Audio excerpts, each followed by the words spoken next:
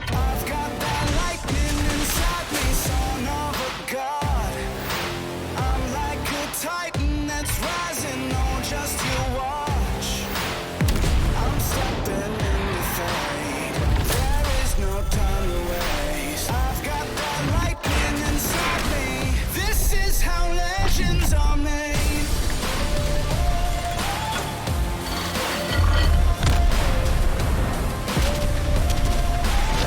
This is how legends are made.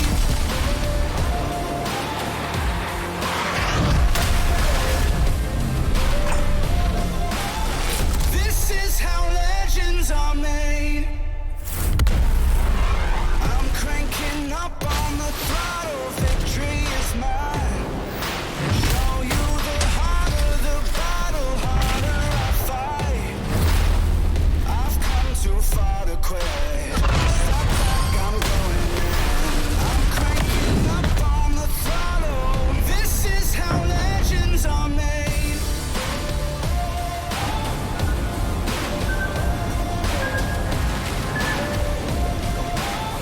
This is how legends are made.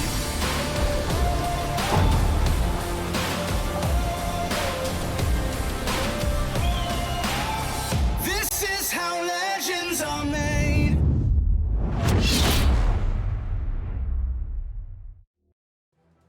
Hello, everybody, and welcome to the final day of the King of the Sea 12 tournament. Today, with the semifinals and finals of the international stage, and I'm super hyped. I hope you are as well, to see which of the teams is actually going to claim the big cash prize pool that we put out there. And of course, at least for some teams, the most important aspect, the bragging rights. My name is Chrysanthus, and with me here today is, of course, the amazing Mr. Conway. Hello, Mr. Conway.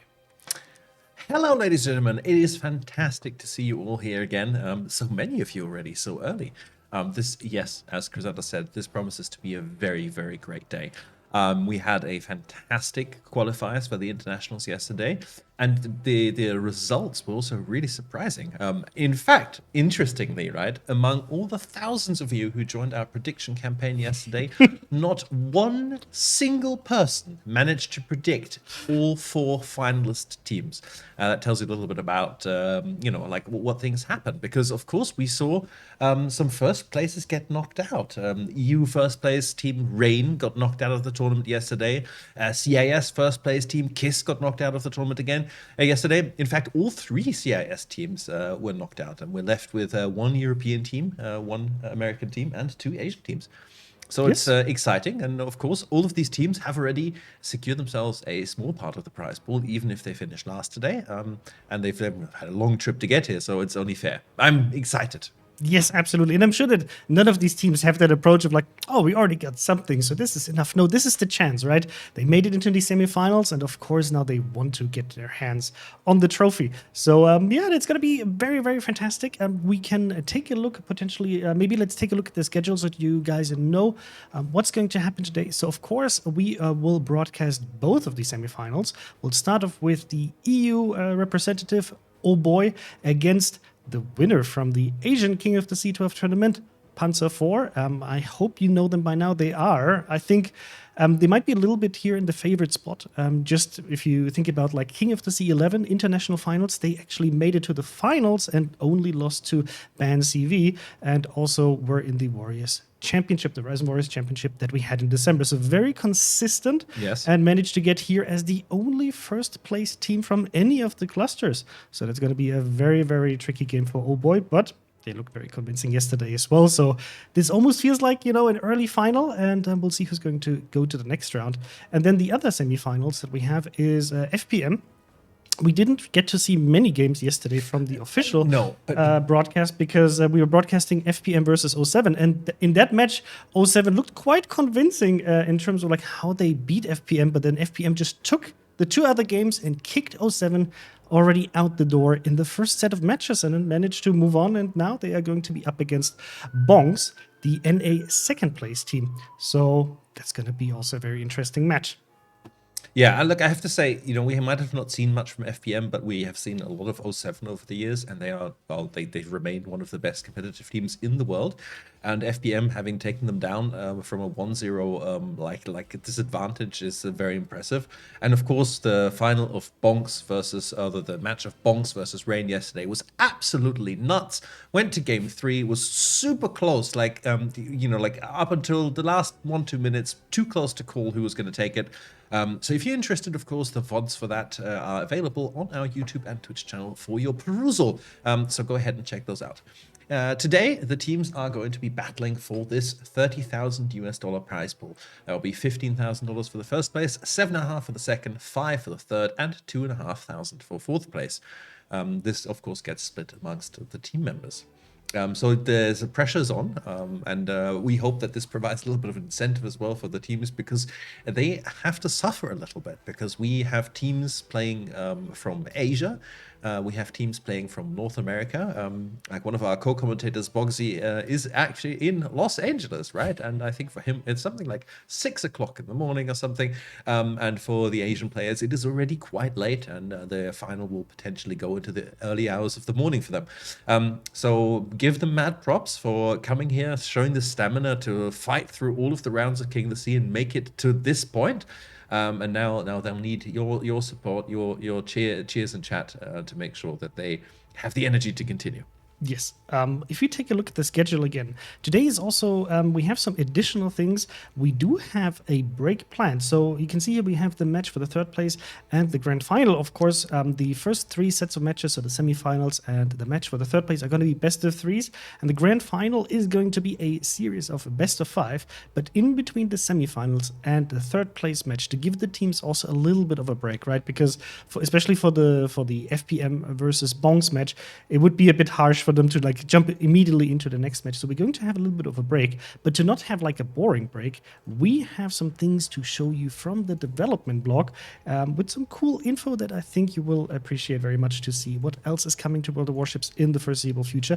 There are 2 new ships in there, and I can tell you that when we talked about this to our co-broadcasters that are going to be joining us later, they were very hyped, especially about one of these ships. So more I cannot say. Yes, very hyped. I'm very hyped about it. Everybody's going to be hyped about it. It's going to be, good times. What else can we talk about? Of course, today is the last day for you to get a King of the Sea 12 Twitch drop, which will grant you a mission, the completion of which will grant you one of those beautiful boxes right next to me. The mission is quite simple. You have a week to complete it, and the box will give you one of the 16 collection items for the King of the Sea collection. And remember, if you complete this collection, you will get a random tier 7 premium ship in a special premium ship container. So if you're concerned about, but I already have a lot of tier 7 ships, what if I draw a duplicate? Then your compensation will be in doubloons, and you can spend it on whatever you want in the game. So you're not losing out on anything. Yes, these Twitch drops are available on the official World of Warships channel and on all of the other channels casting King of the Sea today. So you can watch wherever you like and still pick those up. And for those of you who haven't been able to complete the King of the Sea collection so far, I'm sure we're going to be able to revisit it in a future King of the Sea iteration. And for those of you who have completed it and now are sitting there going like, but what do I get? I'm also sure that we can think of something suitably cool for you for future King of the Sea iterations. Now, what else do we want to talk about? Yes, predictions. So you will already see us rapidly and repeatedly spamming a link to a prediction campaign in chat. If you correctly predict the ranking of the final 4 teams, you can win some King of the Sea camouflages. The more spots you get correct, the more of those camouflages you will win. Please note that all of the predictions that you have entered into for this weekend and for last weekend will be credited to you in one big batch, sometime probably towards the end of next week or whenever Chrysanthus and me have recovered from this stream. And because we have like a very, very long stream also coming up on Tuesday. Yes. So if you don't want to miss out on this, we have a special stream planned for Tuesday, the longest night of museum stream, which is, I think, in total, 16 hours? It's something like this. 15, yes, I still don't know why. Too long, in my opinion, but I'll just do hashtag blame Mr. Conway for this one. But the cool thing is, you will be able to see a lot of international museums. We'll have a lot of quizzes, Q&As with the museums, and you also can get a special Twitch drop. So just tune in on that day, and then I think after that stream is done towards the end of the week, Conway and we will get to credit you these prizes. I just see it from Nikolai in Twitch chat. He is asking, you promised us a hint for the thing hidden in the dockyard. backyard. So we'll try to squeeze that in throughout the broadcast.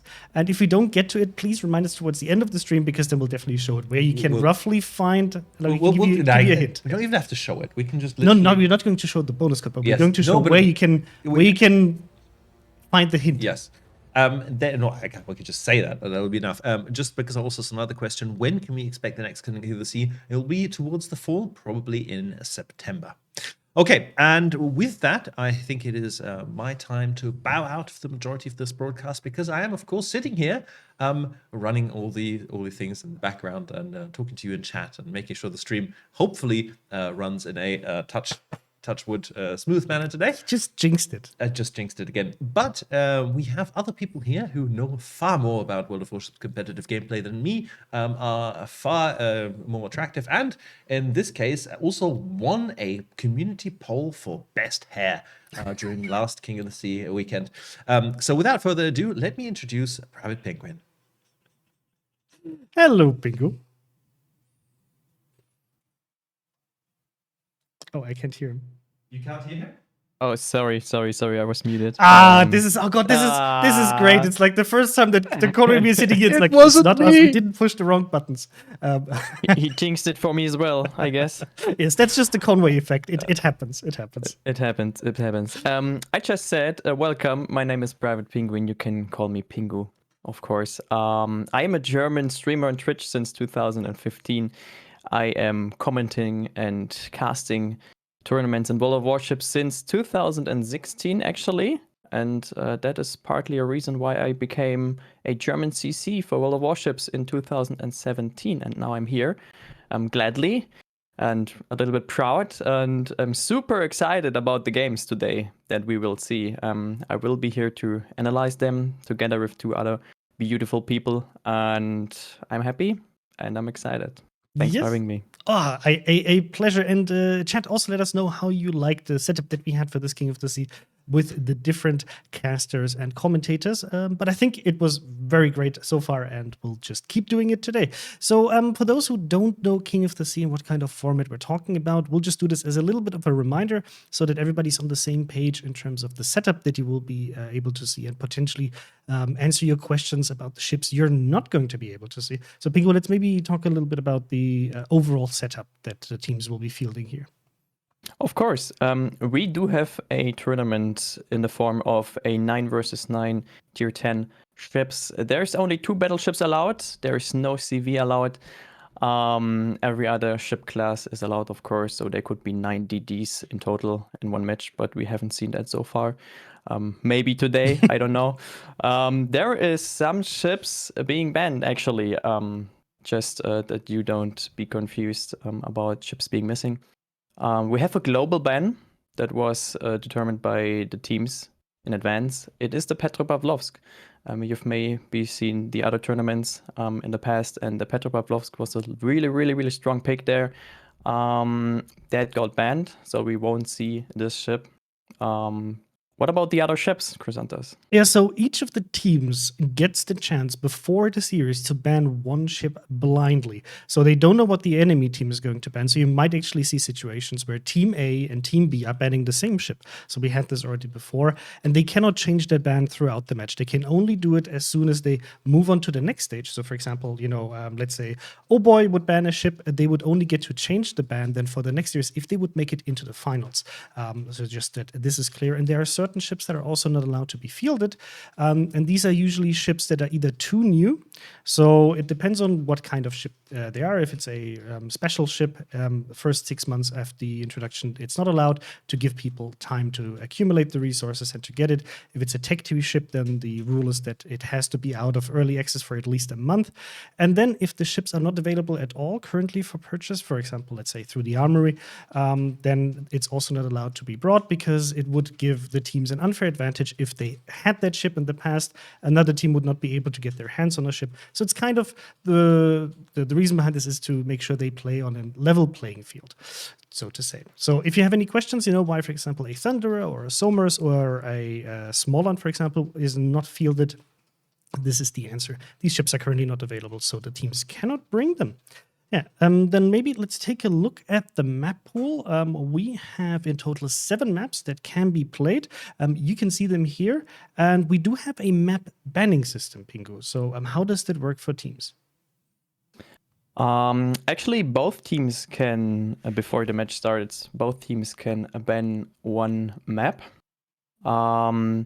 Then Team A gets to pick one map first. The other team can pick the site they want to spawn at. Then Team B can pick the next map.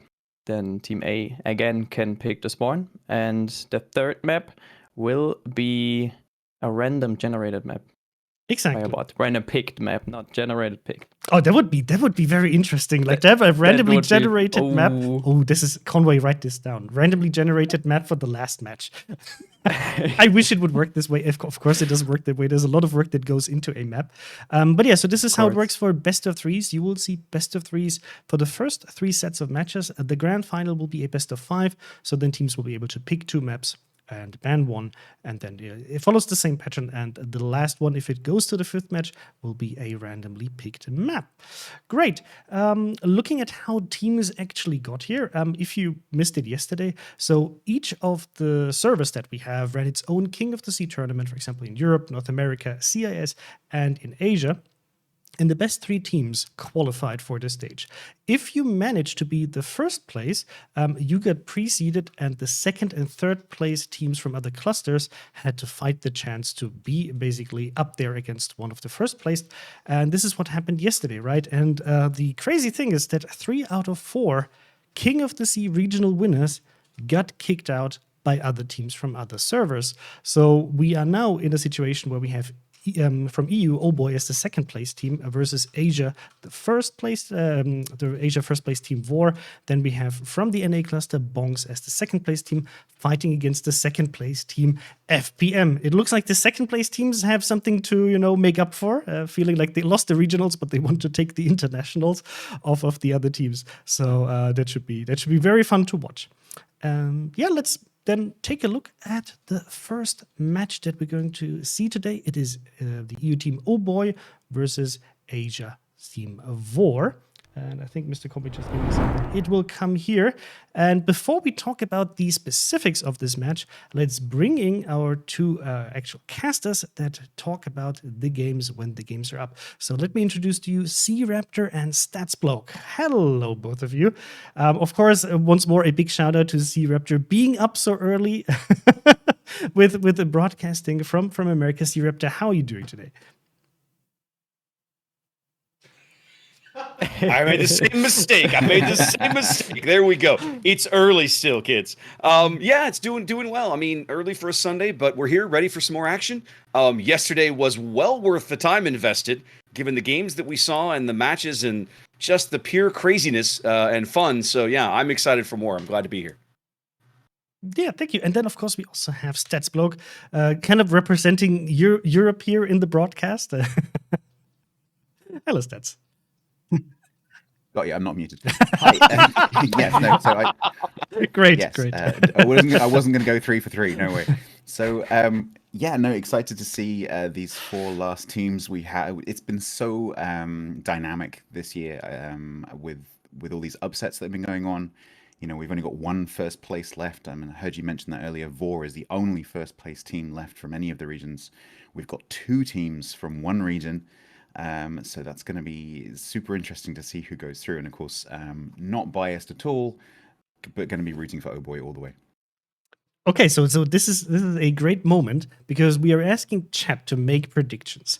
Who's going to be on top at the end of this broadcast, right? So I'll just ask C-Raptor and StatsBloke to give me their team name, and I think I'm not going to be surprised, but let's hear it, StatsBloke.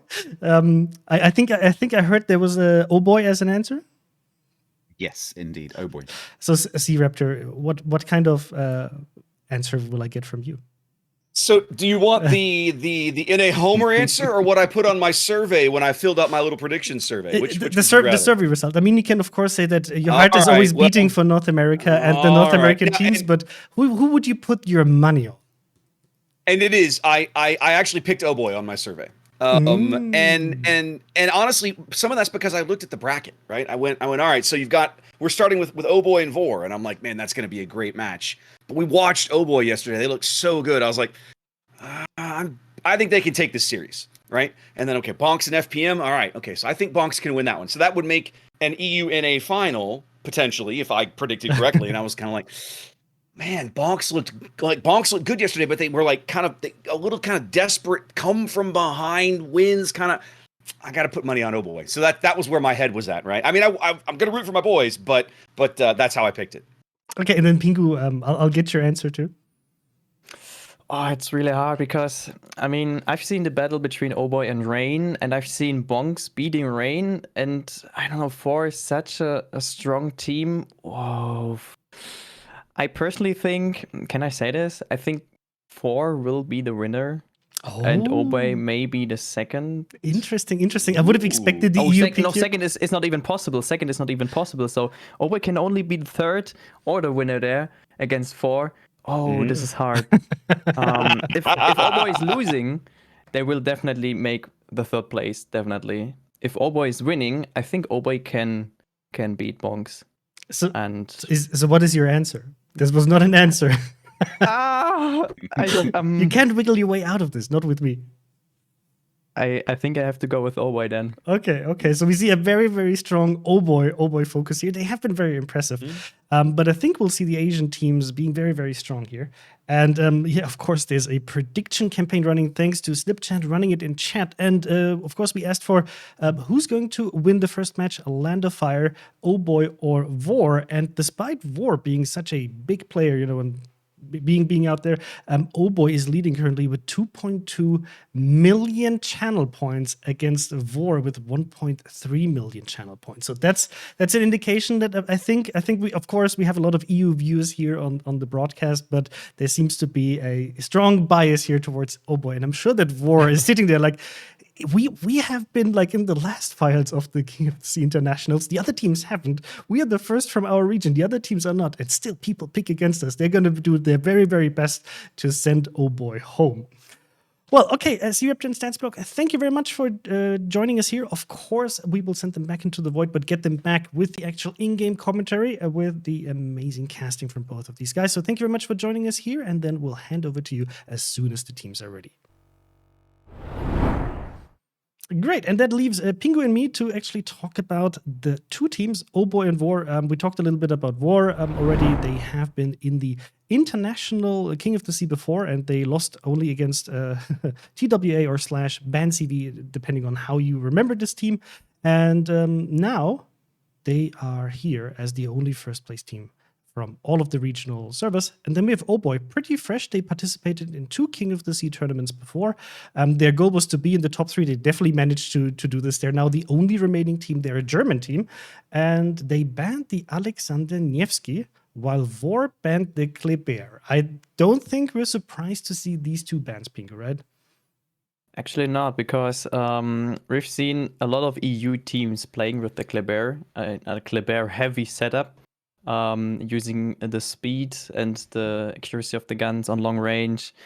I think Vor is not really in fear of the Kleber, but maybe in the potential the EU teams can bring with them. Banning the Alexander Nevsky from Oboy makes me think about being able to make use of a smoke train again. The reason for that could be that the Kleber is not longer an option, and they will go back to a more standardized tactic, the typical smoke train with maybe a gearing, maybe a Des Moines, or other ships with radar. We've seen that a lot of them in the past, almost in every match where no Kleber was allowed, to be honest. The Marceau is a good pick there, maybe for the early caps, especially on the maps we're seeing right now in Land of Fire. That could also be really, really handful on the A cap. Or a triple muscle. Because we've seen this yesterday. This is why I'm really eager to see this match. This is Land of Fire. It is actually Oboy's pick, and Vor is going to be in the Alpha spawn, so in the northern spawn. Yesterday we saw Vor do the triple muscle I would call it like the Quack Choo Choo Train. Not the wolf pack. No, Quack it's Choo-Choo train. yeah. You Okay. can call it the Quack Pack. I wouldn't call it the Wolf Pack. No, but it was very impressive to see how they managed to completely tear apart Smile Gaming here on this map. So I'm really curious to see what Oh Boy has to counter that potential strategy, because it worked out for War very, very nicely. The question is it going to work again? Are they going to field a little bit more of like a traditional strategy? Because back in that match, I think the Kleber was also banned for the entire series. So yep, this should be a very interesting match. And Oh Boy has been very, very convincing, but against Vor, they will have to bring the very, very best. Do you have any special expectations for what Oh Boy might bring here? Any special ships, or rather like classic picks? Because this is I don't think- this is one of the maps where you might see, like a Hindenburg, a Goliath, depending on certain positions. Oh, I just see the teams are actually jumping into battle. So who do you think is going to take this map, Pingu? I think Oh Boy will take this map, actually. Okay. I actually did put my channel points on Oh Boy as well, so I'll see whether Oh Boy can convert their own map pick into a point, or whether Vor is going to take it away. Let us know in chat, and with this, we'll hand over to the casters. Enjoy the match, and we will see you on the other side.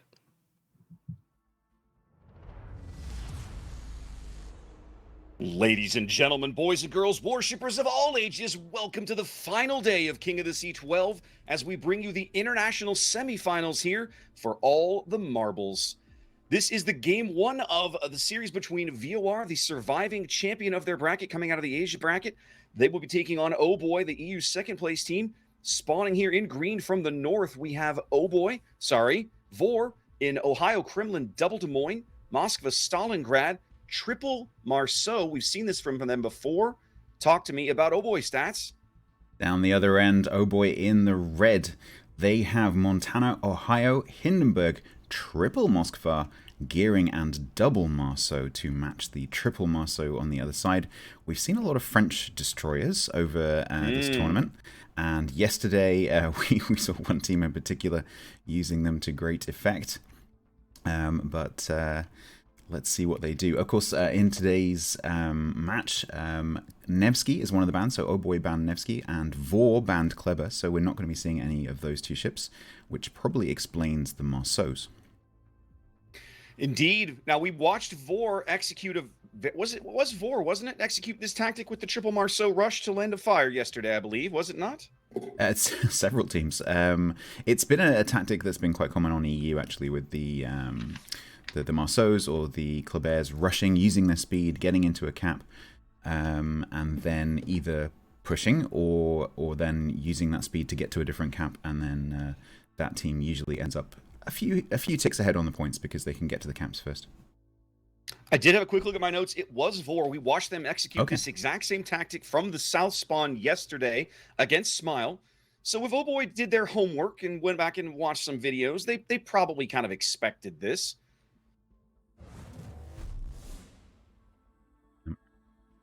Yep, 1 second. Now, I just need to fix something on my overlay. 1 second. Go right ahead.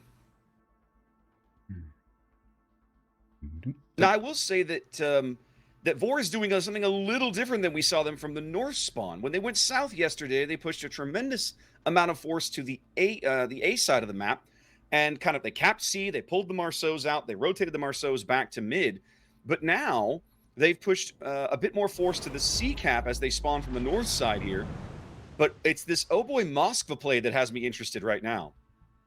Yeah, I was just looking at that. The Moskva was smoked up to the mid cap. Now, the thing you need to remember about smoke screens is that yes, okay, a gearing smoke screen lasts for a long time, but it's not there forever. At some point, it is going to fade, and then you've got a Moskva sat in the middle of the map. This island is. It's got these cliffs on the side. It doesn't have the sort of beaches that some islands have, but you've got to be quite close to it. Otherwise, you're going to get shots coming over from Best Naomi and the Ohio over there, and potentially the Des Moines that's sat next to the island on the 7 line, being able to lob that island. So young Shagger here in the Moskva is going to have to be super cautious and make sure that when that smoke goes, that Moskva is right up against that rock. He seems to be kind of working for that position now. I'm not used to seeing a Moskva this aggressive on Land of Fire. Very commonly, that island to the south that's down in G5 is where you see teams put up one of the 12-kilometer radars, either a Moskva or a Stalingrad most commonly. But oh boy, here moving this Moskva out very aggressively. I like the play. It's going to be a challenge, let's say, to see if they can maintain this position over the course of a long game. Yeah, and here comes the Marceaus. So all three of them coming over from the C cap after capping, and they're gonna come over to the B cap, and they've left pink camouflage from Oh Boy to maybe counter cap and go and grab C. But of course, the Des Moines sitting there above the cap is gonna have radar control of that cap. He is indeed. Now, Niebieski is kind of Vor's play here to retain control of C, which they need. They're down about 50 points here. We're only about 5 minutes into this game. Pink Camouflage is obviously there to try and kind of keep them honest and contesting the cap, but they're using Horny Wookie's Hindenburg way back down on the 9 line to shell Niebieski. Niebieski's not taking a whole lot of damage yet, but that's going to be a very long game that Oboy's going to have to play if they want to break back into C. Yeah, this Des Moines position is pretty common. You quite often see a cruiser sitting, maybe not exactly where they've put this Des Moines, but somewhere up on this line, on the 7 line, next to one of these islands, there will typically be a cruiser. And it's a very difficult position to maintain, especially if the south team goes heavy on the seaside. Fortunately for this Des Moines, they haven't. So it's only really Horny Wookie that's actually getting shots in right now. So this Des Moines is probably fine. But again, they do need to be a little bit cautious with shots coming from across the map. Land of Fire is really, really dangerous when it comes to battleship and heavy cruiser cross shots. Now, as you look north of B, the burnination of Young Shagger's Moskva has begun in the middle of the map. The Marceaus were making this transit. I was wondering how they were going to play this, if they were going to push the Marceaus over to Cap A and leave B alone, or if they were going to stop and basically attempt this, basically just mass fire spam of Young Shagger. That's what they've opted for, and 3 Marceaus is no joke. The help is on the way. Endon is coming with the gearing. You'll notice that the Moskva is reversing, and that is to enable the gearing probably to get that smoke there even quicker, but there's a lot of shells in the air, and Marceau's travel time is quite long, so even with the smoke going down now, they know exactly where that Moskva is, and doesn't matter anyway because the Kremlin says bye-bye. Wow, what a nice shot from Genyaya's Kremlin at a 20 kilometers. There may be a trade, though. Dark Temple's Stalingrad has taken a chunk at some point. I missed that, but Dark Temple is down to 4-8. You know what I think happened? Look where Dark Temple is. He's reversed so far behind this island. I'm betting Pepe Gaga's Montana got a good salvo into him. Yeah, you've got it. So around these islands on Land of Fire, you've got to remember that some of them have these flat portions that easily can be lobbed from quite a long way away. Longer away, the better, really. So, yeah, Montana can definitely do that. Despite being up a kill, Vor is off all the caps for the moment. Down 130 points, continuing to fall here, 7 minutes into game 1. Yeah, I think Oh Boy with triple caps here, we'll probably just take a moment to just consolidate, move some ships around, counter any pushes that Vor are trying to do. Like, for example, on the 10 line, you can see Asphodelis in the Des Moines has pushed down over the halfway line. And Pink Camouflage is motoring towards Asphodelis. I'm wondering whether this is going to turn into a rush at some point. You also have to wonder if Asphodelis knows... Well, they know the Marceau is in the area. They don't know his exact position, of course. Yeah, I'm wondering... go ahead. Asphodelis, I mean, Asphodelis may at some point pop a Hydro, but it's... Does he even have a clue that Pink Camouflage is there? Yeah, so look at where his guns are pointing. That to me is an indication that the camera is looking that way. Yeah, I think his Hydro is up. Yeah, and I think you'll see the guns. Yep, you can see it there. So Pink Camouflage is going to have to wait a long time because that Hydro is going to be up for a long time. Or maybe just, pull the socks up and go around the corner. But these islands are not easy to rush because the further Asphodelis goes back, the longer you have to actually rush at that Des Moines with its 5-second reload. Well, Asphodelis has another problem to consider as well. At the moment, he's proxy spotted by Pink Camouflage at 2 kilometers. He's just trying to reverse out of that, but the Montana and the Ohio, well, the Ohio, at least that's Eternal Titan, has been taking pot shots at him and coming dangerously close. Yeah, Asphodelis has got to choose between risking those cross shots and just being spotted and being spammed by the Hindi and the Moskva. Just quickly over at B, the Triple Marceau division has walked through B and capped that, and they're now heading back towards Charlie. So the map is slowly turning from red to green. Watching them just dogpile Eternal Titans, Ohio is just brutal. The amount of shells going down range on him right now, just crazy. Yeah, and you'll notice that these Marceaus are, they're not just aiming at the ship in general, they're also going to be trying to set fires at different positions on the ship. So you can see there the Ohio is running a center fire and a stern fire. That's probably because fire prevention. So there's only one fire in the middle of the ship. There is room for one on the bow. So you might see some of these players actually aiming for specific parts of the ships. Well, the other thing that I wanted to point out during that engagement right there, Classic Noun and Renegade were firing AP, but only Aruha's Marceau was firing HE. Yeah, I think once you get 2 fires running, because the chances of you getting another fire are quite small, just because of the amount of space on the ship that you will be hitting to generate that fire, going for superstructure AP if the ship is broadside kind of makes sense once you've got a couple of fires running. Yep, but literally in just seconds, they have just savaged Titan. Yeah, Endern has to smoke him up to try to get him out of there. Exactly, the gearing having to just make that smoke screen, which means, of course, that Ohio has to stop firing so that it goes unspotted behind the smoke screen.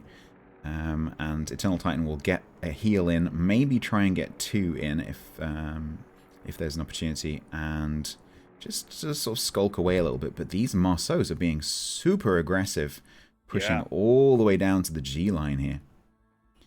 And in fact, they've also, oh boy, have just lost the Marceau of pink camouflage. I didn't see quite what happened, but let's have a look where he died. Oh, he did. He tried the rush. We missed it, but he tried the rush. You can see the sinking hulk of pink camouflage over on the 10 line. Tried it and didn't make it. Now the Marceaus pushing well south of B, trying to hunt down Endern's gearing while their teammates finish off Eternal Titans Ohio. And now it's Endern in the firing line.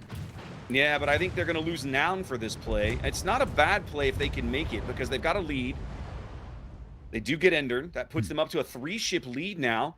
There's your first lead change as they finally move out to about a 60-point lead in climbing. Once a team gets a ship advantage, any trade is in your favor if you're the team with the ship advantage, because you're increasing the ratio between the two teams. Even if it's a 1-1 loss, it still increases the ratio. So once you've got that 1-ship lead, you're going to start to want to sacrifice your ships to take out enemy ships. Makes that first kill so critically important at this level of play. Okay, so let's have a look at Oboy's position here. They are down on points. They are down on ships. They have 1 cap, and it's soon to be blocked, I think, by Yanaya's Kremlin. We've got Marcello Pello just racing around the back of Podnike there. Podnike mostly healthy here, but not really any good targets, and a little bit broadside to that Stalingrad. AP in. Ooh, that was a bit short. Morning Wookie goes down on the 10 line. Looks like he was trying to push up to maybe complete what Pink Camouflage couldn't, but didn't quite make it. Yeah, and that leaves Realize all alone with Best Naomi, the Des Moines, and the 2 Des Moines with the Ohio. So really the only chance that Oh Boy have is to take down Dark Temple, which they've just done. And then probably this Marceau. Are those torpedoes any good?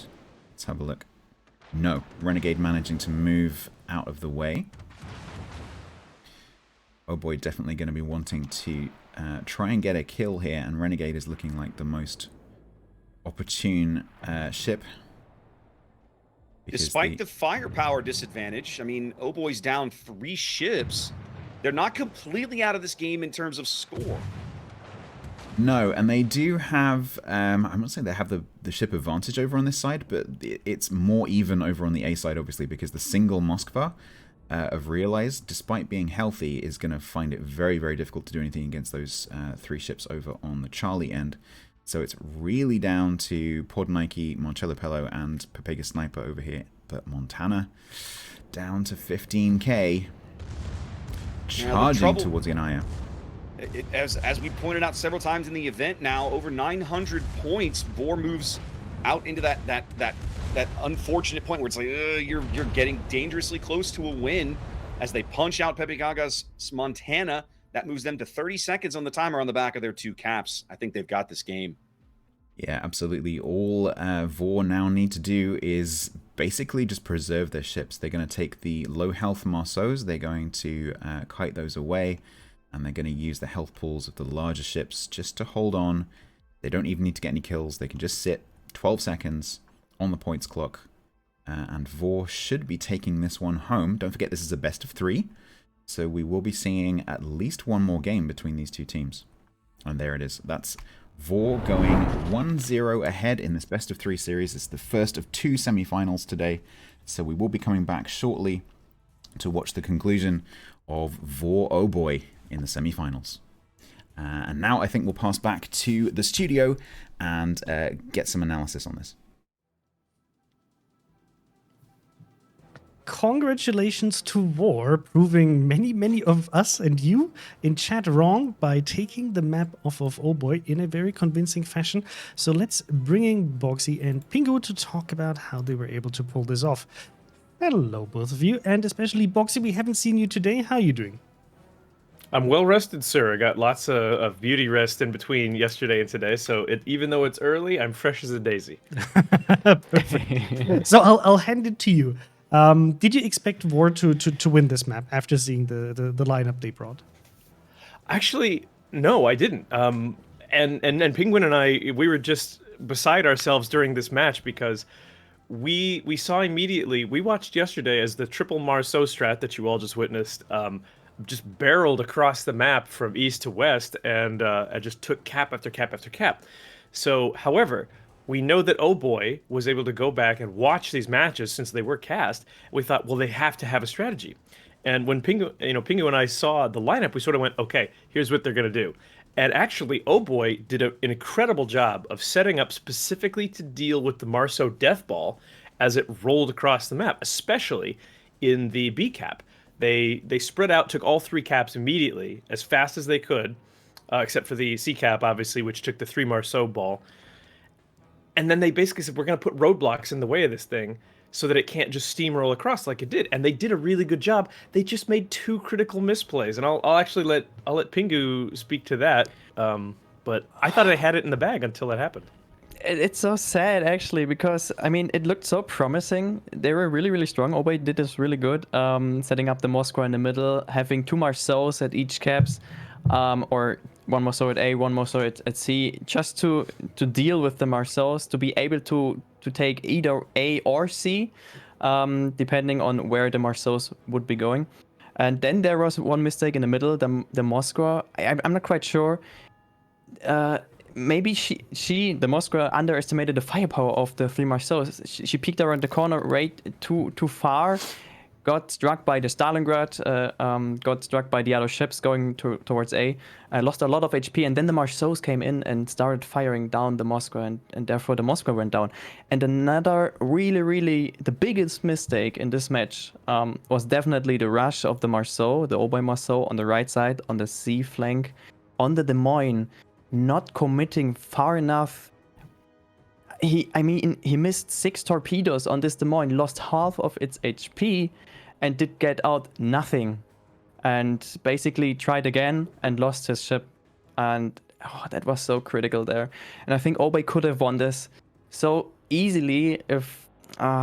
it's really sad. Yeah, I mean, War's strategy didn't seem to work as well as it did yesterday, right? If we saw the match against Smile Gaming, they basically just ruffled stuff from one side to the map to the other side of the map, and securing the C cap with 3 ships, just as they tried to do today. And I liked how Oh Boy was set up initially, but I also, like, for me, so that's a question for you. If you want to contest something like the Marceaus and you put the Moskva there, you know that at some point these Marceaus are going to show up. And for me, maybe it's just, because it's so easy in hindsight, it's 2020, that when you take a look at how they deployed the smoke initially, while there was not really, thank you, Mr. Conway. If we just let the replay start, we can actually take a look at this together. This will then show it. For the B cap, the Moskva pushes up, and then gets smoked by the gearing. But then by the time the Masos get there was no smoke available. And the Moskva just got farmed. The Moskva is not a sneaky ship, so you kind of have to expect that it will definitely be spotted in that area. So let's just play it from the beginning. Here we can see what we talked about, right? Oh boy, here going with 3DDs for each of the caps. One here, one here, one here. And here we have the gearing smoking up for the Moskva being able to do something here. And they almost converted also the Stalingrad, which I found like if they could have maybe potentially converted the Stalingrad, it was like down to 4K health. So for Stalingrad, very, very low HP. But unfortunately, we're not able to convert it. And I also liked how Oboy tried to sneakily contest the C cap here once the Masos left, but unfortunately there was the Des Moines being able to radar it. But then after this initial great strategy, it kind of fell apart at this point when the Masos managed to just look at that Moskva melting here. It's just gone. And then it kind of fell apart in my opinion. They were at this point, they did have 3 caps, but then they kind of made the mistakes of not being able to counter the Masos. And here's my question for you. So if you bring the Moskva compared to anything that would be able to at least deal with Masos in terms of being able to shoot back, would have been a better choice? Because what does the Moskva provide you in that position? Do you really need the radar if you want to compete with Masos, or would you rather pick something that has the firepower? Well, I gotta say, I think at least if we're speaking about the position, if we're speaking about this position here, where the Moskva sits there and basically acts as a deterrent, I think that, frankly, Moskva is your only option there. The problem with the Des Moines, for example, which can bow tank well as long as it's not going up against a battleship, but has a much higher rate of fire, is that the shell velocity is so slow that these Marceaux up here, honestly, they can just juke. They can dodge an enormous amount of that fire, which reduces your actual what do I want to say? Like, it reduces the applied damage. Your net. Applied damage. Thank you. That's a better word. So, I think that the Moskva in this position was just fine, but they needed to sort of keep it more back behind, like kind of keep it here almost, so that it would be safe against the Kremlin up here and the Stalingrad here. Or the Marceau ball. But again, hindsight 2020, we can tell them exactly what they should have done when you're in there under the pressures of King of the Sea international semifinals. Yeah. It's not always quite as easy to remember these things in the moment. So, I mean, now that I've seen the replay again, you have to consider this position right there for this Moskva. I think they put the Ohio on the right side for a reason, actually, to be able to shoot behind this island if the Moskva would fall back. And you have still this Des Moines. I'm not quite sure if the range is far enough to radar this Moskva there. It is really a risky position right there, to be honest. Yeah, and I think what Boxy just said, the shell velocity of the Moskva is really, really great to deal with fast-moving targets on long range. I think that's why they picked the Moskva as well. But other than that, I mean, yeah. It really, like Penguin said, it just came down to, you're gonna see it right here. Oh. He doesn't want to commit. He waits for the Ohio to leave, which is a smart move. Yes. The DM is down to, I forgot what actually hit him right there, but he just doesn't commit until it's too late. Oh my god, I reset it. I'm sorry. Don't worry. Don't worry. We can just. I'm still getting used to the commands. We can watch it again. Yeah. A and D are the step forward. Yeah, right? exactly. The S resets it, because the great thing is that this is like a community developed tool, and it works with WASD. And I agree that it's kind of like you want to slow it down or you jump back, so you push S just as it would be in game, right? But it's not. But yeah, right. Overall, this is something I didn't understand about the Maso as well in that moment when he kind of pushed up, because the Des Moines was, yes, he kind of expected him to come there, but I mean, if you go there, you just have to do it, right? Just parking there won't really keep the Des Moines proxy spotted because he will just reverse. The Marceau doesn't have hydro to keep him spotted and to allow the the Moskva and the Hindenburg down there because they were farming actually very nicely. Combined with the Ohio actually shelling over here, that really cost the Des Moines a lot of HP, but then he would just reverse and, wait for things to happen. This is why this position is so strong. And yeah, then War took back map control and started just ripping through the enemy team. Boom. Okay, that was a rough start for Oh Boy, but now they have the chance to actually take it back and win on War's map. The next map that we're going to see is North, which is, of course, one of the oldest maps that we have actually in the game, and we will see Oh Boy in the alpha spawn, basically starting from the north with War starting from the south. Now, we haven't seen War play on this map, at least I haven't, but what would you expect for these two teams to bring here? Well, I'll go ahead and start. I think this is the first time that on this stream, on the official stream, that we've actually seen somebody play on North. Am I incorrect about that? For this weekend, yes. Actually, last weekend we had a lot of North, but apparently not many teams wanted to pick it so far. So I'm curious to see it because it's War's pick, right? So they feel very comfortable on this map. So this map, obviously, on North, a smoke train works very well. Over on the west side by the A cap, there's a lot of open space. It ends up being a lot of torpedo soup, trying to find targets. Good morning, Kitty. A lot of torpedoes trying to find smoke caps, but the fact that there's no Nevsky in this match, means we're probably going to see either DMs or Woosters out there or maybe even Venezia's out there in the open waters trying to trade with each other. I don't know if that's going to be good for Vor or bad for Vor in terms of the smoke train, but I also expect to see some Marceaus trying to take quick caps over at the C cap. I think we might see a slugfest over there. I think that this map will actually be in favor of Vor, but I'm looking forward to seeing Oh Boy try to make a game 3 out of it. So I'm pulling for Oh Boy. Yes. Me as well, definitely. Oh Boy, go for it. Maybe we see a Plymouth again. Maybe we see a Goliath. I don't know. Well, we did see Rain bring a Plymouth on this map. It wasn't very, very effective. For me, the interesting point is that I've seen usually, at least for EU teams, and they love to play around the 9-10 map, and it's so crucial to the 9-10 line. It's very crucial to win there, whether the teams are going to deploy there or whether they're going to focus on other areas. But I see the teams are ready to go, so I know that Boxy is here right now in favor of Oh Boy, so that we definitely get to see a third match. What about you, Pingu?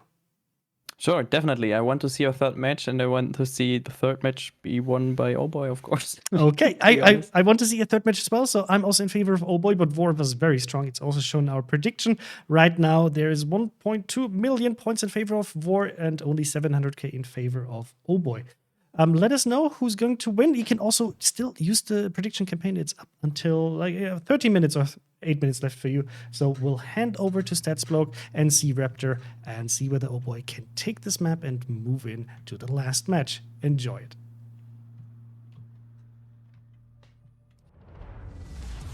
Here we go then with game 2 of this best of 3 semi-final between Oh Boy from EU and Vor from SEA.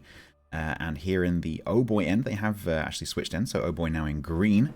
They are bringing Kremlin, Slava. We did see a couple of Slavas yesterday. Quadruple Des Moines, Gearing, and double Marceau. And C-Raptor has the Vor picks down the other end. Opposing them from the south spawn, the SEA champions fielding Ohio, Kremlin, Des Moines, Venezia, Stalingrad, and fronting that with 4 destroyers, a Daring, and once again with the triple Marceau. So this is going to be a bit like whack-a-mole because you've got the 4 Des Moines. So you've got 4 10-kilometer radars. They're very long-duration radars, even though they're not 12 kilometers. And high rate of fire on those cruisers, so they're able to punish anything that's within the radar range. On the other side, you've got 4 destroyers, so they directly counter each other. So let's see what happens. This is going to be a bit like swatting flies, I think, for Oh Boy. Now, there's a part of me that I'm forced to wonder. You know, we saw what Triple Marceau did to the Moskvas, their Moskva in the middle of the board last game, as an example. If you're going to bring a Des Moines, then do you really need the long-range radar on North? Might it not be better to bring, say, a Salem or two mixed in, which would give you more resilience against that HE spam because of Salem's crazy British-style heal? Yeah, and actually, this weekend, I don't think we've seen, certainly in the matches that we've cast, I don't think we've seen a single Salem, which is very interesting because certainly on EU, throughout KOTS, there's been quite a few Salems. Yeah.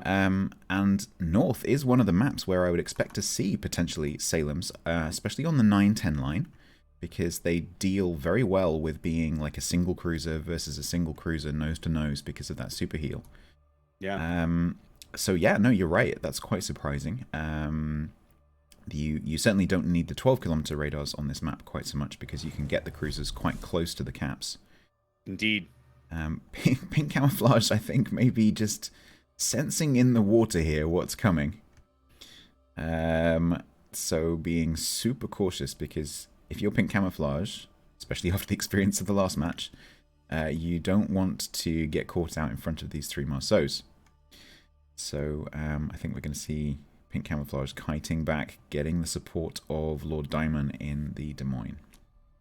I think we're going to see a bit of a counterclockwise kind of game here, Stats, because we're starting to see very much like we saw some of the games on Crash Zone Alpha yesterday. You've got Oh Boy with a tremendous amount of firepower and force over at A, looking to push down the 2-3 line, whereas you can kind of see the pointing end of the spear, the triple Marceaus pushed way up the 10 line on the extreme opposite end of the map, and it looks like we're just going to kind of be, you know, Oh Boy's going to be trying to kite away over on their left flank and pushing on their right flank. In fact, both teams going that way. Yeah, indeed. And when you end up with this sort of rotational match, it tends to end up with the middle cap being the one where the big battle happens at the end, because both teams end up with one cap in their complete control, and so it means that they have to fight over that center cap in order to win on points. Speaking of that, Marcello Pello just heading over cautiously towards B, in front of Asphodelis' Des Moines. Both teams playing very cautious early. 4 minutes gone. Both teams on a cap. Oh Boy ticking up a little faster. They got a slightly bigger lead there as they got onto A faster with Marcelo's Marceau. I've been saying that for 2 days. That's a tongue twister, man. And their Marceau push up the 10 line has like kind of paused. I think they've realized there's nothing up there worth chasing. Now it looks like they're going to cut those guys back through this island gap along the eastern edge of the sea cap. I'll be curious to see where they go from there. Yeah, the reason that these Marceaus were so effective in the last match was because the Moskva was nose in, so it couldn't escape. And then the Ohio is a very big, kind of slow target. And what you don't want to end up doing with these 3 Marceaus is chasing out of the top of the 9 line and then trying to catch either Pink Camouflage or the Des Moines of Lord Diamond as it runs away, because even though you're Marceaus, shooting something which is running away from you is not that easy. Marcelo into the top of B. Asphodelis responds with a radar. It's going to push Marcelo off the cap. So they know now that they know where Marcelo is anyway. They haven't seen the gearing, but at this point, if you're Vor, you probably feel like you've got a decent idea of what's coming down the 2-3 line as the Marcelo spam starts here on the Des Moines. I was just looking at Marcelo with the camera, and then I could hear all these shells and turn around, and yep, the sure thing. And Max is They've done this with the Kremlin too. What a massive hit coming in from Yanyaya. In fact, they're gonna push Max from every angle simultaneously. Max is actually so busy running away that Max is actually going to ground. He's about to ground himself. Yep. Yeah, that's going to end his game. That he will not be able to escape from that position. Yeah, that at this level, seeing a player do that is a sure sign that whatever it is that's just happened to them was a complete surprise. Because Wow, that was like watching an assassination. That guy just got punished from 3 different angles. They designed this strategy, Stats, to murder that ship in that position. Absolutely. You can see it. Yep, and even though the Des Moines was in a position to kite away, the DPM is just too great, and then the Kremlin whacks you. So, that was a great push there from Vor. Down the other end, Oh Boy are doing their own version with gearing, smoking these 2 Des Moines to try and get a bit of damage off of the Venezia and the Ohio. Buki coming back in the Daring to support. Marceau Wolfpack. Ooh, Go ahead. I was about to say, Marceau Wolfpack heading towards B. Yep, looks like they're going to get up here and just drive right into the B cap. I mean, who's going to oppose them? No one can spot them. The radar that might have picked them up is gone, and any destroyer that tries to contest them will absolutely just get melted. This does leave the 9-10 line open. Lord Diamond is going to be able to push down, and I don't know what they're going to be able to do with this, really. Diamond can potentially start shelling Yanaya. If Yanaya moves, then that maybe opens up Lord Diamond to be able to go and cap with the support of these two Marceaus, but I very much doubt that Vor are going to move Yanaya. Now, Stats, we saw Oh Boy take a Slava yesterday on Trap. You mentioned that you had seen them take that ship earlier in the event and that you didn't remember necessarily being super effective, but you did remember seeing it. We're seeing it here again on North, and he is so far isolated from the rest of the team. I'm not positive what they're getting out of this ship right now. No, well, I haven't seen it on North before, so we've seen it a couple of times on Trap, I think it was, in the center. Just because of its ability, especially at the beginning of the game, to be able to catch out the cruisers as they go diagonally down towards the A and the C caps.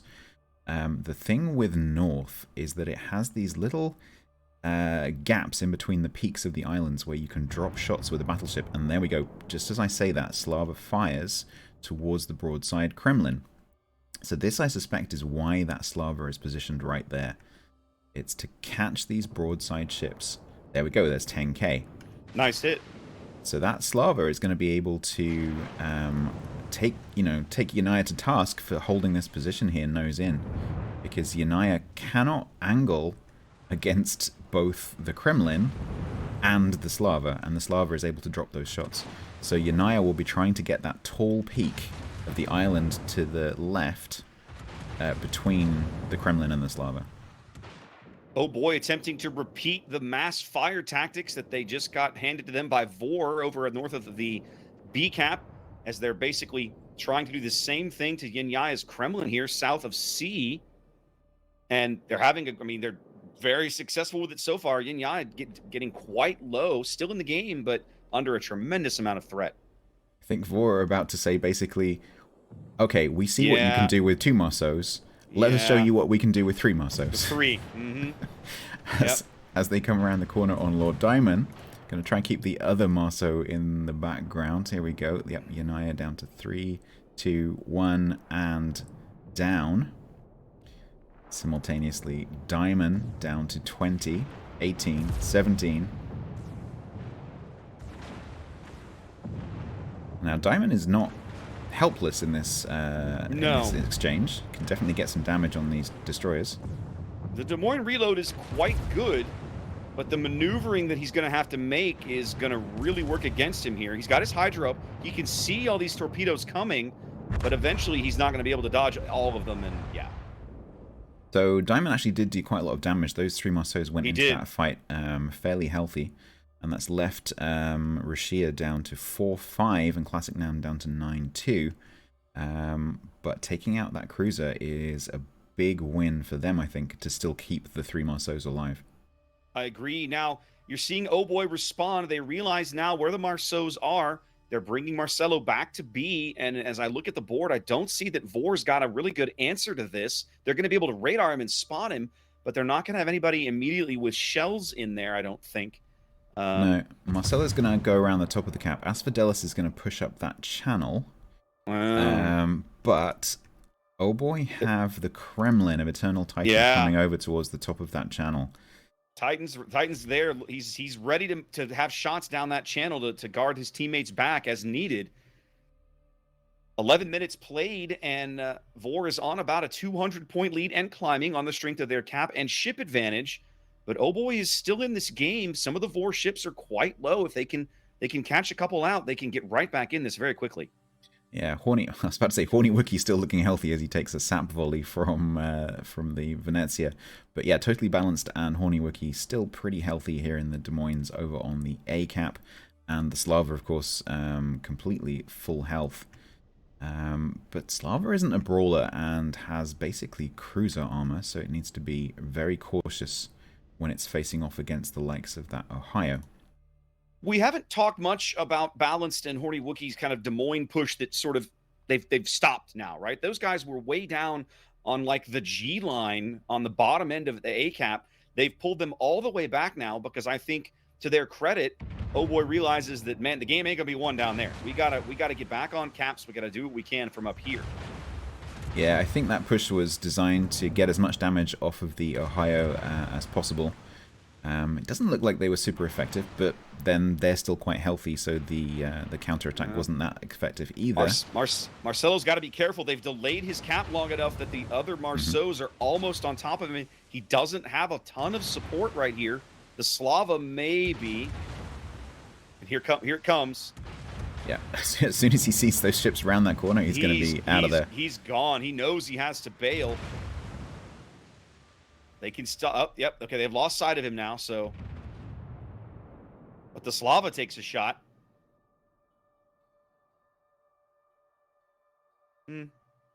Yeah, Slava has a very interesting accuracy profile, for want of a better term. So at long range, it's going to be super, super accurate. And so at that mid range, it's not going to be that accurate, but can definitely still hurt a destroyer. Marcelo about to reverse into torpedoes. This is going to be bad. He's going to take one. Oh no, Marcelo. There's some more coming as well. Don't accelerate into those. Yeah. Okay. He's got to get back on the cap, but he's got the trouble is that they still have enough firepower down there, and we know at least one of the radars. We know, I think it was the Des Moines radar that caught him earlier. Dark Temple's Stalingrad radar probably still available. See if they pop one of these. That's the advantage of bringing that 12-kilometer radar, although even if that was a Des Moines, actually, it would still be in range. Yeah, Classic Noun, no doubt, is going to open up here. Rashia is also coming around the corner. Up over 900 points. Vor getting dangerously close to a win. A single kill could push them over the top. Yeah, Oh Boy having to push Totally Balanced here into the cap because they absolutely have to block the points income. Yes, they must. And even more risky, Pink Camouflage has to go around on Dark Temple here because it has to get into the cap. With that radar running, Dark Temple knows exactly where Pink Camouflage is. Camo about to step on the cap and pause the points game. There he does, as they're bringing Titan's Kremlin into the cap as well. It's all in here for Oh Boy. They have to make this play work as Vor is going to pick up Pink and try to just off him. Yeah. Pink Camouflage has to block the cap, but also has to not die. Has to not die. Which is basically mission impossible because that he's can't got to work. leave the cap. That's a minute to get back in again. Yep, he's got 60 seconds. Pink Camouflage is the only ship that can get into that cap. Now, and it has to go back in. Yeah, Dark Temple's quite low. If he comes out around the corner, Nike might have a shot, but it looks like he's slowing down. He's disinclined to take that engagement. Pink Camouflage has no choice whatsoever here. Gotta go seconds. in. 27. Oh boy needs a miracle here. Yeah, Pink Camouflage has to kill 3 ships, and it's just not going to happen. It's not going to happen. He's going to die, and when he dies, the game will be over. And there it is. With that, unfortunately, EU is out of this international tournament. Indeed. Sad times. Vor making a complete mockery of all of us so-called experts who picked Oh Boy to go to the finals. They get the sweep here, looking incredibly solid. They are on their way to the international finals. Let's go back to Chris Bogsy and Pingu for some more analysis.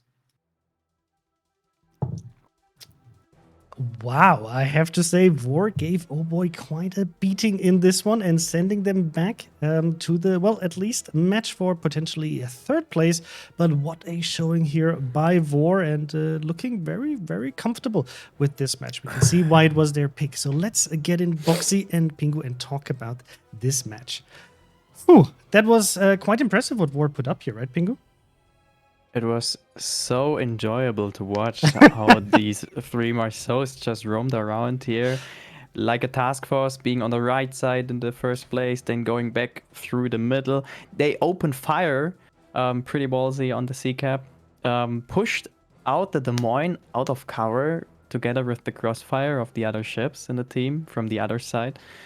It was incredible how they played there. Definitely. What about you, Boxy? What do you think, Boxy? Yeah, I mean, it was obviously, oh boy, they learned a lot from the last match about how to deal with a Marceau ball. And actually, you know, Pingu and I were watching this.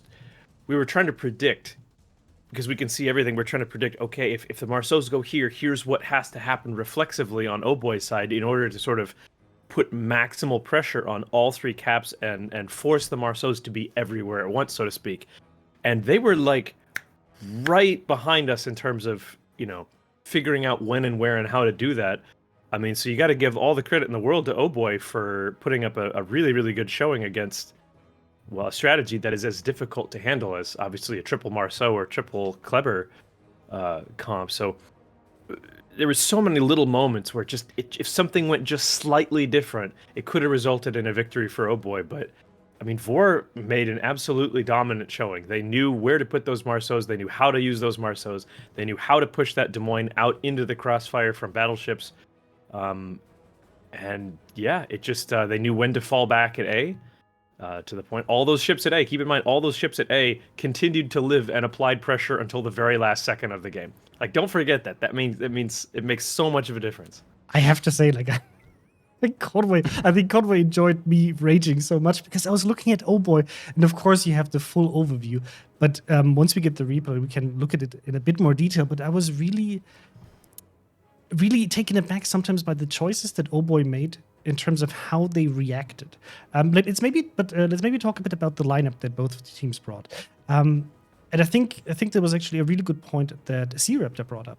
So the Oh Boy setup relied very, very strongly on the Des Moines, right? They brought a quadruple Des Moines, but why bring a quadruple Des Moines except for the part that we saw on the A-line being able to have the gearing, being able to spam a bit, right? Oh, perfect. We have the replay here so we can talk about it live while we look at it. Let me just open it here on the side so I can push the go button. So if we look at, you know, both of the teams' deployments, and then maybe let's stop it here.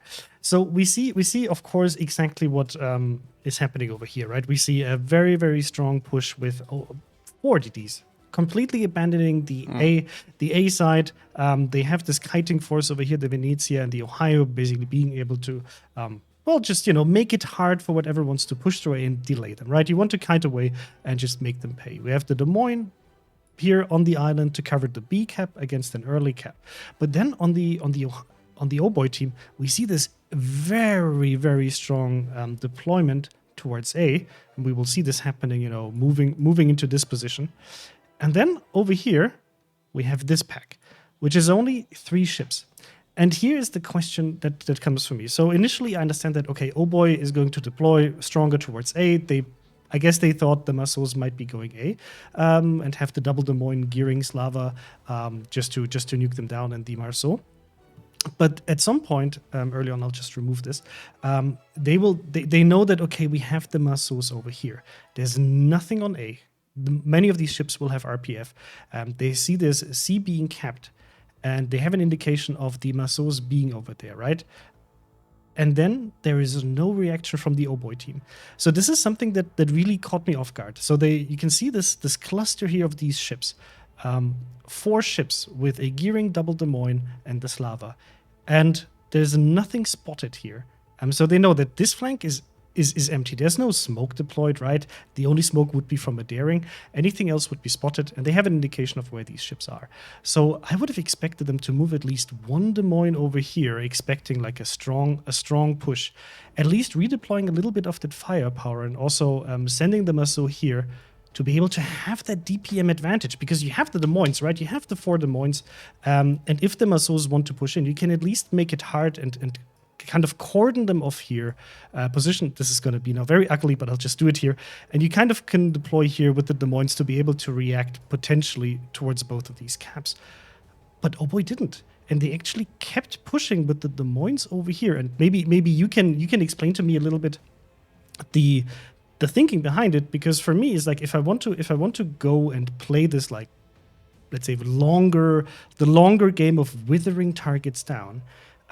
It should be rather more of like a static game, right? Both teams hold a cap maybe, and you know that you make it super hard for another team to surprise you. It's kind of like this long back and forth, and you try to wither down targets left and right and see who can do the better trading. But this is not the match you want to play against a triple Marceau kind of Wolfpack, whatever you want to call it, Quack Train, just balling up, taking caps, bullying everything out. And then for me, Oh Boy managed to just put like individual ships left and right here and lose them individually instead of combining their firepower to counter the balled up firepower by the Marceaus. What do you think, Pingu?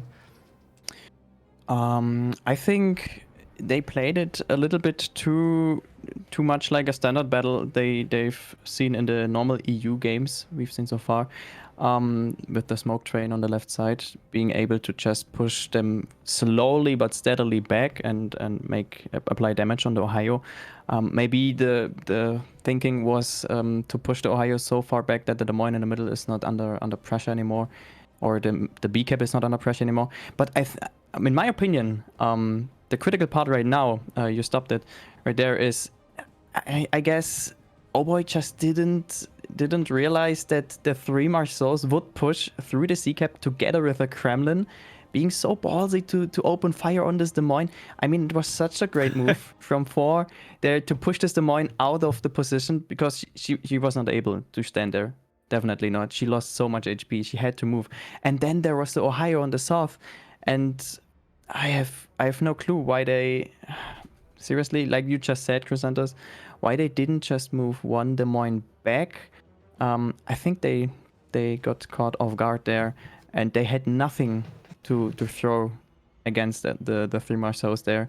I mean, there was no damage dealt, actually. Only on the Kremlin, not on the Marceaus. And maybe Boxy can tell us a little bit more about that. Yeah, well, I mean, Penguin is right. The fact that it was extremely ballsy move for these Marceaus here to just start opening up on this DM right here.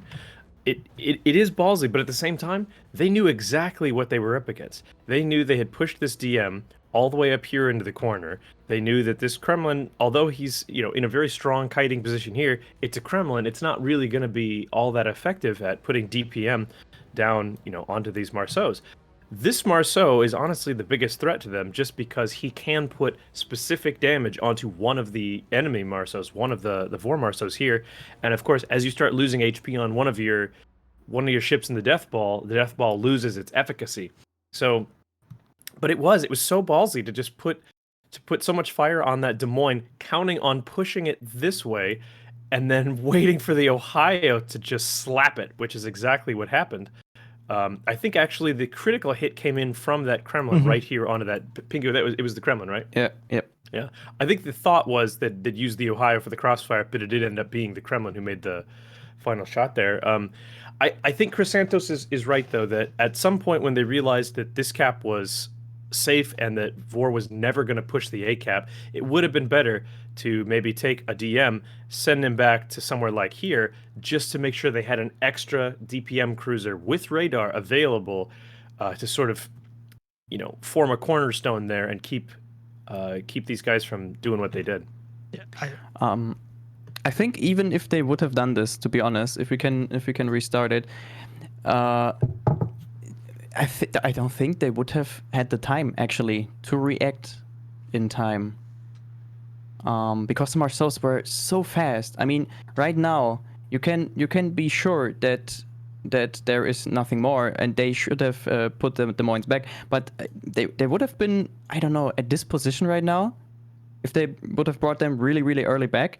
And you see how fast the Marceaus are, and they are. Sorry, I restarted it. And they are starting to fire on the Des Moines in the middle there, without the other ships being able to help, to really, really help there. I understand this, but for me it's also, I mean, it's so easy for me to sit here, right? And I haven't played on this level. It's for me just like to understand, because they moved the Des Moines up here instead of trying to potentially move him here. Of course, you don't also want to get stuck here with the Des Moines. But yeah, they were kind of like more in kiting positions than being able to really counter it. So I just have to say, really, really well played by Vor. Super ballsy, not just with the muscles, because it's so easy to focus on this triple muscle setup, right? But I love the positioning of Vor. As we said, they have this setup here, they're wasting time. They didn't lose a lot of HP. They use these ships very well, still in these positions to be able to counter whatever they expect to be up against them. And then redeploying also, for example, the Stalingrad, right? The Des Moines here was really well placed. And just being able to react whatever Oboe is doing. So I think Vor right now looks as like super, super strong contender, of course, for the first place. And just kicking out Oboe 2-0 is not an easy feat. So gotta give it to them. Very, very well played. And yeah, so since we are waiting right now for the next match, which is scheduled for, I think, in 15 minutes, we will actually already start talking a little bit about some news we have from the dev blog, so that we are not going to sit here for 30 minutes just talking about matches, but also presenting you with some news about World of Warships and what's coming up in the foreseeable future. So we'll say for a few minutes, bye to Boxy and Private Penguin. I'll bring in Mr. Conway, and we can bring you some news about World of Warships. So thank you very much, guys, for helping us with the first set of matches. And of course, Bogsy and Pingu will be back for the pre-match discussion for the next set of matches, which is going to be FPM against the NA team Bonks. So the next semifinals. Thank you so much, guys. Thank you. It was a pleasure. So, ladies and gentlemen, the news. Actually, we're always concerned about how do we fill the time between the matches, right? Sometimes if the series ends a bit early, like do we pull the next one up? But usually, actually, we end up talking so much that it's so we actually are now at the point where we actually have the equipment. We run out of time to talk about the news. Yes, but there's so much to discuss always, right? It's so interesting to see these teams, and don't get me wrong, Oboe played a really, really good series, but it was just impressive to see how Vor managed to just take them apart. They made it look very easy, even though it's not very easy. So yeah, sorry, I just love to talk. So we have a little bit to talk about. So let's address our first topic. As you already know, we have announced a while ago. We announced. I don't know what our commentators are doing, tapping their mic. Oh, I was quiet from the background. Okay, now Conway with a full amount of voice. Thank you very much for pointing this out. Please okay. understand, right? Nobody I have wants to Boxy listen to literally in front of my face on a gigantic screen, looking at me, going like, "Okay." So much for that. Okay, so the news, right? The first thing we want to talk about is our upcoming Grand Battle Mode. We already talked about this a little bit in our Waterline video, and we mentioned that there would be 2 super battleships entering the game for this special mode, which is the Satsuma and the Hannover. Here, today, for the first time, we have an image. There she is. Yes, so this is the Satsuma, which is a project based on the Yamato, of course, but it will get the 510mm guns that you might know from the Shikishima, but you get 4 twin turrets instead of 3 twin turrets, and it also is going to have increased stats. Also using the adjusting firing mechanic that we're working on, but it's not the only ship. We also have the project based on the H-42 project, which is the Hannover. And that one looks also very sexy if Mr. Conway wants to push the button, or is it on automatic rotation? No. There we go. Isn't it a beauty? She looks really thick with 2 Cs. Yes.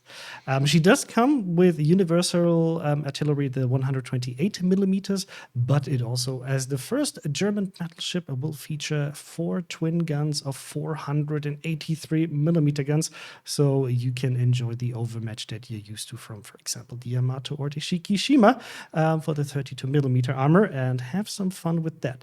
So I hope you like the visuals of these ships. We just wanted to show it to you. The details about the entire mode and everything related to this will be shared on the dev blog, so you can just read up on it. Nothing really crazy changed. The format is still going to be a 9v9. You're not going to see more than 3 super battleships. You cannot just get them and keep them. No, it's currency based, so you will have to kind of get a token. You have to earn intelligence, a currency that will be very popular, and I'm sure there will be plenty of memes around that. But if you have enough intelligence, you can spend that intelligence on playing this ship for one battle, and then you have to earn more intelligence to keep spending it to be able to play these ships, which I Yes. think is going to be cool. Absolutely. In this grand battle mode, you will also be able to earn a brand new commemorative flag and patch. So go do this if you want to show it off. I think it's snazzy and purple. And speaking of things to show off, we have a range of new permanent camouflages coming to the game. I'm just going to let them run here on rotation. This one is very, very like the tiger camouflage for the Plymouth. I think is very beautiful. How to obtain this will be discussed at some point in the future. Same with the camouflage, the maple leaf camouflage for the battleship Yukon. So keep an eye on developments to see how you can get these. And this camouflage is an Independence Day camouflage. So I don't know. Mind blown. Who It might knows? be. We might have a similar situation as with the Black Friday activities that we do. I cannot give you a date yet, but if you connect certain dots and if the stars align, you might figure out roughly when this might be coming to the game, as a little bit of a hint. Exactly. Google will help you if you don't know the date already and you haven't seen Independence Day. Yes. Speaking of things that are obvious, this also could give some of you an indication of what it's from. This is a set of new patches that are related to an activity which is related to a certain event with a ball that will be also played at some point soon in a country near you. Or not so near you. Or not, yes.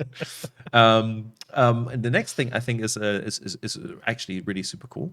The next thing is something that we implemented or will implement, specifically to say thank you to our amazing clan super testers, many of which I'm sure are currently watching this stream, also helping me organize the tournament, probably also playing in matches.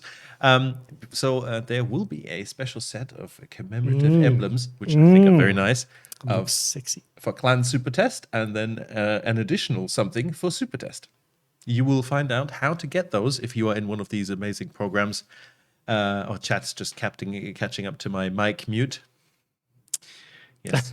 This is the life is of the way. a 5-minute This is the way. delay. With the way. Look, this it is the way. wouldn't have been a King of the Sea broadcast with not somebody being muted for a while and then catching Yes. up a few minutes Look, later. at least you could hear me through Chrysanta's microphone all the way over there, so I wasn't completely silent. So, yeah. Anyway. Indeed. So this is like a little thank you for the guys, and thank you very much for all of the work that you do and helping us with testing all of the things that are coming to World of Warships. We showed you a lot of the things that are coming in terms of content. There are two more things, and not the ships yet. We'll talk about the ships in a minute. But two more things that are going to be. You talk about those. Sure. I'll give you the stage here, Paul. So this might be a little bit controversial because I know that everybody has like strong opinions on this, but in update 0.10.5, we're planning to turn off team damage. So this is going to be good news for me because I'm safe from Mr. Conway. But the plan change is to disable team damage. The change should have a positive effect on team play, of course, because now your allies won't be able to damage you anymore. But we still have a unsportsmanlike conduct attached to it in terms of if players are shooting allies. So for now, you can no longer deal damage. You cannot encapsulate modules or cause detonations, destruction of allied ships. All of this is disabled. It's also impossible to deal damage to allies by ramming, but all types of armament will still hit allied ships. So it's not like the torpedoes will suddenly, dive underneath Chrysanthus when Conway launches them and hit the enemy. No, they will still connect with your hull. If you do hit your ally, there will still be a penalty, and that is based on the number of hits on allied ships with any type of armament except for the secondaries. And it's the same system as before. So if you do this and you overdo it, you will get penalized. You will be getting Sent to pink co-op. and then sent to co-op if you misbehave. And you have to play with Mr. Conway if he manages to select the wrong mode. It's been a long time since that is happened. true. Actually, That is a true. long time. Indeed. So this is one big change that we're bringing to the game. What else is interesting? So the player will not receive any credits or XP for battles in which they received a warning for damaging allies. And if a player, of course, does not continue doing this, then it will be removed, that status, just as before. So you lose that pink status. And the damage that a ship receives in response to allied damage will increase with each new hit on an allied ship. So if somebody is just, annoying his team, he will also deal damage to himself while not be dealing damage to his friends. So this is kind of like two ways of dealing with people who try to make the game harder for other people.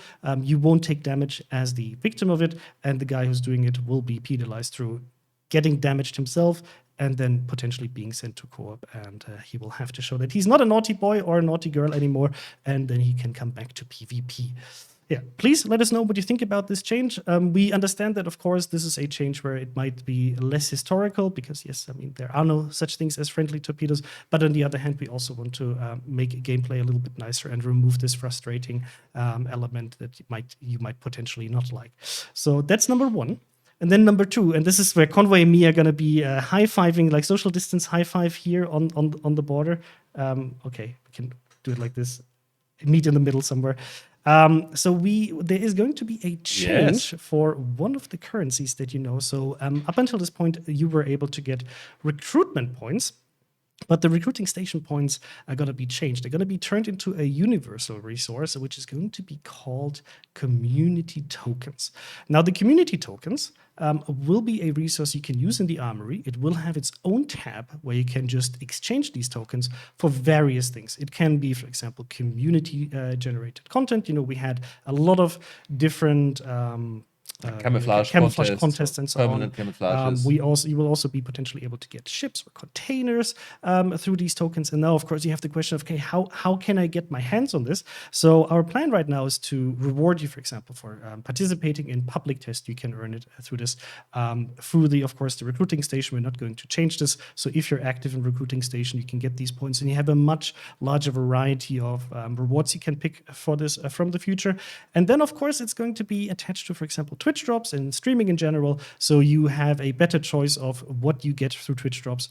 You can pick what you want. So we try to Conway and me, we build these missions for you, and we try to keep them interesting. We try to give you like shiny camouflages and interesting things as rewards. But in the future, you will be able to pick for yourself what you like to see in there, at least as an option. So I hope that's going to be nice and gives you an opportunity to also accumulate over a longer period of time some tokens, trade them in for something nice that you might be missing on your account, and do some funny shit with it. And if for some reason you don't like it, you can blame the two of us. Exactly. I'll take the blame. It's okay. But we do actually, now we're getting to that point where we have to hurry because the next game is scheduled to start in 4 minutes. So without further ado, I'm happy to present you 2 new ships coming to World of Warships testing soon.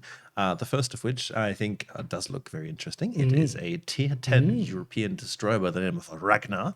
Present us really quick the cornerstone stats. So it has no smoke. It has no torpedoes, but it does have 152 millimeter guns, basically 2 dual turrets. It does come with a lot of HP. It comes with a good AA, and it does have radar.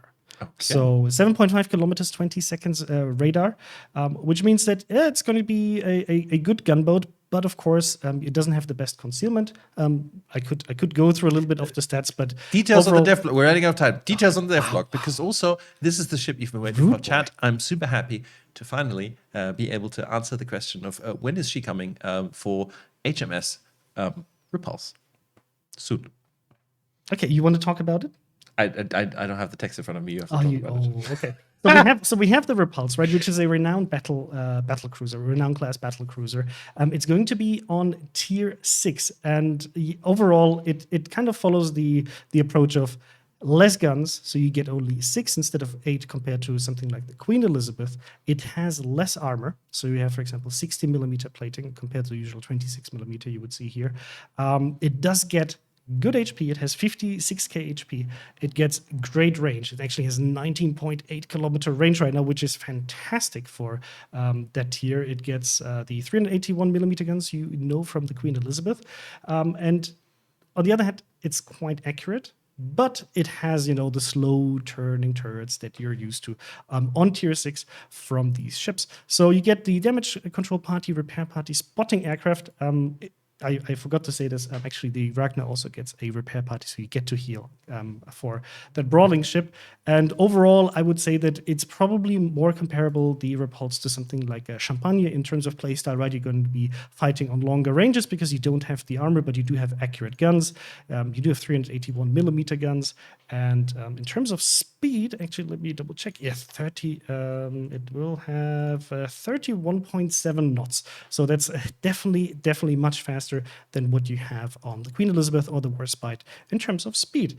I hope this is interesting news for you. Should be a very fun ship to play. Of course, all of this is currently in development. It means not final at all yet. We just wanted to show you these ships, especially with the Repulse. We know that you would love to see some more British battle cruisers, and this is going to be the first. So Yes. I hope you're as hyped as we are. I think this is going to be a very cool ship, fun ship to play, and yeah. So next game scheduled to start in 1 minute. So I think let's immediately, without further ado, get guys in to talk about what we're going to see for the next game. So I'll see you guys on the other side. Okay. Thank you. And welcome back. Yes, now we get to see Bongs versus FPM. So Bongs as the last NA representative team that kicked out Rain, the EU winning team yesterday. And then we have FPM representing the second place for the Asia King of the Sea tournament and being potentially the second team from the Asia cluster that might move into the finals. Phew. Taking a look at the ship bans, not a big surprise that one of the teams does not feel too comfortable with the Clip Air. And it's interesting to see because Bongs was countering Clip Air setups yesterday from Rain, but they still said, you know what, this is making things potentially harder than it needs to be, so we'll ban it. And FPM banning the gearing. Interesting pick here, right? What do you think about that gearing ban?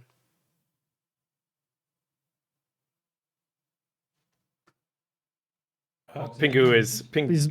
Oh, it happened again. It happened again. In my opinion, the Gearing is a really good all-rounder ship, right? So the Gearing has a great smoke. The Gearing has great range of torpedoes, a good gun capability in close range fights. Yeah, but I think there is, it's hard to tell why they specifically banned the Gearing. Maybe because of the smoke, maybe because of the range of the torpedoes. But there's so many other GDs out there. I have no clue why the Gearing, to be honest.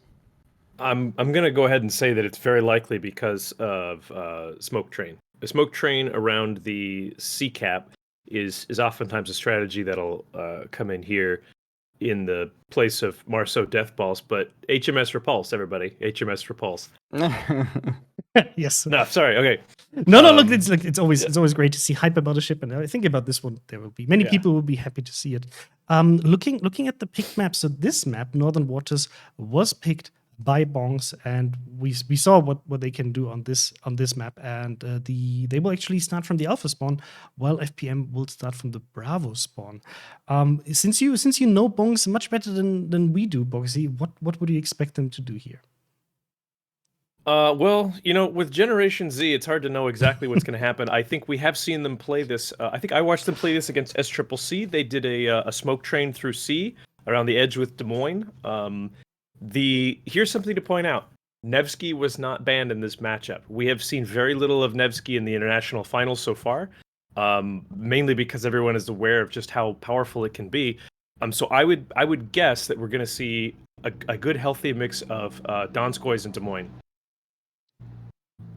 Indeed, and I see that the teams are starting now. So now we'll get your predictions. This is Bong's map pick. Boxy, do you think they can take it home? Absolutely, yeah. Bonks has shown a number of times that they know how to play this map well. They know how to contest the ACAP while still also putting pressure on both. I would expect to see Z52 again. They really like doing that at the BCAP. It's a really strong strategy that is specific to this map and being able to dominate that central island of B. Pingu, your pick? I think FPM is a really strong team, so I go with FPM this time. Okay. Well, I think that Bonks might take this, but we'll see. And let StatsBlock and C-Raptor bring you this game to your home. Welcome, ladies and gentlemen, to our second match of the day, second semifinals match. Game one here between Bonks, the North American second place team, and FPM, the Asia second third place team? Stats. Second place team. Help me out. Second place. I thought they were second place. I wrote down second. I'm making sure I was right. Anyways, here on Northern Waters in green, Bunks bringing Ohio, Yamato, double Des Moines, double Nevsky, fronted by Z52, Shimakaze, and Yu Yang. Talk to me about the FPM lineup stats. Yeah, FPM have Montana, Kremlin, Des Moines, double Stalingrad, Daring, double Mosso, and Shimakaze. So a little bit more standard with these two lineups here. We're seeing Whale Biologist as ever in the Z52. We've really enjoyed watching Whale Biologist play Z52 this weekend, so no doubt we're going to see something interesting again going on the B cap for Bonks. They got a lot of really good work out of Whale Biologist yesterday, both on this map and on Warrior's Path. Later in that series that they played with Reigns. So I'm really curious to see more of that. Bonks kind of going for an early even split here. Ohio double Nevsky and Yang. So we're seeing those Nevskys with what is probably a smoke Yu Yang setting up over here in the islands along the 8, 9, 10 lines. Likely going to be a lot of those quick Yang smokes with the Nevskys camped in there, looking for places to rain their copious quantities of HE shells. FPM not going for an even split, so they've gone. They've actually turned the Stalingrad all the way around. So Forced Renus is actually in a sort of kiting over the shoulder shooting position, while Double Mosso and the other two destroyers all go towards A. Now you may wonder, okay, what's the Shimakaze and the Daring doing? Well, if you come into this spot in here in something that has very good detection, you can actually spot some of the stuff going over towards the top of A, which gives the Montana the ability, he says, talking slowly, to miss turret bonk. I was hoping that was going to be some kind of dev strike, but he missed. Yeah, no, the Shimmer is there to do some spotting. I was going to say this is very clever, pairing the Shima and the Daring together. The Shima outspots the Z52, so it's very possible for the Shima to maybe work his way in close, let the Daring smoke up and throw shells, but that's not what they're doing. Mostly just dumping torpedoes. They are going to step Munan's Daring onto the bottom into B to stop that cap. And that's going to force Whale Biologist to back up and try to catch him in hydro and make him go away. Yeah, Daring just getting inside that cap before the Z52 actually capped. Of course, the two Marceaus have already capped A and are long gone, running away from the Shimakaze of Bonks' torpedoes. And we'll see where they take these Marceaus now, whether they rotate them all the way over to B, or whether they stick around to support and defend A. Bonks once again trying to bring Azuki's Des Moines down into this island over here along the one line. We saw them do this yesterday. Yeah, it worked. You may remember what I was saying yesterday about this is a super, super, super dangerous thing to do. But yesterday it worked because there was nothing sitting on the corner of that island over there in G3. But today there is. With that Montana there, I don't know. I don't like Thai's chances here. That's when you get to the end of that smoke screen, that's it looks like a short gap, but it really isn't. It's time for a Montana salvo, and that's all it's going to take. Yeah, so I'm going to look at this from the point of view of the Montana here. Let's go on to the number 2 view. So this is what the red team FPM can currently see. Obviously, they can't see the Des Moines right now. So I'm going to be looking over the shoulder of the Montana. They can see the shells coming out of the smoke screen and from the Shimakaze, which is actually visible. There is the Des Moines. Just popped up. There go the Montana shells. There's also torpedoes. This is going to hurt. Actually, no. Wow. Mostly overpens through the bow. But now Azuki has to make that run to the island and end up nose in or tail in. Let's see. Because the problem is if you ground your nose, you're still there. That's the problem. Yeah. I think Bonks perhaps has maybe kind of just bought into this is my strategy. There are many like it, but this one is mine. I'm not changing it. And I feel like it might cost him a ship early here. I mean, there's a lot of people over here ready to assassinate Azuki. It's 5 on 4? 5 on 4 on this cap. This cap. And the other thing which you pointed out yesterday was once you get a cruiser into this position, if you manage to do it safely, you have to defend its rear end. And currently, there is nothing to defend Azuki's rear end from that Marceau. Yeah. Yeah, Battleship Nagato kind of back here, like able to throw a few shells, but it's not going to be enough to stop a Marceau. I mean, any one of these Marceaus that wants to loop around the back end of this island and just have their way with Azuki is going to be able to do that. Yeah, and you can already see Plan CVN-18 moving over. Not necessarily planning to rush, but just maybe just finish it off with shells. Yeah, here's the AP. Yep, they're moving Yuwa up to proxy spot Azuki, while Plan CV will just start shelling him permanently. I mean, Azuki's going to be lit the whole time he's in this position. This is going to end so badly. This feels like a case of, like I said, just inflexible strategy stats. Absolutely. So yeah, the Shimmer is back here, but that's no match for Marceau unless it happens to land a torpedo. So I think we are going to see Azuki eventually go down here, although obviously Des Moines is reasonably tanky, but that has limits. 6 minutes gone. Let's just flick over. We paid a lot of attention to A. Let's just flick over to B quickly while I keep that Des Moines in the background. So Daring Munan is smoked up inside the cap, shelling Whale Biologist, who I assume is radared currently by Forced Runus. Yep, radar is expired now. Biologist going to back into the cap. Probably not before Munan flips it. Alright, Bonks also coming under quite a lot of fire there. 21k. The two radars, the Nevsky radars kind of being, let's say, wasted for the moment over on the 9 line. Not really doing them any favors at the moment. They really could use one of those in the middle of the board. Yeah, these two Nevskys going out towards the 10 line around the cap they already own. I mean, they still have to force the Stalingrad and the Kremlin to stay at arm's length, but yeah, they could potentially bring one of these Nevskys back over, I think. I see what they're doing. They're using the Des Moines. They're using Turret Bonk's Des Moines to help try and guard Azuki's stern, but it's not going to be enough. They are going to get Azuki here in a moment. Yep, a few more shells. Yep, there we go. Okay, so that opens up A completely now for them to own it. And I think now that Turret Bonk is down to 30k, I suspect that's the next target. Yep, yeah, just as I say that, shells come in. More. Yeah, I was just going to say, there's the Stalingrad shells. Okay, it's that going is to be a beautiful position for the Stalin.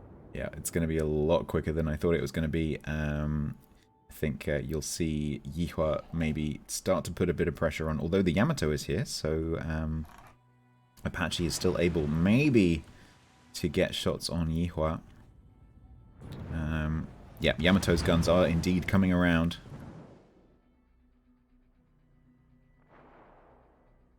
The Shima Marceau Daring group is coming underneath B now to contest against Whale Biologist. So that's going to make it really, really tricky for that Z-52 to hold on to B. They're going to drive him out of there. There's no way. His smoke is on cooldown. He blew his smoke a little while ago. Honestly, I think they're going to get Whale Biologist right here. I don't think he's got anywhere to run. He's got no help. It's 3v1. He's going out. Smoke is currently on cooldown, so no chance there whatsoever. Turret Bonk's going out right. Well, he's healing, but it's only a matter of seconds. They'll get him eventually. He's so low. He's going to back up. If he backs up too far, the Stalingrad will have him again. Or the Marceaus. Like, there's nowhere to hide in this position right now. Yep, it's a very dangerous position. Yeah, a lot of teams, if they're playing a bit more conservatively, will tend to put the cruiser up here where the smoke screen is currently by this island. Where you can't be cross-shot, but the problem with that is then your radar is further away and your guns are further away. So the Montana Salvo coming in for Turret Bonk. There it goes. Bonk's down 3 ships as we approach the halfway mark of the game. It is everything coming up FPM. I tell you right now, if you were trying to sell me on an all-Asia final, I would probably buy it. Yeah, absolutely. Bonks, obviously they still hold C. Those two Nevskys are reasonably healthy. Every time, I tell you what, this tournament, every time I say a ship is reasonably healthy, it gets smacked. They take a Citadel. I was just noting that, actually, yeah. I'm sorry, Bao Bonk, I just jinxed you, although you probably are going to get Kokonoe. Yeah, I think they are about to get Kokone off the board here. Yeah. He's down to 97. A single shell will deal with that. if the Nevsky can land them. Quite floaty shells on a Nevsky. Yeah, but it's not like Stalingrad is maneuverable. No, that's true. And now he's healing. Gets to a heal. The shell's in the air.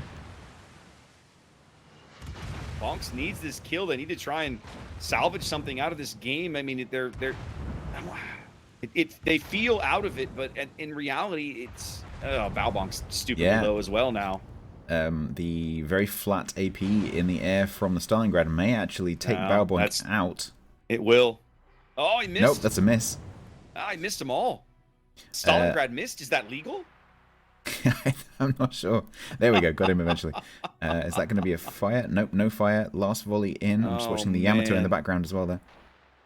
Kokone's Stalingrad was Yu down Yang. to 97 HP.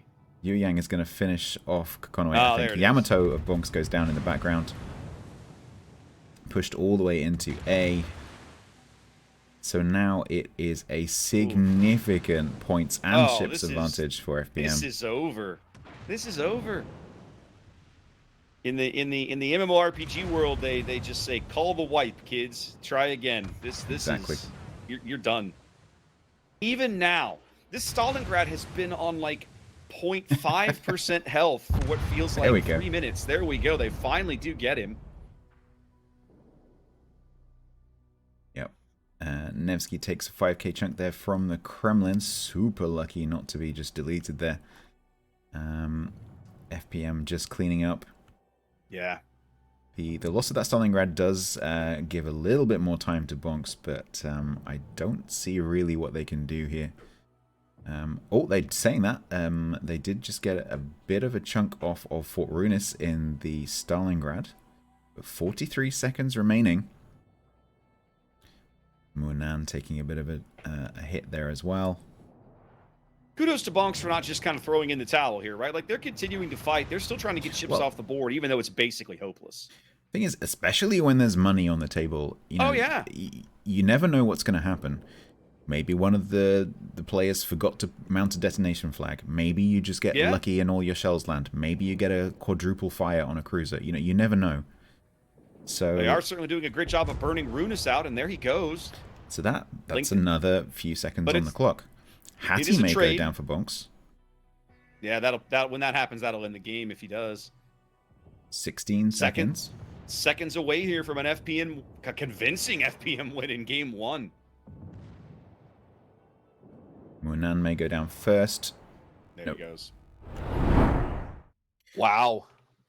Yeah, that was pretty convincing. I too would also buy tickets for a double Asia final right now, which I would not have predicted before this tournament started. No way. So that it's amazing. And we were actually saying off stream earlier how open this tournament has been the whole way through. So that's fantastic to see. But this isn't over. We'll be coming back. It's 0-1, so we'll be coming back for the decider. But for the time being, while the teams reset, let's pass back to Chrysantos.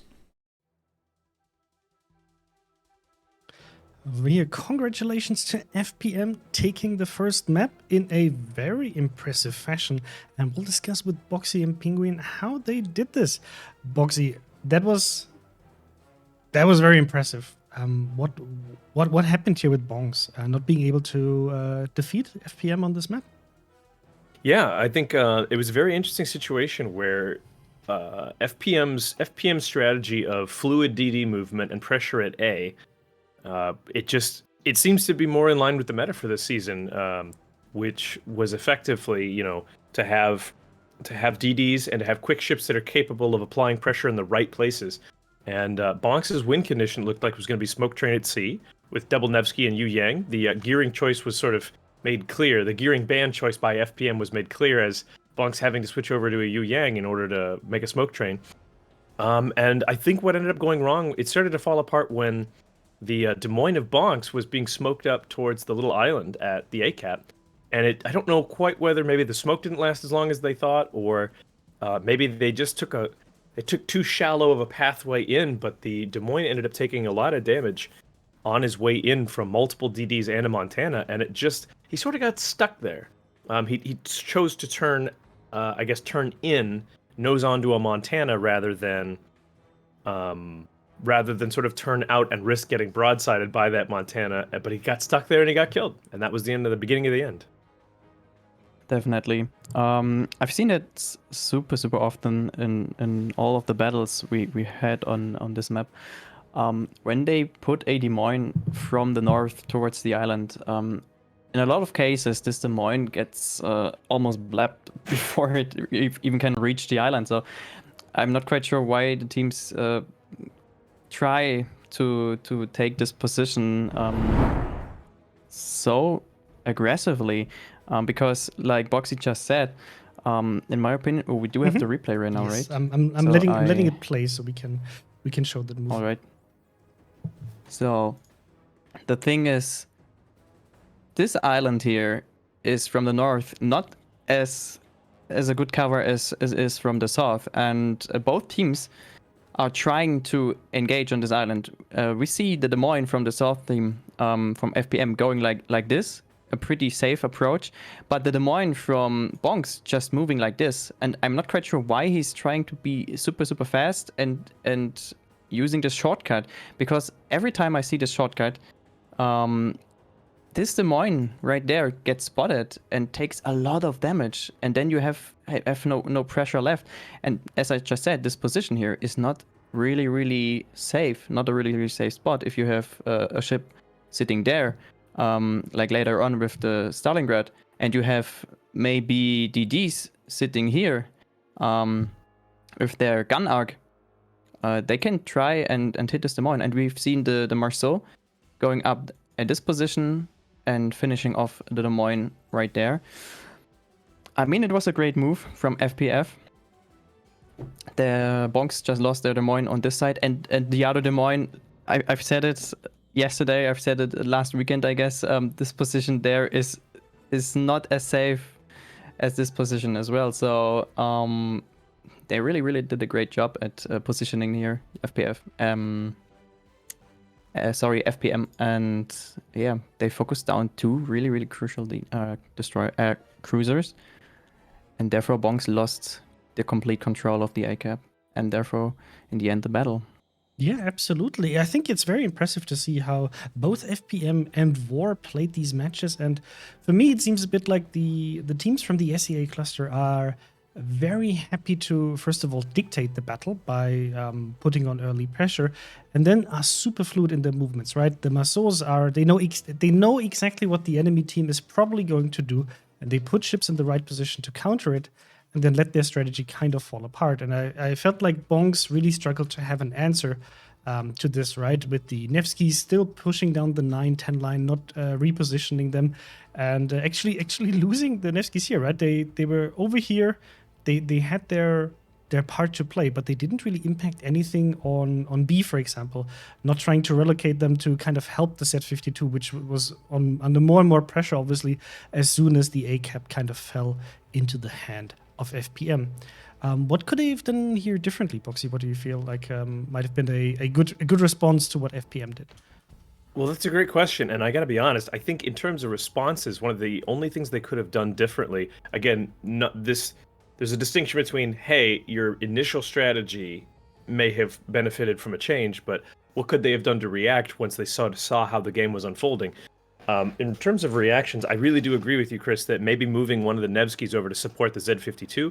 I don't know who it exactly put pressure on. It's possible that if you take this Nevsky here when he was back up in this position, maybe you rotate him over here, or I think this is not a very strong position here for a Nevsky, but maybe even open watering to try and put pressure on these DDs down here to try and keep them honest. In some way, trying to help out the Z52 would be a good call, as a Kremlin and a Stalingrad are not going to be pushing their way into here.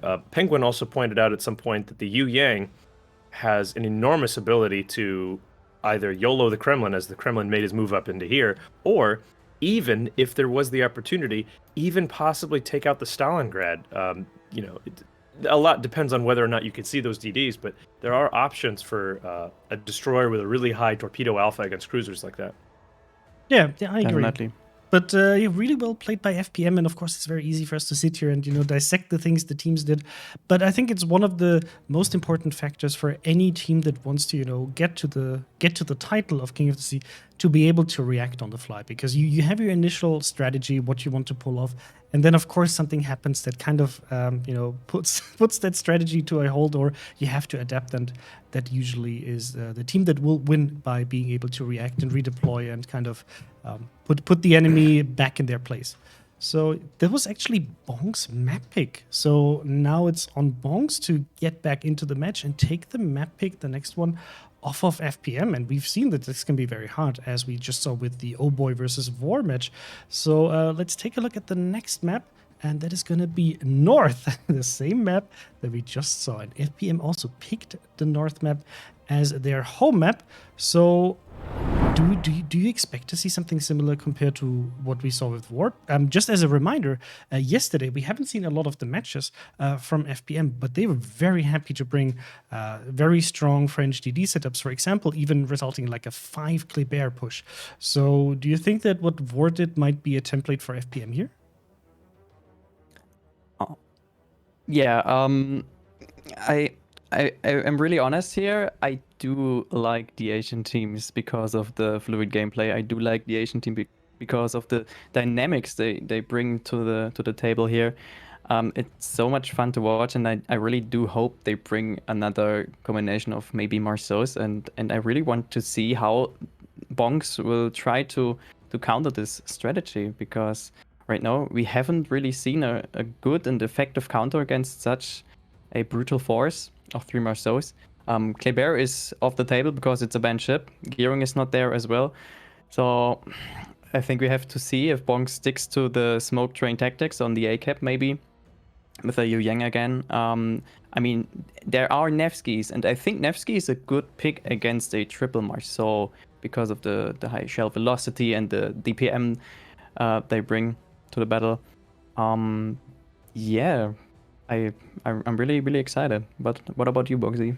I have a very bad feeling we're going to watch a repeat of War versus Oh Boy here. I really do. I mean, granted, we just watched it, we experienced it firsthand. We, can sort of sit here and go, I have a feeling, but I think that Bonks' strategy is going to be a bit more conservative. I think I'm starting to notice that's the NA style, is to play each cap almost individually. And the battleships, of course, are still cross-mapping and playing all 3 caps. But generally speaking, I have noticed that they tend to play each cap individually. And I think that's very efficient. I think that's probably why last season we saw 07 do so well in internationals, was the lack of a meta that was defined by these really fluid, fast-moving French DDs.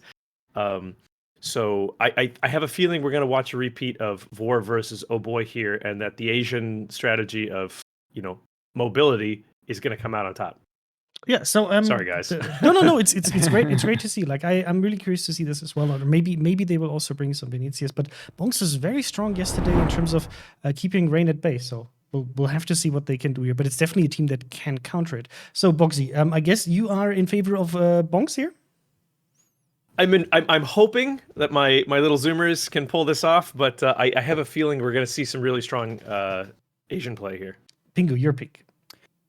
I hope for a third game, but I think FPM is a little bit stronger. Okay, look, Bonks, I believe you can counter this. I'm really curious to see. Like, I don't see the lineup right now, but I'll give it to you. I'll give you the benefit of the doubt that you can counter whatever FPM is coming up with, and then we'll hand over to the casters, to both Statsbloke and Sea Raptor. So, bye-bye. Here we go for game 2 of this best of 3 semi-final between FPM in green here, the Asian number 2s, versus Bonks in red down the other end of the field. They are the NA number 2s. And it's currently 1-0 to FPM. FPM fighting for a place in the finals, and Bonks fighting for a place to stay in this best of 3. So for FPM, well, I said about Salem's last match, you wait for 1 and then 3 come along at once. So we've got Ohio, Kremlin, Double Salem, Goliath, Venezia, Daring, Marceau, and Shimokaze for FPM. What have we got for Bonks? Opposing them from the south, it's a do-or-die game for the NA second-place team. Bonks fielding Yamato and Kremlin. Fronting that with Des Moines, Salem, and the Double Nevskys, same as last game. Well, the Double Nevskys were the same. The other cruisers are different. And then out at the pointy end of the spear, Daring, Shimokaze, and Yu Yang. Still sticking with the Yu Yang and Double Nevsky thing, but yet we're kind of breaking up the crew, because already you can see one Nevsky going east, one Nevsky going west. Yeah, and we are seeing the return to what I was kind of expecting to see on North from the previous teams was Salem's going nose to nose on the 9 line, because that is something that Salem is just very, very good at with its super heal. It deals very, very well with one-on-one kind of cruiser sort of trading, basically. We quite often see teams being sort of asymmetrical compared to each other with this map. So we've got the Daring at this time, not Z52, of Whale Biologist going into the B cap. Nothing there for FPM. FPM are sending Shimakaze over to A cap. That's going to be countered by Yu Yang and Nevsky. And then finally we've got Daring of Munan facing off against Todd Howard's Shimakaze from Bonks.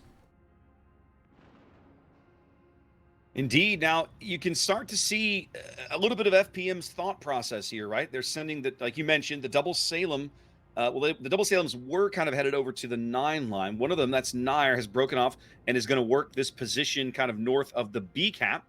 And then, but they are sending one of the Salems and one of the Goliaths over the 9 line. I really like this pairing. I think this is something we haven't seen a lot of. We have seen teams on NA at least use the Goliath to good effect in the event, but maybe not necessarily pairing it up with a Salem, because you put two of these kind of HE spammy, high impact HE ships on in the same together, and they both are very survivable, hard to get off the board. That could be really nasty for Bonks to have to deal with over there. Yeah, Goliath's party trick is kind of similar to Salem, so it has that super heal, but particularly it can heal up a lot of Citadel damage. So if this Goliath at any point gets smacked by that Kremlin, it can actually do quite a lot of healing to get some of that damage back. So it can be used with its good concealment and decent range torpedoes, high impact, higher caliber HE, can actually be used to be reasonably aggressive if necessary, but can also be very aggressive with its HE from some range as well. Here comes some AP from the Kremlin. Some just catching the island there. Nope, that's a bit long. Bonks doing a good job here early, kind of holding Munan's Daring out of the cap, but they haven't been able to convert it. Opposing him with Shimakaze, that's Todd Howard's, hasn't been able to actually pick up the cap yet. No, Todd Howard's having to duck away there. There's also torpedoes coming, and Munan is coming back in again. And if you're in a Shima, you really don't want to get into a one-on-one gunfight with a Daring, that's for sure. The other Daring, which is from Bonks, is just reversing now into Bravo. The radar of Salem goes out. It's just inside range. Can they actually see? Yeah, Whale Biologist is just spotted by that radar. They can see Whale Biologist. Azuki put up his radar as well on the south end of the cap, so they've got Munan spotted. I think they're trying to kind of hold him pinned in that position to buy Todd some time to finish bagging, or at least get back onto the C cap. But I think Whale Biologist is going to bag B. Doesn't look like they're going to be able to get shells on him in time to do anything about it. Yeah, there's no one that can get guns at all. Zero. And they're actually moving Naya in the Salem. They're actually changing the position over to the what Maltese calls the play button island, because of its shape, I guess. So yeah, we're gonna have to watch this Salem carefully, because if Bonks ever actually managed to get a push up the 9-10 line, that puts Naya in a lot of danger. So this Goliath Salem Marceau group with the Kremlin at the top really needs to look after Naya here. Todd there with perhaps an ill-advised gun salvo on Munan's Daring. He got lit for a while, took about another 4,000 or 5,000 damage that he could have avoided potentially. But you can see Bonks doing a little better job easily here early. 5 minutes gone, sitting on 2 caps, ticking up points, preparing to kind of receive what they perceive as this push down the 9 line. The Kremlin Goliath Salem setting up over here. The Kremlin, I think it was, did actually manage to get a very good shot on Roselia, and Roselia has now healed up using that massive Goliath heal that I was talking about, up to 43, but did go down to 20-something at one point. So Roselia having to use that super heal. So yeah, you do need to be a little bit careful. Oh my. On the top end of the A cap, Conhan is going to take some really nice Deepwater Yang torps here. Oh, one right under the keel. I thought he was going to take 2, but that last one snuck in right under the screws. As the Shimakaze, that's Word of Warships, is going to contest A from the top end. Anything on those Shimatorps? Nope, there is a lovely gap Yeah. right in the middle of those torpedoes. It's Yep. always the way, isn't it? A perfect Yu-Yang sized gap in that salvo. Yeah, you see the wall appear, and then you're like, oh, that's fine. I don't even have to move. That's Now, Addy is already pretty low on this flank, right? I mean, he's open watering Nevsky with an Ohio and a Venezia at his back. Doesn't feel like a position he can maintain forever. good. No, yeah, with Venezia's SAP, I mean, even if you angle, it's still going to be fairly consistent, and if you turn even slightly, you can really catch one of those sap shells or sap broadsides. And that can take off a cruiser, that can take between 10 and 15k easily. So Addy's going to have to watch forced shells coming and make sure to turn when they're in the air. But at this range, this sort of medium range, that's going to be quite tricky to do. You can see now the push down the 9 line starting to develop a little bit. They've pulled the Goliath back. They're going to leave the Salem to hold kind of the back door open as they've shoved Noob CV's Kremlin directly into the C cap. That'll start ticking up FPM's first points of the game, as it looks as if Bonks may surrender the A cap. Are they going to get Whale Biologist onto it in time? They aren't. They're going to give up the A cap. Biologist is going to try and get in there and hopefully dodge all this massive Shimakaze's torpedo salvo. Yeah, with the Nevsky radar being quite a long way away, I suspect that Warships will really stick around to block. Again, there's a gap for Whale Biologist in these Shimatorps. Oh my! Being super lucky with the dispersion of those torpedoes there. FPM losing a battleship already. Con Hannah going down to a Yamato salvo from Hattie. Yeah, that's going to be good news for Bonks here. Oh, it's great news for Addy. If you're Addy, you're super excited right now. Absolutely. And it's going to enable Hattie to push up even further. Obviously, Hattie still has to be careful of the Shimakaze torps. But Whale Biologist with that very, very wide hydro, while it's on, obviously can do a little bit of screening for Hattie. Yu Yang laying a smoke screen for Addy to push up a little bit and start getting some DPM down on Forced Runus. There's a Salem move going in the middle. Naya has pushed. I'm not quite sure why. Oh, Bonks has picked up on it now. They're turning guns to try and farm some of Nair's HP. I mean, obviously, the HE spam from Balbonks Nevsky, they can heal most of that back. Curious to see how kind of what the point of that push is. Go ahead. I'm trying to see what the reason was, because you wouldn't push the ship into that position without a reason. It's to get cross shots on the Kremlin, but you wouldn't push the... I honestly don't understand what that push was for. I'm not sure either. They had done something that I really liked, right? Azuki, his Des Moines position was a little compromised by Noob CV's Kremlin, right? Azuki could not reverse without giving his broadside to Noob CV from the C cap. And then they brought the Daring around and used the Conga line torps on Azuki to put at least one torpedo into him because he couldn't reverse. He can't go backwards. He's got to kind of find a different way to maneuver. But the Kremlin just punches out Nair, and just like that, FPM is down 2 ships and upside down over 300 points with the game half over. Yeah, I really don't understand what that was about. The only thing I can think is that it was to keep Azuki spotted somehow. I don't really understand that. That seems like they've just thrown that Salem away.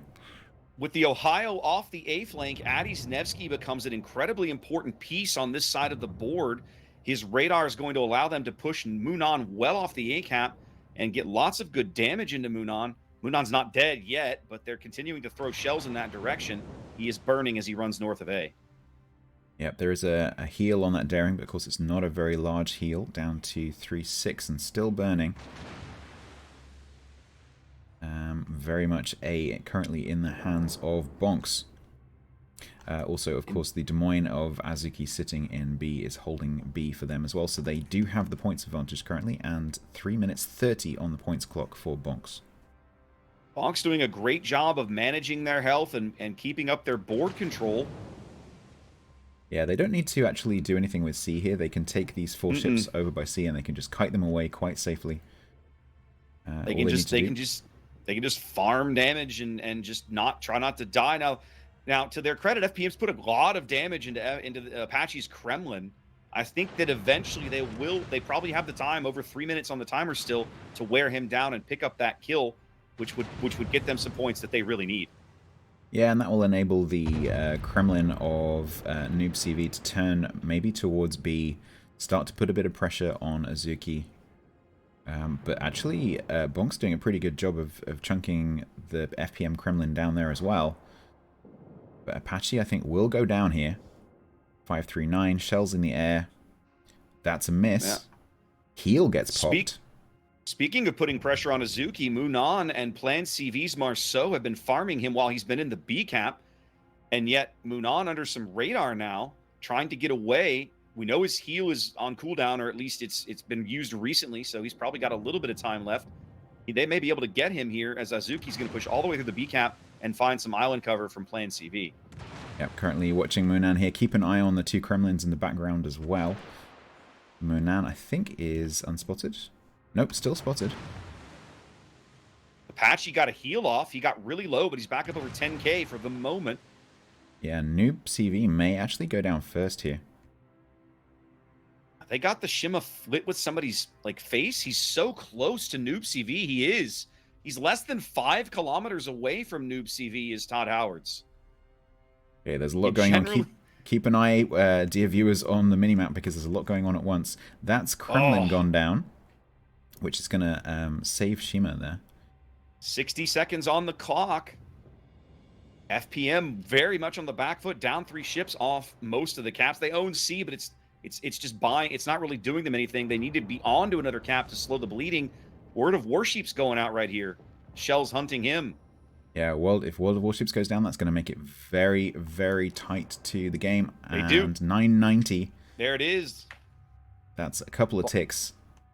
Wow, Bonks with a solid showing here in Game 2. They absolutely came to play to tell FPM, that all Asia final ain't happening yet, boys. You got to get through us. Looking good. Absolutely. So we are going to see a third game in this best of 3 series versus FPM versus Bonks. So super excited. That, of course, is the streamer's dream, is a 1-1. So very, very happy with that. Well played to both teams. And we will be coming back very shortly for the decider. So back to Chrysantos. And with this, Bongs took the map off of FPM and is back into the race. We finally have a match here, and it's now all about who's going to take the last map. Wow, Bogsy, Private Penguin, that was a good showing here and shows how Bongs made it this far with a very impressive showing here on the North map. Bogsy, what do you think made the difference here from Bongs? Well, I mean, the first obvious thing to say is there was no French DD comp to fluid their way through the map this way. I don't know whether that choice from FPM was due to the fact that it was North. Excuse me, as we obviously saw just a little while ago, we saw Vor pull the same DD strategy on North to really, really nice effect. But I was telling Penguin during the match that this, I think, highlights the difference in terms of strategies prepared by NA versus SEA versus EU. I think that NA and EU came with the mindset of playing each cap almost like its own individual battle and having the best, most effective trading strategies there for trading HP. So when they're allowed to do that, they excel. Bonks had an absolutely dominant showing in that match right there, didn't lose a ship. They outplayed each cap properly because they were able to basically focus each cap as an individual cap, with, of course, the battleships cross-trading as battleships do. But I'm really interested to see now. I think this tiebreaker, we're gonna see if FPM goes back to a DD heavy lineup, and if that happens, is Bonks gonna be able to sort of adapt and go, okay, I think we figured this out now, or are they gonna fold up like so many of the other regions teams have when faced with the SEA cluster's really novel and exciting strategies? I mean, I want to give credit where credit is due. It's fun to watch those DDs, like Chris said. Yeah, I think that this is interesting for me as well. It's of course, all of these teams also play mind games, right? And FPM having a bit now the reputation of what also we say is they bring a lot of French destroyers and kind of trying to maybe debate the enemy team into bringing something specifically tailored to deal with the muscles, and then bringing a more traditional setup and kind of counter they thought would bring. So I don't know, but what do you think, Pingu?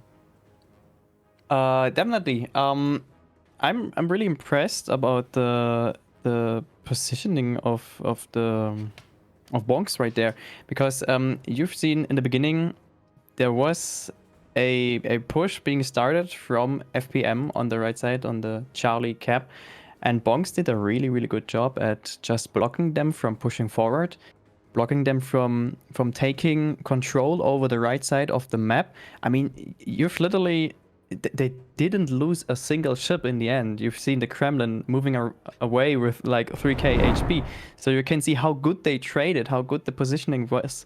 And I can see we have the replay now ready, so we can let it start running. And I have to mention one big mistake in my opinion there was, and maybe it's a little bit of luck as well, of course, because I'm all a good prediction, because it's this Ohio right there, and I think this Ohio was simply too far away. That's why I said the positioning of the other team of Bonks was way better. The Yamato right there being able to shoot at this position, being able to support even there, and on the other cap. But this Ohio going far to the left and even eating torps from the Yu Yang right there, that is torping this way, and you can see right now there, this Ohio is not being able to shoot over this island on this position right there. And I think the Salem, it was not a bad call to go like on this position, but to make a crossfire. Even the move of the Kremlin going into the cap and trying to take pressure or deal pressure on this group down there was a good call. But this Des Moines just kept spotting the Salem, and this could have been prevented by the Ohio simply standing there or there and being able to deal cross shots. She could have even blapped the Des Moines, but then the Kremlin just turned the turrets and killed the Salem. And with the Salem gone, it's only the Kremlin left, and then they focused down the Kremlin, and everything broke apart. And Bonks did a really good job, and even the positioning and dealing damage on this group and regaining control over the A cap. So they didn't lose a single ship. It was a really great match to watch. Yeah, absolutely. I loved how Bonks was able to leverage that Yu Yang, which would have potentially been a gearing, right, if they were allowed to bring a gearing. But making use of the Yu Yang and being able to put that much damage into the Ohio and pressuring it to kind of move away. I think this was Boxy told us yesterday that a lot of NA teams were very happy to also use like 20-kilometer Shimakazes to kind of dictate a little bit how the enemy team is allowed to move and kind of put them into certain places. And I think Bonks did a really good job here with forcing that Ohio to kind of abandon its previous position and kind of also forcing a mistake on their side to push it into low HP and then losing it very early on. I mean, a battleship, you don't want to lose it at all, of course, but you rather want to see it towards the end, dealing a lot of damage throughout the match and then potentially going out. So, yeah, really well played here by Bonks, and it puts FPM now into the position of, well, they lost their map as well, and now it's all about the last match, the tiebreaker. We can keep the replay running, but overall, I think, yeah, props to Bonks, and very well played.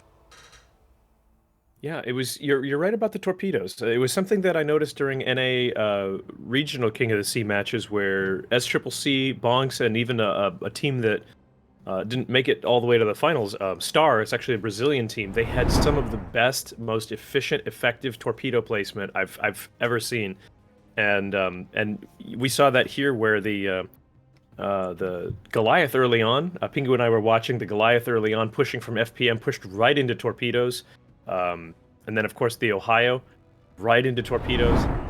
It was pretty effective. So we'll see if they can pull it off again. Yeah, the last map is going to be Crash Zone Alpha. Just to bring this back into your memory, This last map was drawn randomly so that none of the teams has an advantage. The same thing is true for the spawns. So in Crash Zone Alpha, we will see Bonks in the Alpha spawn, so starting from the north, while FPM will be starting from the south.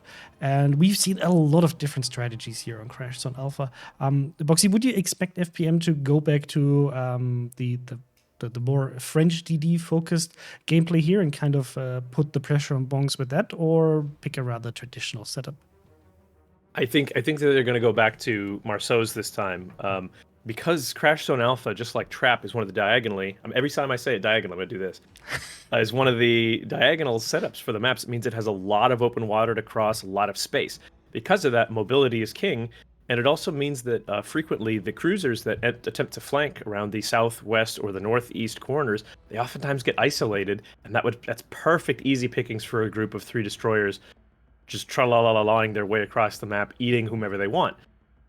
So I do expect to see that. However, this was also a map where Bonks routinely would bring 4 destroyers of their own. They'd bring a lot of cross-mapping DDs with torpedoes such as Gearing or Shimakaze, and they'd put them in the right spots. So I think that this is really going to come down to who takes the initiative first, and my money is honestly on the French DD comp, if we do see one of them. I would agree. I mean, we've seen this yesterday. If I remember correctly, FPM actually brought this strategy, like a very French DD heavy strategy with Kleber's, against KISS, the CIS winning team from their King of the Sea tournament. So that worked very, very good in the beginning. But at the end, if you remember, it was 3 Kleber's just running away and basically winning on points very, very closely. So I'm curious to see what Bongs might be bringing here. Pingu, do you think they might do what we've seen from EU teams like BanCB bringing like Conquerors, potentially Venezias, or rather trust in their own DD heavy setup? I think we will see, of course, Nevskis on this big map, being able to fight on open water, having a 12-kilometer radar, super fast shells flying. This should be a good pick. I think we will see fast-moving DDs by Bonks itself, because of the big range of the map. Maybe a Marceau going for one or the other cap. But just as Boxy said, Bonks is bringing a DD heavy lineup themselves on this map in the past. So, this.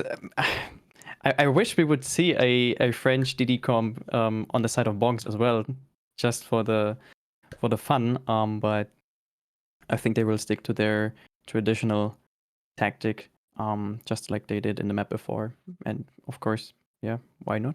Yeah, we'll have to see. Just as a reminder, guys. So for this series, we have as banned ships the Kleber and the Gearing. This is why you don't see these 2 ships. And we also have a global ban of the Petropavlovsk. And if certain ships are not available right now, like the Thunderer or Smoland or the Somers, they cannot be fielded here as well. So just because I saw some questions in chat, as a reminder why certain ships are not present here in the team lineups. So yeah, that means, well, it's going to be the tiebreaker, and we'll see who's going to join Vor in the finals. Of course, we will also show you the match for 3rd place, and that, of course, means money to win for both teams. The teams are slowly but steadily getting ready, as far as I can see.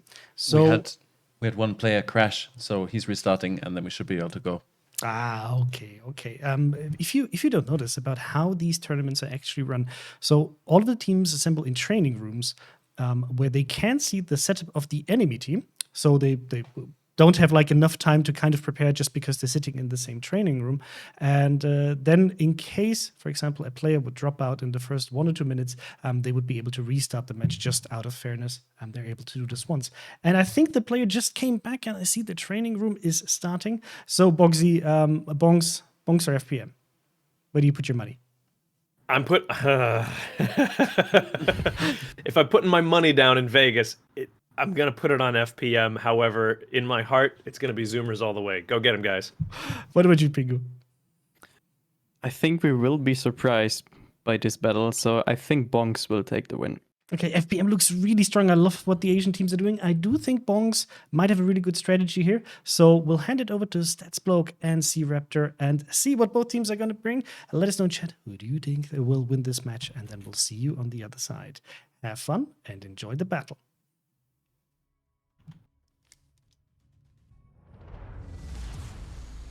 Welcome back, Warshippers, to this decisive game in our best-of-3 series between North America's second-place team, Bonks, and Asia's second-place team, FPM. Here in the green, spawning from the north side, Bonks fielding Conqueror, Yamato, triple Venezia, Moskva, Daring, and double Shimakaze.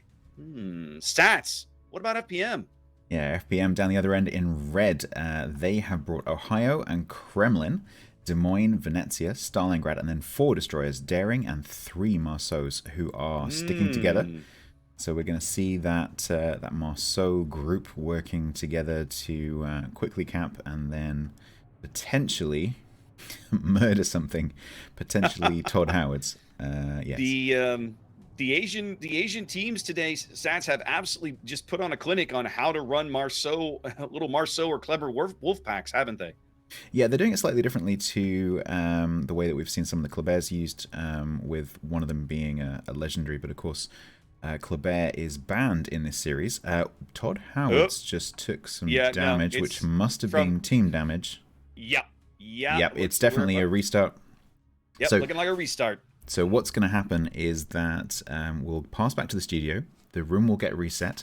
I think this is probably Bonks calling this reset. So that will be their one reset within 2 minutes. And then we'll be coming back to rejoin this match once they reset. So please be patient. I should not have said it. I might have jinxed it. I'm sorry, chat.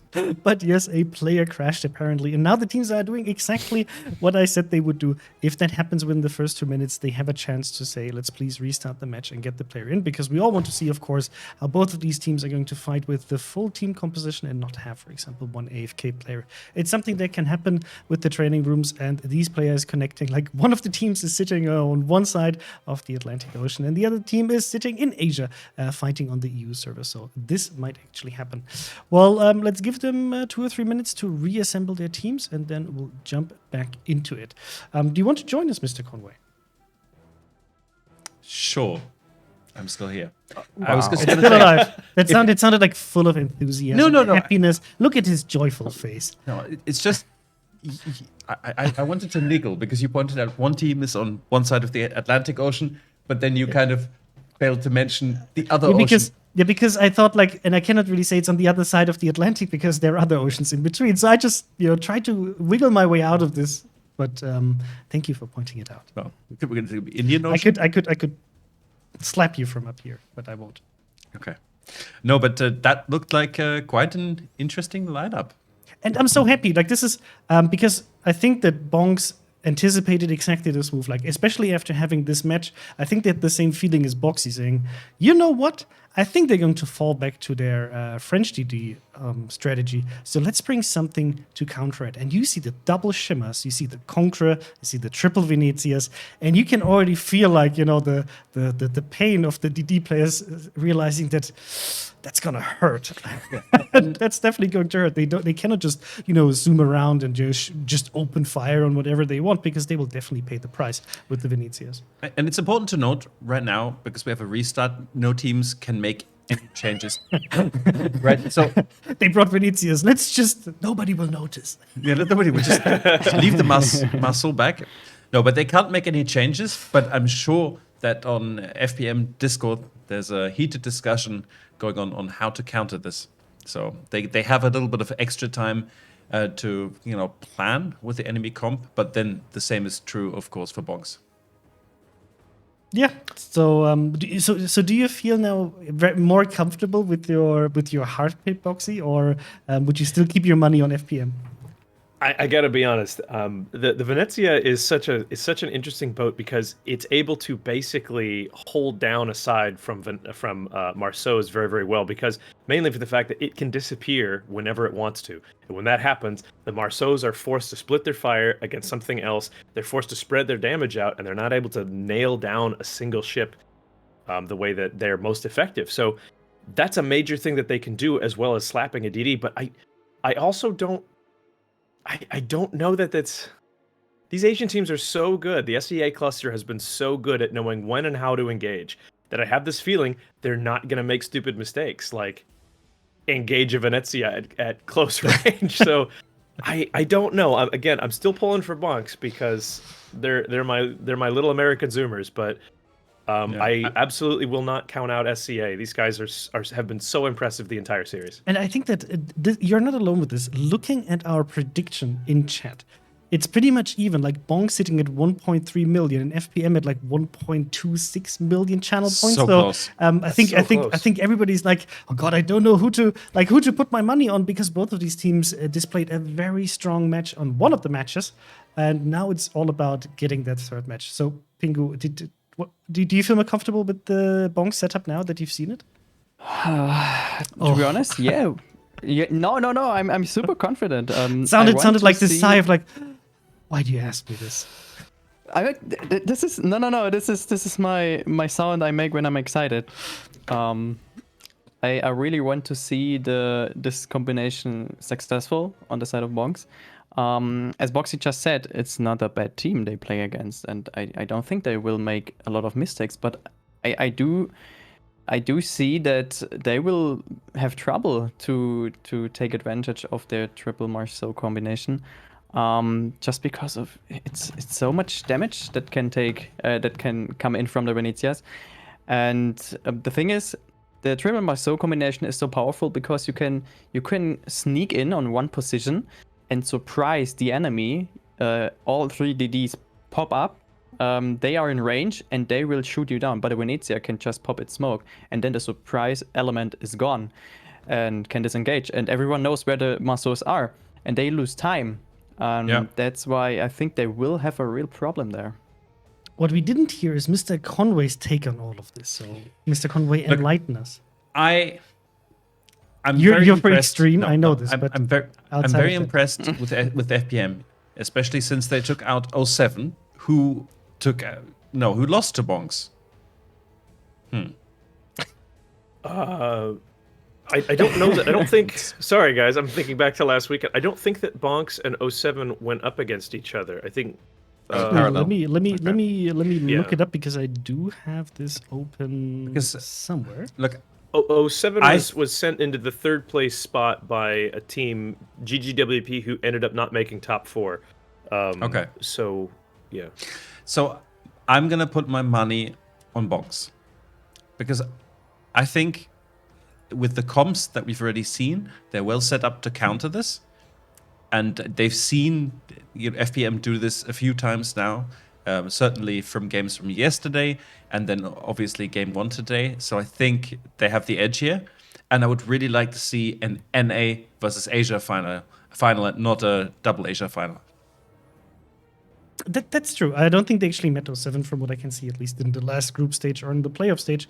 But I'm really impressed by the Asian teams, and sometimes I feel so bad for because there's also a limited amount of people from the Asian cluster that would be able to jump on the stream and talk in English, and also do it in like a in a pretty decent time zone for them, to get a bit more insights on how they play, because we've seen this over the last few King of the Sea internationals, that the Asian teams picked up very, very quickly what to do in these internationals, and now we can see how strong they are, right? War has been there already last time, and they were very close to winning it, because if I recall correctly, there was a 3-2 by BanCV against War, taking it home. It shows you how strong the team is, and FPM, kicking out teams like KISS. Game starting. So have fun and good luck. Enjoy. All right, let's try this again. Welcome back, Warshippers, to the decisive game of this best-of-3 match between the North American second-place team, that's Bonks, and the Asia second-place team at FPM. Spawning here on the north side in green, Bonks fielding Conqueror Yamato, triple Venezia, Moskva Daring, and fronted by double Shimakaze. Stats, what about FPM? FPM, of course, these teams have to bring the same ships after a restart. So FPM again fielding Ohio, Kremlin, Des Moines, Venezia, Stalingrad, Daring, and triple Marceau. Now, at the end of that, when they saw the failed start attempt, they will, of course, have seen the enemy lineup. So both teams will have had a chance to have a little chat. So they may have slightly altered their tactics based on what the enemy team has brought. But the deployments actually look... Actually, no, I take that back. They've changed. FPM have changed. Yeah, FPM Yes, have FPM taken has changed things up. FPM have taken double Marceau daring the other way instead of the triple Marceau that they were taking over to Alpha before. So that has actually changed things up a little bit. Now, you have to wonder if that's in response to the restart, just to make sure, right? Just to cover themselves. Just in it could be. case. It was a Bonk's restart. It was actually Correct. one of Bonk's destroyers that crashed. So each team gets one restart during a series during the first 2 minutes. So Well, we'll see how Go on. Go ahead. The double Marceau is heading over towards Charlie, and they will, as usual, those French destroyers, very, very fast. They will get into Charlie, they will cap, and then they'll either stay there and do some spotting for the Stalingrad and the Des Moines and the Ohio behind them, or they'll turn around maybe and head over towards B, help out the daring. Kokone's daring is going to hold back the B cap. He snuck onto it right before Battleship Nagato finished converting it for bonks. Early Marceau into A. That's Munan. He will pick up A before Todd Howard's as Shimakaze can step onto the cap. Actually, Todd might have been able to prevent that, but looking like he wants to rather reverse in and flip it back now that the Marceau has moved on. Now, something interesting is that FPM have two radars. They have a Stalingrad and they have a Des Moines. Stalingrad 12-kilometer radar, Des Moines 10-kilometer radar, but they're both at Charlie. So Force Venus does cover most of B probably and some of Charlie from this position. But there's nothing at A.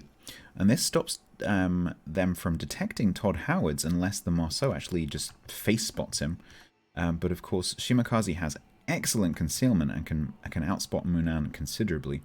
So Todd Howard's can take A back, no problem whatsoever here. Wellbow just lighting up some of these Marceaus on the top end of C, trying to let his teammates in the double Venezias do their work with that nasty SAP, but so far nothing doing. One salvo went on Roselia and they got a little bit of chip damage, but nothing noteworthy. AP rounds out from Ohio across the map, long range to turret bonk in the Venezia. Addy's actually taken a little bit of damage as well. I suspect that was from either the Stalingrad or the Ohio. Indeed, that's kind of become Addy's custom in most of the games that we see Addy play in. You look at Addy about 3 or 4 minutes in the game, it's like, well, you've already gotten shot at a few times. Addy seems to keep getting stuck in these high detection cruisers like a Nevsky or a Venezia and making it work. Both battleships missing those two salvos there. At this range, it's very difficult to land those shots because the target has moved considerably after you aim the shells. For those of you who are new to World of Warships, because I'm aware that we may have some people who've not experienced this game before watching, this isn't like a first-person shooter, so the shells take a very long time to travel across the map at this tier. You can talking anywhere up to sort of 15-20 seconds in some cases, and so you have to lead your target considerably. And if you're paying attention as the target, you can actually do quite a lot to move out of the way and mitigate that incoming volley. Indeed, I've learned more about the vagaries of naval gunnery than I ever thought possible just from playing World of Warships. Yeah, absolutely. And although this is an arcade game, it's not a simulation. It does do a pretty good job of approximating what the gunnery would be like. These shells have some physics and some penetration mechanics, which do approximate to a certain extent what the real gunnery would be like. Kokone's daring being aggressive here in B, pushing Battleship Nagato's Shimakaze back off the cap. They basically, I think they've decided they don't own C, they don't own A, they need to own B. So FPM getting a little aggressive there and trading well. Battleship Nagato declining to return fire, which keeps him dark. His gun bloom doesn't reveal him to the rest of the map. I am Nutsi V Kremlin turning into these two torpedoes here and receiving an SAP volley at the same time. That's going to take Noob down to 62 and flooding. 46 with another little shot there from Yamato, I think that was. Sergeant Hattie. So Noob in a very risky position here. Oh, but Apache takes a massive salvo in return. That's the thing about Conqueror is that she's not that tanky. She's pretty soft, but Noob is very low, and you can bet Apache is queuing up that H. No, he's got AP in the barrels. I figured Apache would be queuing up the HE salvo to follow up with Yeah, those torpedoes, try and get him lit on fire. I think the reason for that AP volley was because you've got Yamato at 90 degrees to the Conqueror there. And Oh, so, man. you know, Noob can't angle to both of them. And so if they both load AP, one of them is going to catch the broadside. That, I think... Gonna do it right here. Wow. It's going to be the FPM Kremlin. losing a battleship in less than barely 6 minutes into this game. Already down a battleship here in a decisive game 3. It's really health and power projection. They can't afford to lose this early, but it's gone. Now, I was expecting them to turn Yihua in the Venezia around and start kiting, because there's no way they're going to be able to hold A here, now that Kremlin is gone. But the Venezia are actually taking the opportunity to dip into the cap and block the points. There's no way that Yihua is going to get the cap, but they are using that smoke to turn it around and block some points at the same time. With that said, they've been very aggressive with Runis' Stalingrad. He's pushed up into B. No way for Nagato to get back in there comfortably now. Kokonia is daring in a very forward position, let's say. Well up along the 4 line in between the A and the B caps, doing a little bit of spotting. See what they do with him. They had briefly, and they did push the Marceaus back into C and steal that one back away. So down 100 points, but FPM fighting back down a ship. Notice that Yihua actually was spotted during that turn, because the firing bloom on the Venezia is quite large, and the Shimakaze was within it. So because Yihua had fired, Yihua was spotted and down to 34k here. And the Marceau now of Munan pushing into the cap to try and block those points. But Shimakaze of Todd Howard's just keeping him spotted. Munan basically daring the Conqueror and the Venezia, that's Balbonk and Apache, to hit him, and Balbonk had a great salvo. He led it right, but he just didn't get much out of the salvo. Conqueror salvo went in right there and got some damage, and I think Balbonk got a little bit out of the SAP shells. Certainly not as much as they would have preferred. Down the other end, FPM being far more dominant, they are currently holding the C and the B caps, with Venezia of Addy smoking, kiting away. Whale Biologist maybe moving in to do a little bit of spotting here against those 2 Marceaus. But of course Marceau is much quicker than Daring, so Whale Biologist needs to be very careful not to get caught out. Apache takes a Venezia torp as he tries to turn in behind Balbonk here down south of A. They do succeed. Well, I should say succeed. Munan leaves the A cap. They're gonna leave that one on the board as FPM moves out to their first lead of the game. There's a quick lead change. Down a ship, up on caps. Still anybody's game here, 9 minutes in. Venezia returning fire to Apache after Venezia and Conqueror both shot the same time in Yihua. Didn't do that much, only about 5k to the Venezia at the back there from FPM. Another AP volley going in, not doing very much. Conqueror firing HE here, trying to set fires on the large cruiser that is Venezia. Let's see if this volley does anything. Nope, little bit long there. Venezia just adjusting speed and course to juke these volleys. So it is FPM with the 5-minute lead on the points with the 2 caps ticking. So Bonks will have to do something to get one of these other points.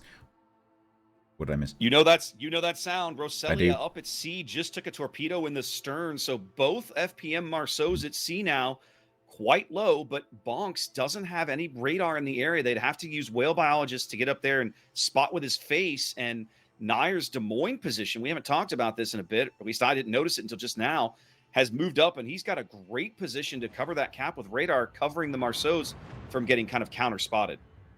Yeah, and although Nayer here is up against several ships from Bonks, this position is actually pretty safe, because although the island is quite flat, Bonks have to come right up to the island really to do anything about it.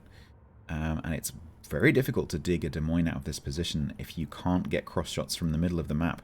And Bonks don't have any big hitters in the middle of the map right here. So Nayer, although this looks risky, Nayer is actually quite safe here.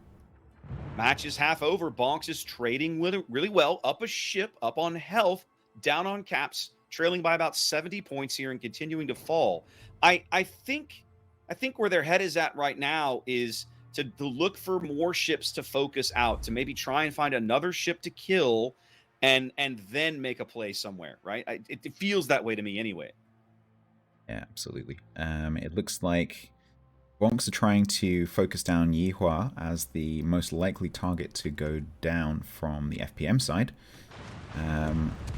Yihua smoking up, now actually outside of the smoke firing bloom range, and so able to fire. Let me just double check. Yep, so definitely not spotted within that smoke screen, able to get some good shots over towards the Conqueror. Whale biologist Daring must be radared up at sea. They're throwing all kinds of shells in that direction. They can absolutely see him. The shells firing allows them to spot Roselia, who's well spotted on the back of the A cap. Sorry, Yeah, C cap. They these don't get anything.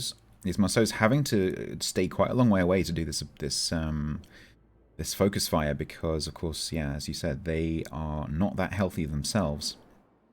Ooh, whale biologist takes some Stalingrad HE.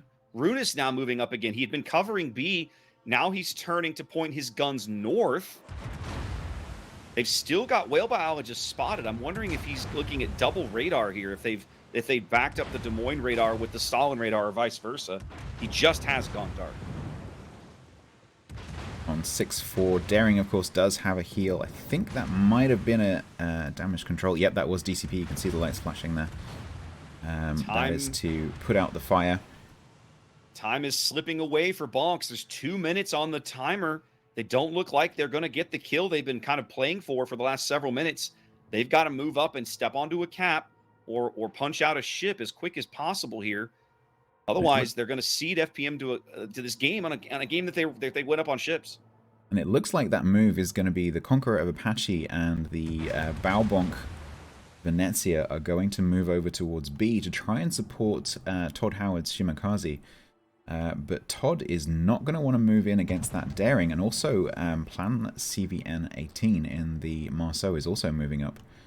And Bonks really will not want to lose the Shimakaze. They've pulled Todd off of the A cap, and now Munan is back onto it. Hang on, we've got a rush going on. A slightly unconventional rush. Venezia using smoke to rush force Runis in the Stalingrad. That's what's around happening this island. Here. Of course, Now, proc spotting will kick in.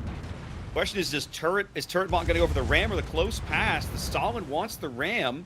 No, I think the Stalingrad is trying to get within the torpedo armament range, so that Turret Bonks can't. He has succeeded. Well, Turret, he's going to be moving up though. Turret is going to be able to ram him now, or get his torpedoes in now, unless they're disabled. Yeah, Force is being forced to run away. I wonder whether Force might have tried a reverse ram there, but Turret Bomb getting absolutely punished for this. We still haven't seen torpedoes. They're going to lose him. He's going to go out for this. It's possible that the torpedoes got broken during the engagement. Yeah. Entirely possible. 2 quick kills, and there it is. Bonks just took too long to reorganize, I think. They went up a ship, but they let FPM get too many points. 2 quick kills. FPM's going to the finals. Absolutely, and that means that Bonks will be going through to the runner-up match versus EU's Oh Boy to decide who comes third. But we will be seeing FPM later on in the All-Asia final. Back to you, Chrysanthus.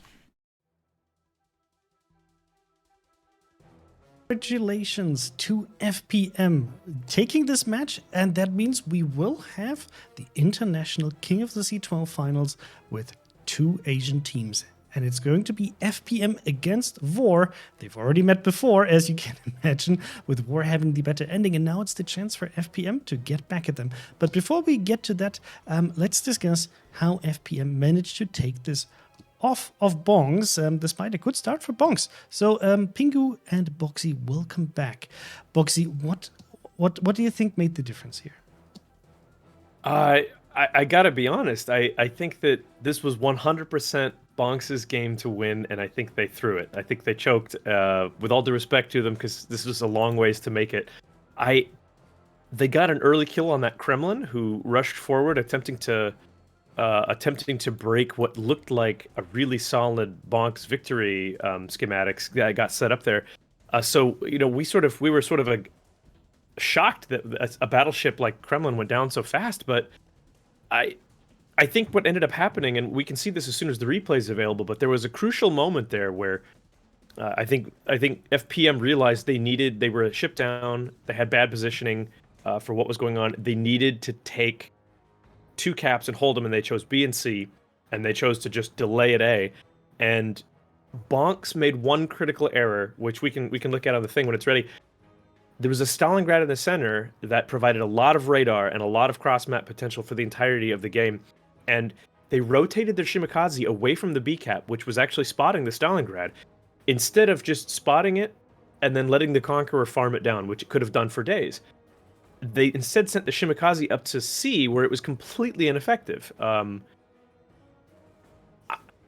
a little shocked, to be honest with you guys. When the match opened up and we saw the deployments, I thought Bonks had it. Yeah, I have to agree, and it's funny that you bring up the Stalingrad. Because I was sitting here with Conor, it's like they have to get the Stalingrad out. That's kind of the linchpin of that setup. If they remove that radar, it opens up the B cap, which they need to win, and they can kind of cut off FPM into C, and whatever's happening on A, they will have to kind of kite away.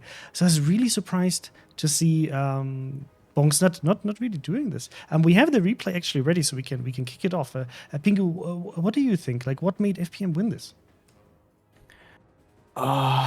It is really hard to tell because, like Boxy just said, it was such a great start for Bonks in the beginning, and there was this moment right there. There was this moment that the Kremlin started pushing and supporting the D in the middle to gain control over the middle cap, but at the same time we were discussing why this Kremlin would be pushing to this position right there. It's such a I don't know, it's super dangerous. And then he got pushed out of this position because of the torpedoes coming in from the Shimakaze right there.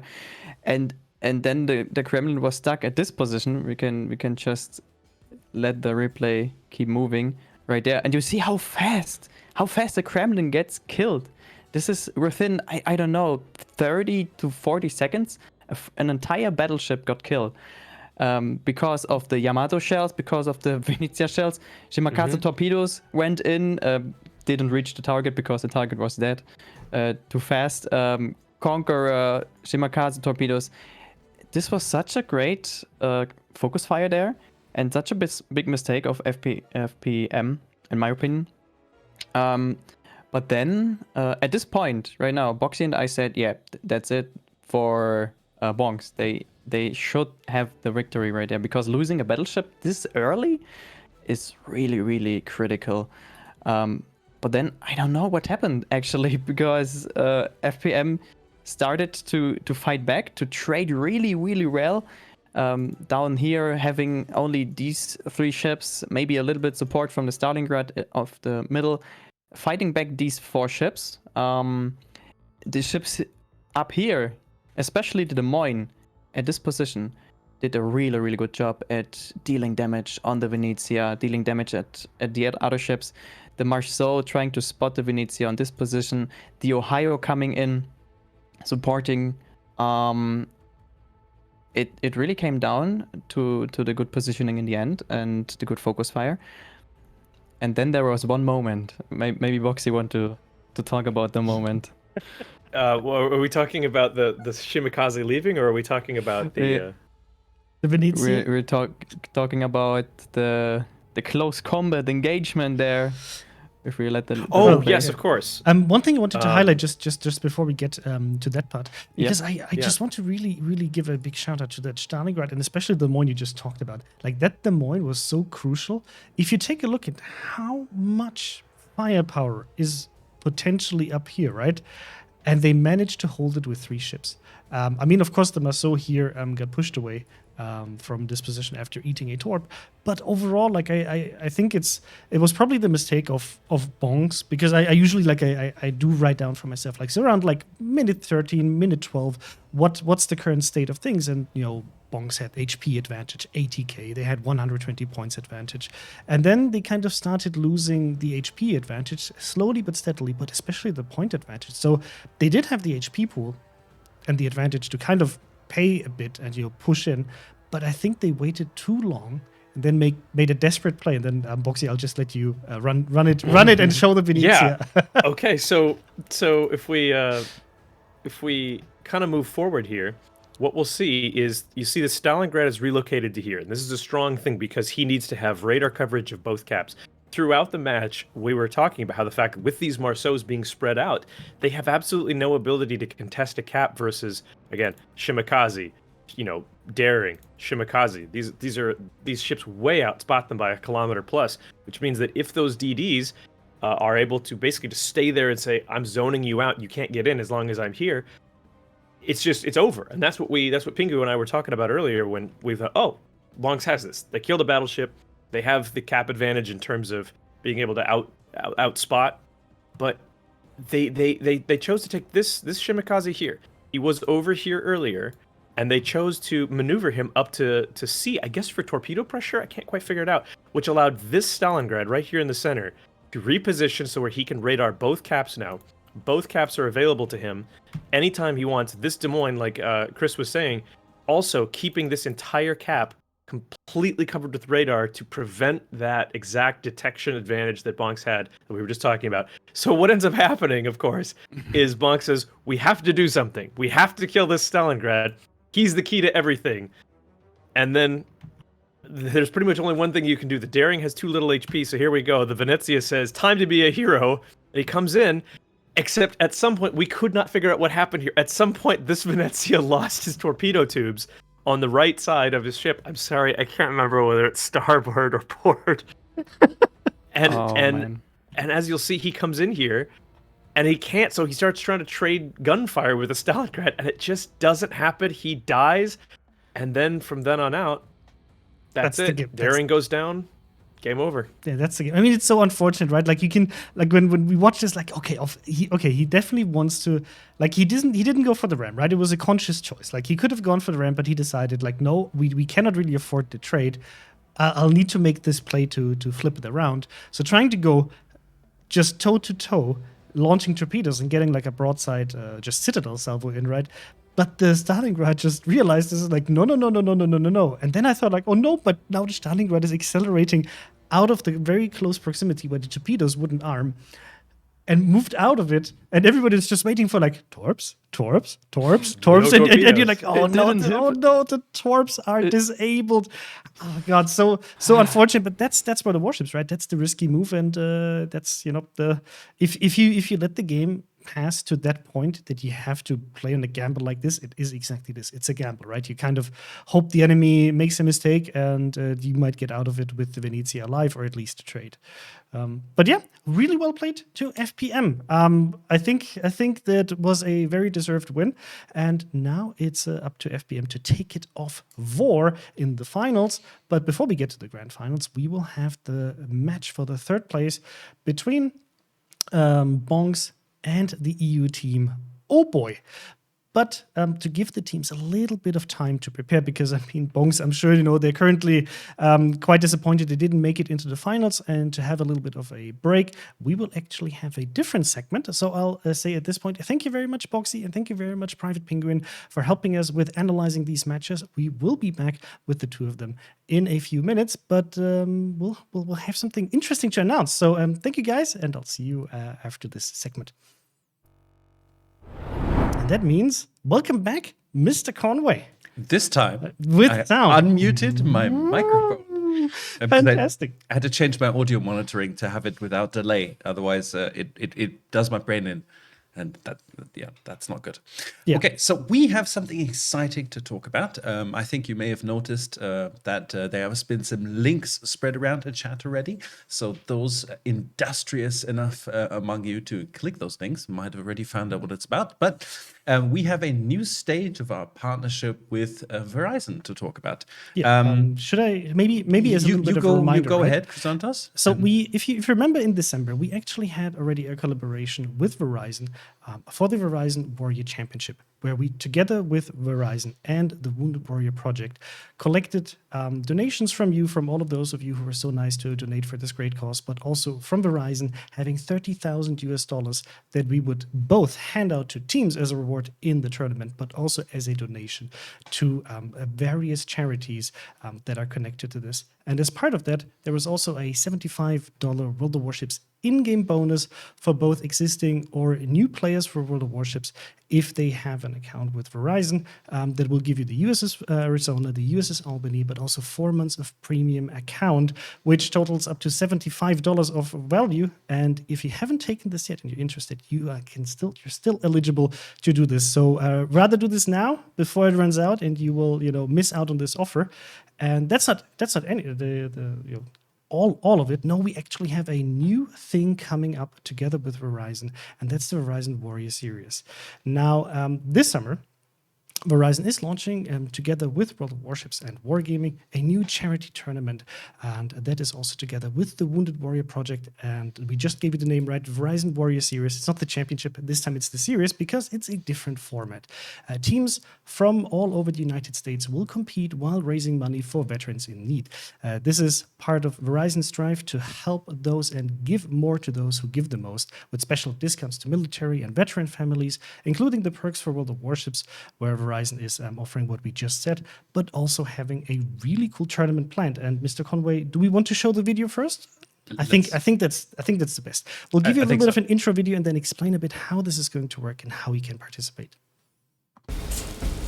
Attention all U.S. World of Warships players and veterans. We come to you today with an exciting announcement. The Verizon Warrior Series is approaching. This summer, Verizon's new World of Warships charity campaign will welcome teams from across the country to show their skills on the virtual seas. And you could be part of the action. You'll be fighting for a great cause, veterans in need. A $100,000 prize pool will be donated to military charities. But that's not all. Verizon is joining forces with Wounded Warrior Project to turn every stream and match into a donation drive for injured vets. You can do your part by enlisting today or simply by tuning in on Twitch. Those who make the cut will be enlisted in exclusive training sessions. Then they'll face off in a series of high-stakes battles. Ships will be sunk, heroes will rise, and in the end, one team will be crowned champions.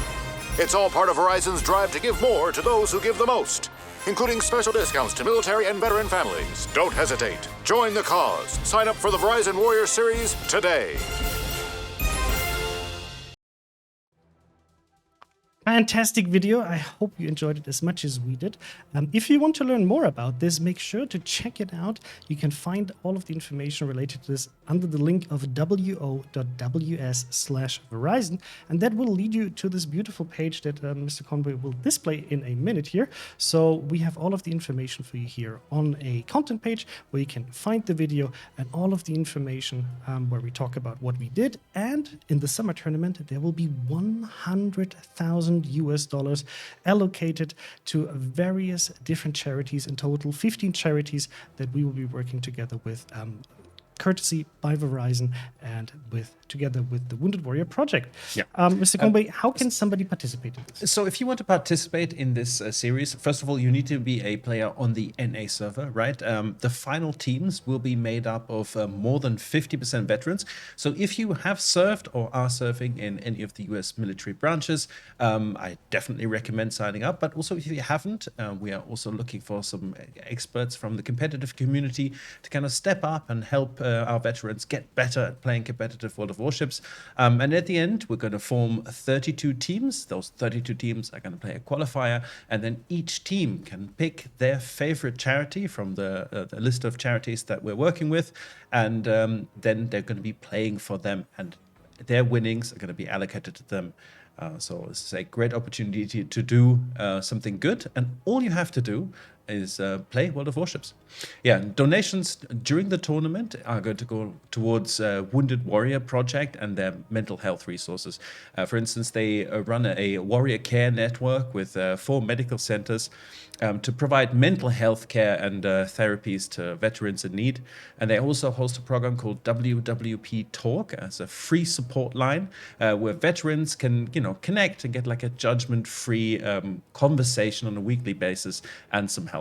And programs like this, they get veterans the support they need to feel their best. And so you can show your support by signing up to the Verizon Warrior Series. We're also going to be posting links in chat frequently.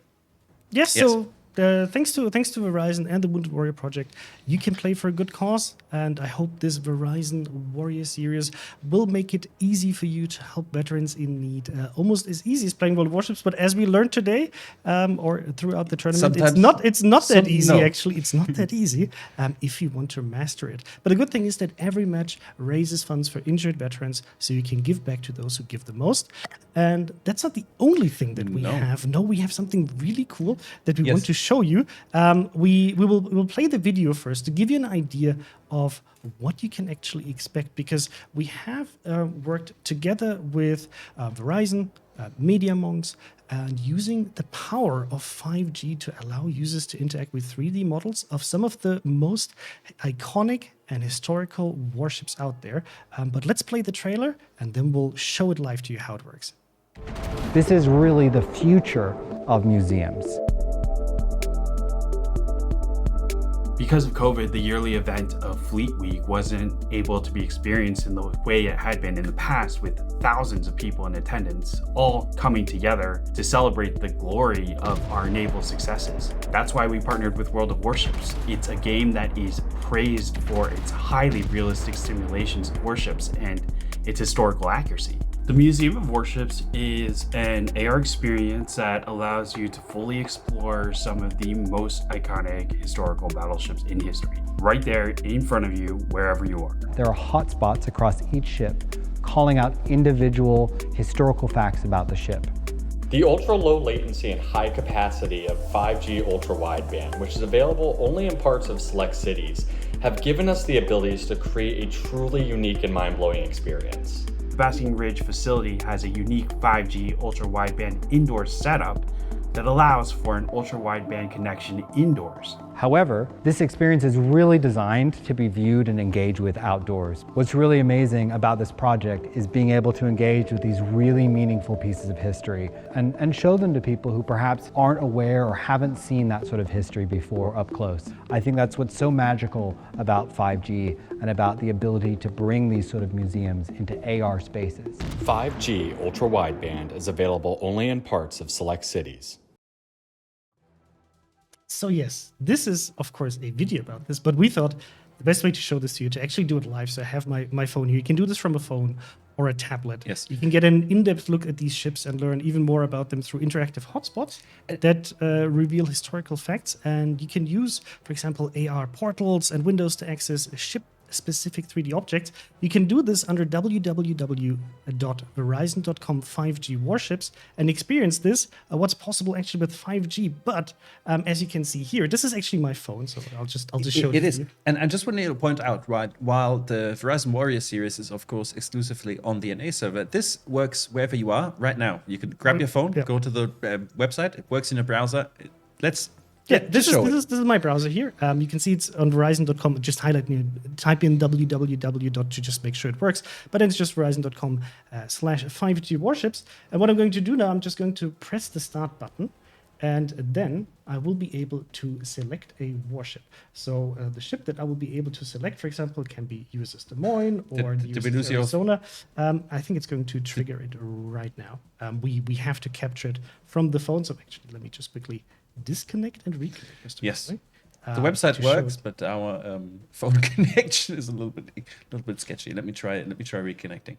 Okay, so the great thing is you can select currently there are 4 ships in there. For example, the USS Des Moines, you can see it right now. You can also select the USS Arizona, which is one of the ships you can get from the amazing offer from Verizon. You can also select the HMS Belfast that you can find in London, right? And then we have the USS Missouri, one of the most sought-after ships in World of Warships. It's unfortunately not available right now, I know, chat. But let's maybe take a look at, let's actually take a look at the USS Des Moines as one of the ships that we've seen being fielded very often today in the tournament. So what happens here, of course, it will load. If you have 5G, the loading will be faster, but you can see it's currently with Wi-Fi, and it's pretty fast. And then this is augmented reality, right? So this is one of the few times where I get to show you the actual streaming room here. This is, by the way, the setup that we're running. So we have all of this stuff here. And now the question is, how to use this? Very simple. You select an area, like here, for example, the table. I hope it's clean enough for you guys. So I'll just drop the ship here, and suddenly it will appear. And then you can take a look at the actual ship through this. It's now floating on our desk, and you have different areas that you can hover over and you can aim at. So, for example, one of the 3D objects you can see hovering over this is the brass shell.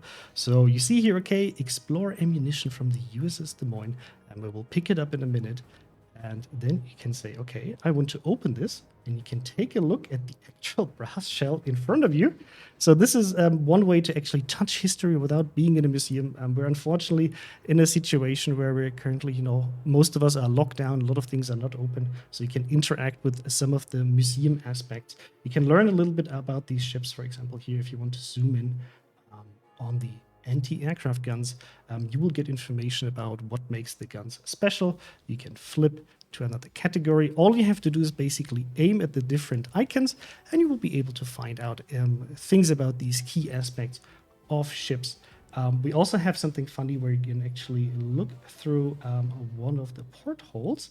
So let me just aim at it and not frack it up. No, we don't want to do that. We have a cinematic window, so we can actually look through this, and then this will look very familiar if you look through it, because yes, this is in-game footage of World of Warships.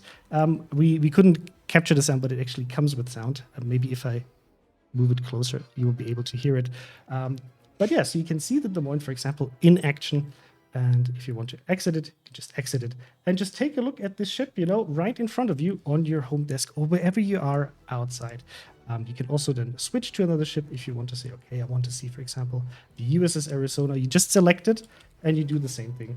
It will load and you can play around with it and replace the Des Moines with the Arizona at home, for example, on your couch table or wherever you want to have it, with a very beautiful ship. One of my favorites, by the way. Has a great punch and looks very pretty. One of the interesting things here actually for the ship would be, for example, the ship's bell that you can open just the same way as you were able to do this with the brass shells. Or did you know, if you zoom over one of the turrets here, that the turrets of the USS Arizona were actually salvaged and put on the USS Nevada and then put to use to fight back against the Japanese home islands. I didn't know that. But I think it's a great way of learning a little bit about history, right? And getting in touch with it through this app. So, yeah, I hope you're going to enjoy this. You can do this at home right now. For example, if in one of the breaks we talk too much for your taste and you want to see some action, you can just use this app at home and have some fun with it. So, Conway, I'm going to disable this now. So it will go black, I guess. So yes, sorry. I actually, in the background, had to, of course, prepare for our upcoming game of Bonks versus Oh Boy, because it is going to be starting. I just had to tell them to wait a few minutes for us. Sorry, but it's going to be starting in 3 minutes. So I think it's time to get our casters back in. Well, but, before we go, I just want to say thanks for tuning in and letting us have a quick chat about all things Verizon. Remember, if you would like to compete in the Verizon Warrior Series, head to wo.ws/Verizon or click one of the links in chat. And don't forget, if you are living in the US and you are a Verizon customer, or maybe you'd like to be, you can get some nice free World of Warships swag. And if you're a veteran, check out their special military offers. Thank you. Thank you, yes. Let's bring from one tournament heading to another tournament back to King of the Sea. Yes. Let's bring our commentators back in. Yes. So, welcome back. Private Pingu is currently not Pingu. We can change it. There he appears. Oh, thank you. It's really tricky sometimes, guys, because we're capturing everything from this place, and we have so many guests with this whole digital setup that we kind of run out of space. We need to sometimes cover. Unfortunately, Pingu, because Pingu is on my PC here, and it's where I can just drop stuff onto that display. It's okay, Pingu. You have. I thought it was my mistake there, but thank you for the. You had the microphone muted for like a few seconds. You're out of the broadcast immediately. Wow. bullied by Chris. I'm not the only one. Yeah, so now we get to head into the match for the third place, and I'm sure that Bonks and Oh Boy are both quite sad that they couldn't make it into the finals, but now they of course want to get the money for the third place and get the bragging rights for at least winning the Atlantic match. And having the bragging rights either for the EU or the NA server to say, well, we beat them. Yeah. Well, yeah. Yeah. There's just silence. It's like, yes, okay, what are we supposed to say now? No, let's take You know what? Yeah, please go ahead. Looking at the ship bans, thank you, Mr. Conway, we do have Bonks banning the Kleber and Oh Boy banning the Nevsky. Not really a big surprise here, but both of these teams seem to be happier without these ships in the enemy lineup. Nothing surprising here. What do you think, Boxy? Well, noticeably absent from the bans are Marceau and Venezia. The question remains: is one of these two teams going to decide? Will one of them decide to sort of pick up the SEA cluster's mantlet and run a Marceau heavy comp? Especially now that Nevsky is banned. Moskva obviously can be a decent substitute, but nothing quite beats Nevsky for the open water, high velocity, high DPM place that it has. Penguin? Exactly. Yep. I think we will definitely see a clip gearing this time on the side of Bonks, because we've seen it in a lot of games we've seen with Bonks, or especially in A teams that they use the gearing and the smoke train tactics there. Oba is now forced to play another ship composition without a Kleber, but they will switch to the Marceaus. I think at least one or two, maybe. I have to jump in here because the game is starting. So very quickly, Pingu, okay. your pick. I say Oh Boy. Okay, Boxy. I'm going with Bonks. Okay, I have to side with the EU team here, so I'll give it to Oh Boy. Chat, let us know who you think is going to win. Then we'll head over to the game. Enjoy it and let the better team win.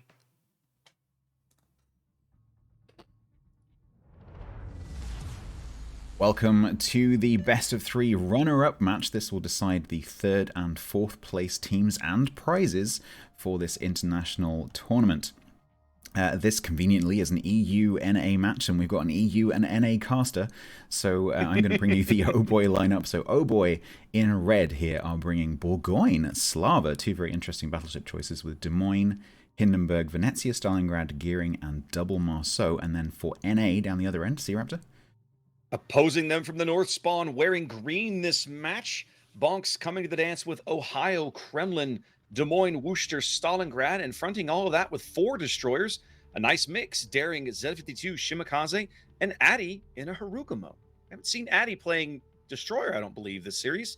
No, I think it's been mostly Venezia, I think, for Addy. So a little bit of Venezia and a little bit of Nevsky here and there. Yeah. So, nice to see Addy in a Haru, although arguably it's fulfilling more of a cruiser role.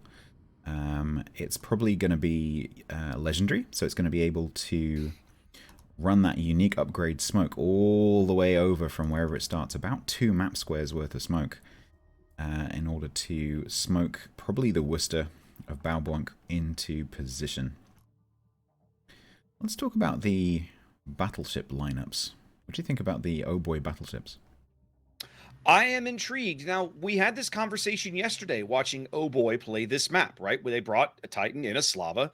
They paired him up with the Stalingrad, just like we're seeing them do here at B on kind of the southeastern corner of the cap circle. But Titan did not play in this very long. What you're seeing them do, and they're doing the exact same thing with Pink Camouflage, they're moving Pink's Marceau out very aggressively. He's all the way up on the 4 line. He's looking for early spots. There he goes, taking a salvo on Apache's Kremlin, looking to punish these ships as they try to push down the 2-3 line and get into position. Looks like they might get some success here. They get some success, not catastrophic. About 10,000 damage into Apache there early. But yesterday we saw Titan stay here a bit. He took a couple of salvos, and then he turned north so that his guns were pointing up to the sea cap. Yeah, that Slava's central position is designed to catch the broadsides of the enemy ship as they go diagonally across towards A and C. And so, after Eternal Titan has taken a couple of volleys at that Kremlin, as you say, probably going to turn north and look towards where the Des Moines of Azuki and the Ohio of Hattie are. Stalingrad, Pod Nike taking a bit of return fire there on Eternal Titan's behalf, down to 58. Marceau dodging the Shimatorps, just doing a survey of those Shimatorps. Yep, there's still 15, so Pink Camouflage is quite safe.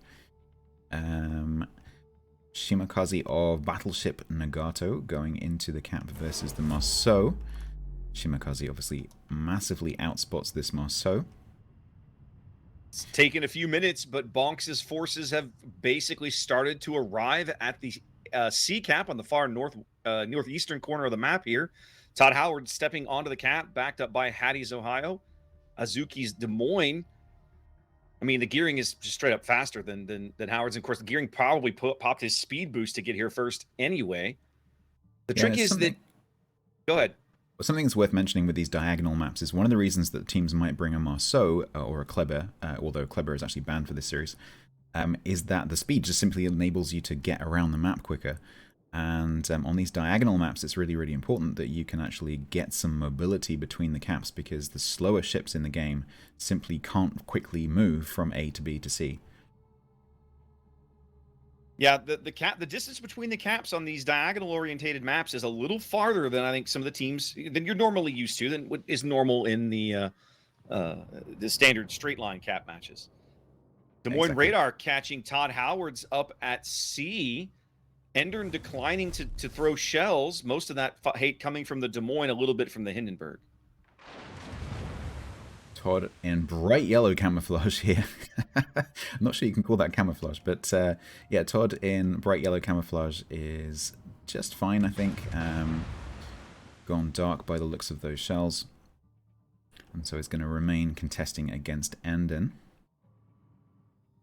Points lead gradually growing for Bonks here with these two caps, although I notice pink camouflage in the Oh Boy Marceau is going to move into B to block that. They do have the Stalingrad Bonks of Turret Bonk above the cap to radar. Yeah, we saw them do this yesterday. They brought pink out very aggressively for early spotting, and then once they basically surrendered the B cap, and then when they decide they want to move pink back in to pick up the B cap, they pop the Stalin radar to force back whatever destroyer might be in the area long enough for pink to flop the cap around, and that's exactly what we're seeing here. Very coordinated play from Oh Boy, and it's so refreshing, right? You get used to so used to playing randoms. When you see teams really playing well coordinated, it's like, ooh, this is nice. Whale Biologist was radared there, and I think Pink Camouflage was radared in return, so both of those destroyers in the middle taking a little bit of damage. But both Stalingrads also taking the heat. They're both down to 53. So pretty symmetrical here on the B cap. Pink Camouflage taking another late hit there. Whale Biologist getting reoriented. He'll be back onto B momentarily. Bonks working about 140-ish point lead or so here with 6 minutes gone in the first game of this best of 3. Battleship Nagato in the Shimakaze was being pretty aggressive there, trying to get its 15 high damage torps down onto the Venezia and the Bourgogne down on the J line. But Battleship Nagato has torpedoes incoming from Marcelo Pello. One. Yeah, just that could have been worse, but that's not good news for Battleship Nagato in the Shimakaze there.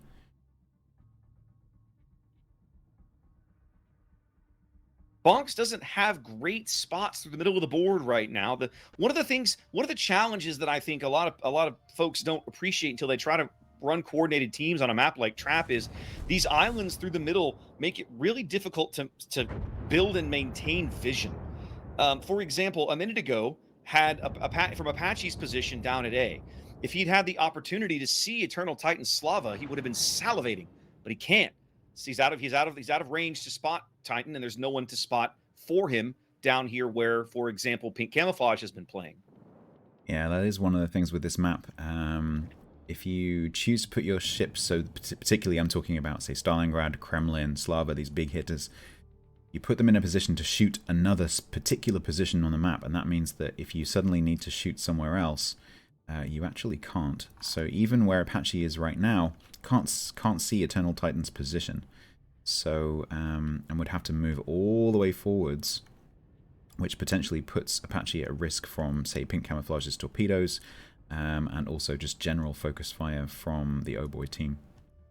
Bonks up over 250 points here very early, but not trading as well as we've seen them do in their earlier series, down about 50,000 HP. Turret Bonks, Stalingrad getting quite low in the middle of the board, and Battleship Nagato has been very harassed down here at the A cap by both of these Marceaus. He's on about half HP, but that's never a comfortable place to be as a destroyer.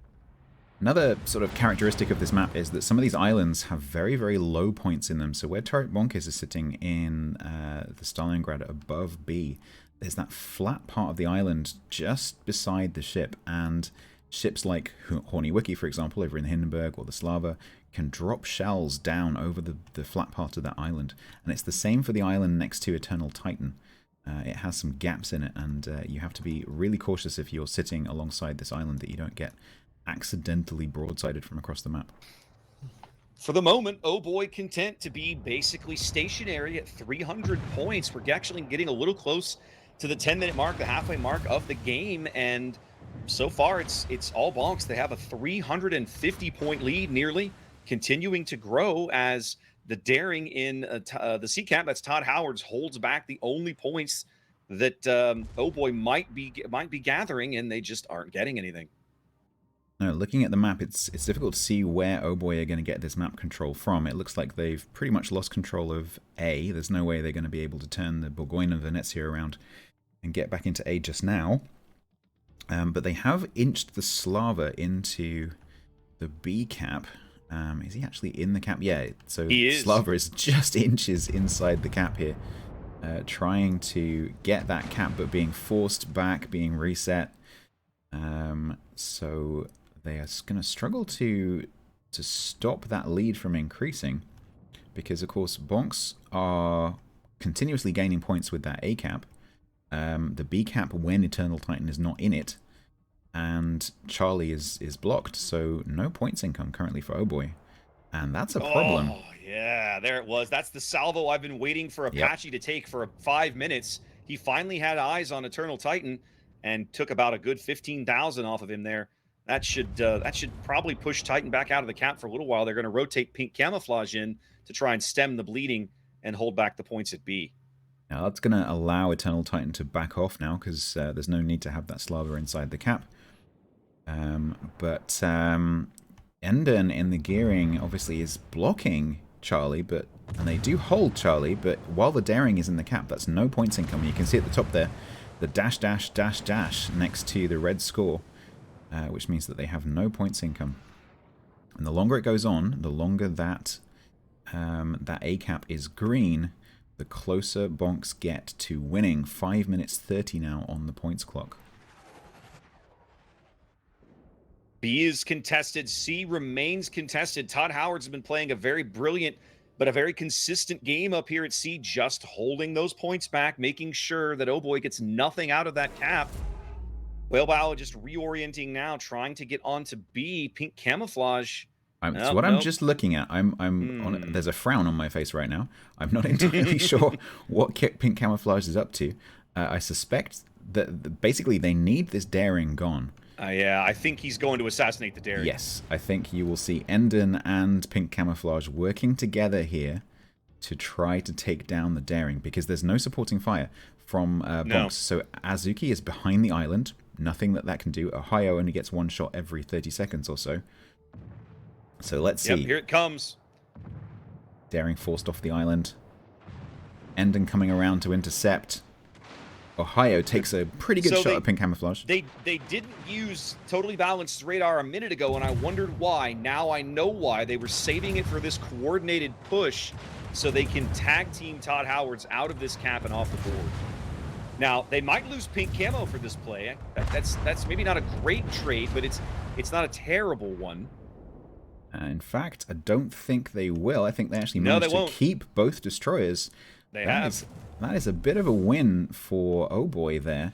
Very much so. Now, don't forget about Azuki. Azuki is up here, right up at the top. So Oh Boy will be well aware that they've got this Des Moines on their broadside, so they need to be very careful of that. But that does give them some points income. Not enough yet. But for more than 10 minutes, Todd Howard's did a brilliant job of holding back those points and really allowing bonks to build up a nice lead here. Nearly 400 points with 7 minutes to play. So in order to win, which currently they are not, Oh Boy need to do something with B. They need to, first of all, not lose Pink Camouflage, who is currently taking on fire. Pink Camouflage really needs to get behind this island, stem that hit point pool loss. They're also moving Max's Bourgogne into the B cap. You seeing this? Yes, I am. Bourgogne, well known for its robust armor scheme and tankiness. Is that right? No, that's yeah, wrong. totally. It's That's absolutely wrong. this is basically so I always joke with Killabin that this is a level. Sorry, he says that this is a tier 12 cruiser. So Yeah. it essentially plays like a cruiser. It has quite a low health pool, but it's very fast. It has a reload booster. It can hit hard, but it needs to be very cautious when it's facing things like Kremlins, for example. Both teams taking up a cap. Whale biologist and Pink camouflage now in a duel. That means Pink is lit on the surface as he fires his guns, drawing a salvo from Apache. Nothing. When returning fire, not coming under much heat yet, but I'm expecting Bonks to punish Max for being in this central position as soon as they can. As a team, Oh Boy still has a small health advantage, but overall, it feels like they have more ships that are perhaps a little under threat. I'm really talking about the Marceaus, right? Because the Marceaus are very, very low. Well, Goyne is making, I'm not going to say a mistake because he didn't know they were coming, but the Shimatorps are gonna, I think, this is gonna hurt bad. He's taking three, four, 5. Oh, he's going out. Oh, that's a huge kill for Bonks because now they catch up on ships and they retain control of the B cap for the moment. Yeah, Battleship Nagato definitely will be celebrating after that massive You know what win. else? This torpedo salvo might be in the competition for the best torpedo salvo of the tournament. Okay. Look at Eternal Titan. Yeah, of course these are 20s, so Eternal Titan These is are doing 20s. that. Yep, He's Eternal taking Titan one. is doing that thing of saying, "Oh, they'll stop." No, they'll definitely stop. Oh, they're not stopping. Yeah. Yeah, no. Well done to Battleship Nagato. A brilliant Shimakaze salvo. I think it's going to seal the deal for Bonks. I just don't think that Oh Boy can make an impactful play in the time they have left. No, Oh Boy need to get forward into that B cap, but with a couple of ticks left, maybe like 4 ticks left on the clock. They do step the Marceau onto A. The Marceau is an A. The Gearing and the Slava may just about get to the boundary in time here. 992. Running out of time. It's going to be close. 996. That's 2 ticks. 1 tick. They do block it on 998. They just barely, by the skin of their teeth, able to step onto this cap and just see if they can make a play. But man, they can't lose a ship. They can't leave the cap. Every ship that comes into B now or A has to stay for good. Yep, absolutely. An Eternal Titan in the Slava. Again, not the tankiest battleship choice. This is what I was saying right at the beginning of the match. Like Burgoyne and Slava, okay, they can hit hard, but not Apache, tanky. Yep, Apache and the Ohio seal the deal. Bonks winning game 1 here, looking really solid. I gotta say, I think the thing that surprises me the most about this game was sort of how long they allowed Todd Howard's daring to just thwart them and thumb his nose at them at the C cap. Yeah, I think they've executed that plan a little bit earlier. They may have been able to get through B and been a bit more effective. But this is a best of 3, so we will be going back to the studio now and to wait for the teams to reset, and we will be going 1-0 Bonks Oh Boy.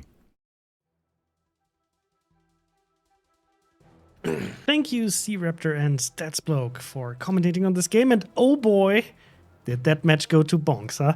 Let's discuss with Pingu and Bugsy about this match and see where it was the pick of Bonks, right, Boxy? So kind of like home turf for them. But what made them get that game?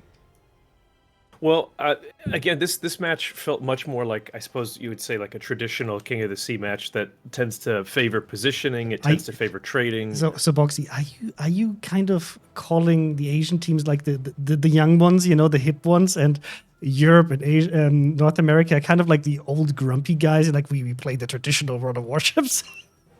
I guess so. I mean, this is how it's supposed to be played. This is how it was played 2 years ago. Back in my day, we walked 2 miles through the snow to get to the B cap, okay? And now you walk in here with your fancy Marceaus and you just think you act like you own the joint. No, I've been recently called a boomer because it was revealed on my stream that I'm 36 years old. I don't look like it, but I'm 36. So yeah, I feel like I'm an old man now. But it was really good positioning, and as Pingu and I'm sure we'll talk here after we get our replay, that there were a couple of really, really specific moments where big hits resulted in losses that Oh Boy just couldn't quite come back from. But Oh Boy played an excellent game, and it could have gone either way, I think. So Yeah. Exactly. It was super close, and I was surprised that they managed to stop the points from ticking to 1,000 just in the last second. Would have been really great to see a comeback there, but yeah, oh boy, was just not strong enough. Just as Boxy just said, it could have been either way. There was one moment we will see in the replay later, which was really critical for Oboy there. I think you all have seen it, the Bogon in the middle, taking all those torps. We have to mention those torps are 20-kilometer torps, so they will be spotted pretty early. But if you have a battleship sitting broadside, I said Caught in the turn. Yeah, I said as a Boxy, for DDs, the 20-kilometer torps are not a big deal because they spot A so early and they are fast enough to accelerate. But the battleship sitting there, oh man, that hurts. We don't have the replay yet. No, I think. But, I mean, No. it's interesting because for Oh Boy, their strategy has worked in. I think every single time I've seen Trap, Oh Boy actually won with a little bit, let's say, weird picks. For example, pushing, like having this lava in the first place. I usually don't see Slavas being brought just because it doesn't really give you what you're looking for in most of the competitive matches. But they had a really good spot for it, usually on the B cap. And the replays here. Thank you, Mr. Conway. So you can push the W button and then we can start watching the actual video. So let me quickly just open it here and then I can do this. By the way, if you want to do this with your own replays, you can actually do this at home. Because this is not like a fancy wargaming tool that is not, out there and not being shared. No, it's actually developed by one of our community members, not your father. And you can just, use it as a bot on Discord. If you want to learn more about this, you can head to the Dark Lab Discord and find out more about this. But it's a really cool tool. I've seen some really funny Reddit posts. Like, for example, this morning was an AFK Hipper winning a match. If you haven't seen this, like head to Reddit. It's a really funny post. I found it very hilarious, and you can just do this with your own replays. So definitely do this. So yeah, let's take a look at how the teams deployed and how they managed to win this. I was really impressed by Bonk's performance on the A cap, and what do you think made them so strong on that cap compared to Oh Boy? I mean, right out of the gate, the obvious answer is Haragumo, very likely with legendary smoke, giving it a long smoke generator. I forget whether the duration of the actual dispersion happens or whether the duration of each cloud gets increased. But two flamethrowers in the form of a Haragumo and a Wooster, that are able to outspot the Marceau because of the Shimikaze stealth. It's such a difficult thing to try and stop, and the Marceau not having great torpedoes on its own. Maybe, that was a difficult thing for Oh Boy to be able to contest, and that sort of left them with C, which they actually did a very good job of keeping at most of the game. And then B, which they kind of struggled against the Z52. The Z52 has, sort of poor man's radar with that 6 km hydro. So, yeah, it was definitely the smoke train that allowed Bonks to take and keep A. Yeah, I was surprised to see there was an engagement. I think we're going to see it a little bit later. Like big props to the daring. They're holding it for such a long time, the C-Kip, and just blocking it. But there was a situation, I think it's around this time now when the gearing is going to spot the daring. And we'll see the Des Moines backing up and catching the daring while it's trying to get in here, because he was just playing around this island. And the gearing of Old Boy, I think it was Agent Endrum, he was able to spot the daring. He smoked up and kind of broke the line of sight, because with the Des Moines and the Hindenburg there, they would have potentially been able to take out the daring, but they didn't, and it took them then additional minutes to actually get it back and get the points ticking. The point advantage was really what made it so nice for Bonks to be able to just kind of passively defend it, not being really forced to make any mistakes and rather putting that pressure on Oh Boy. So. Yeah, definitely. They had the caps for so much longer, and there was such a big point lead in the middle of the match. What Boxy pointed out there, as we've watched the game. You've just seen the daring. There was full life in the cap, and just got blubbed. We can go a little bit. Yeah, it's just in this. Is this like 5 seconds? It's I 10 think 10 seconds, 10 yeah. seconds interval. 10 seconds. Full I to mean- 0 in 10 seconds. Bam. He got radared by the Des Moines radar. And there was a Marceau and the gearing, and they did a really great job at putting out this daring there. But in the end, it was just too late, I guess, for Oboy. They were not able to come back to the A-cap. They did a really good job. Bonks did a really good job with the Shimakaze making use of the concealment, the good concealment, trying to outspot the Marceau, pushing back Venezia and the other ships. And so they won the A-cap. What I think was really, really funny was the Bourgogne going into the cap, trying to build a crossfire on the Kremlin, I assume. Try to build a crossfire on the Worcester, maybe. And simply blocking the cap with its full HP. And then something happened. I pointed out later on. Watch you this have to be careful. Bourgogne. So, the Bourgogne is almost full life, and within 10 seconds, he's kind of dead. Yeah. Got sent to horny jail. Yeah, but he got sent to horny jail, and that broke everything apart then, because no ship was blocking the cap in the middle. Then they lost an entire battleship, and yeah, they tried to come back, as we see right now, right in time. And I started from scratch. Right in time, they make it into the cap, but they had no chance. The Slava went into the cap.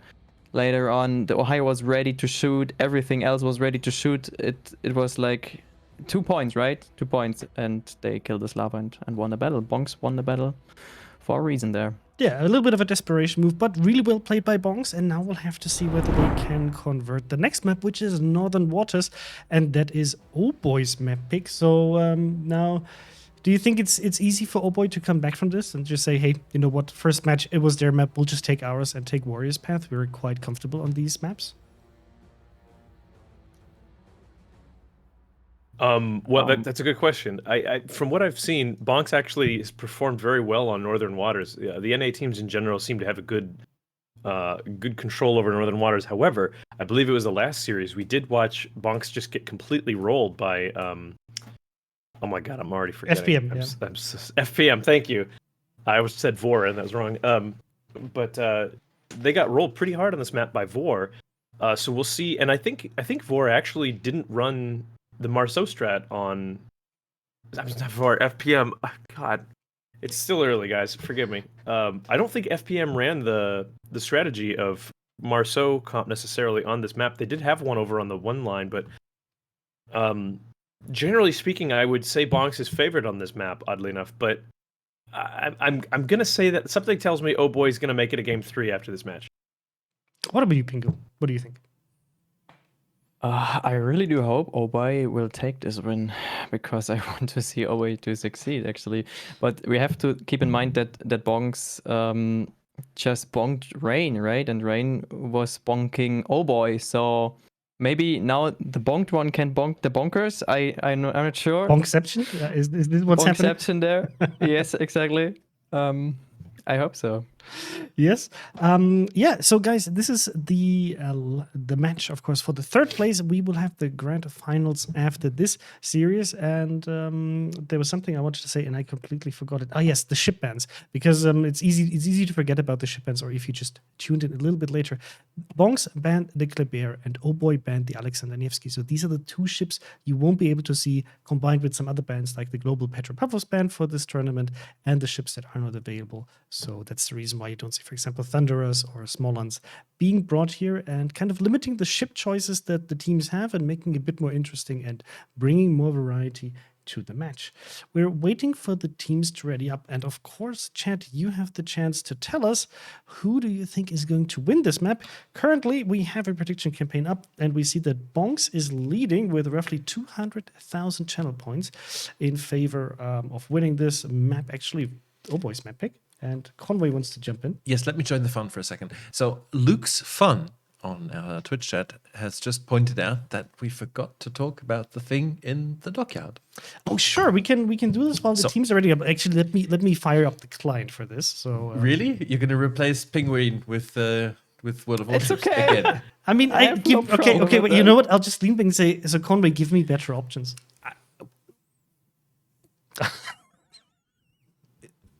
I'm just gonna tell it. I'm just gonna say, like, But we don't need to show them. So I would the li- dockyard, I'll the just- dockyard, I just- the I want to dockyard show for it. ZF. Sorry, the dockyard for ZF2 obviously lets you build ZF2. Once you complete ZF2 through the dockyard, you get ZF2. And ZF2 comes with this beautiful decorative parade camouflage. Now, you'll notice that the parade camouflage has signal flags all over it that, of course, aren't available or aren't displayed in battle because of, fire hazard reasons. But those signal flags, they're signal flags.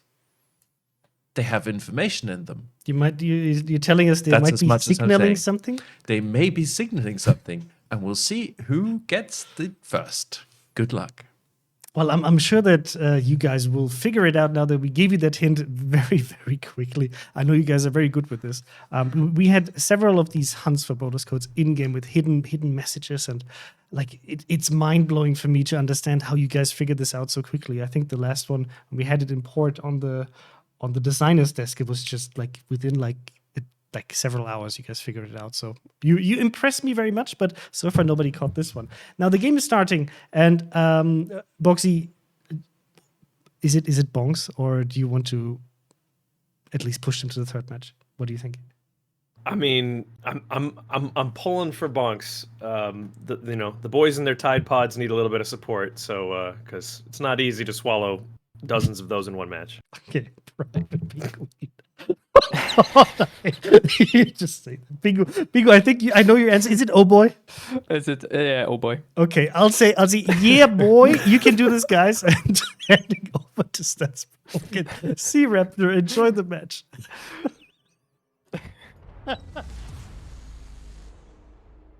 Up a game in their quest for a larger share of the $30,000 prize pool, Bonks comes to game 2 here loaded for bear on northern waters.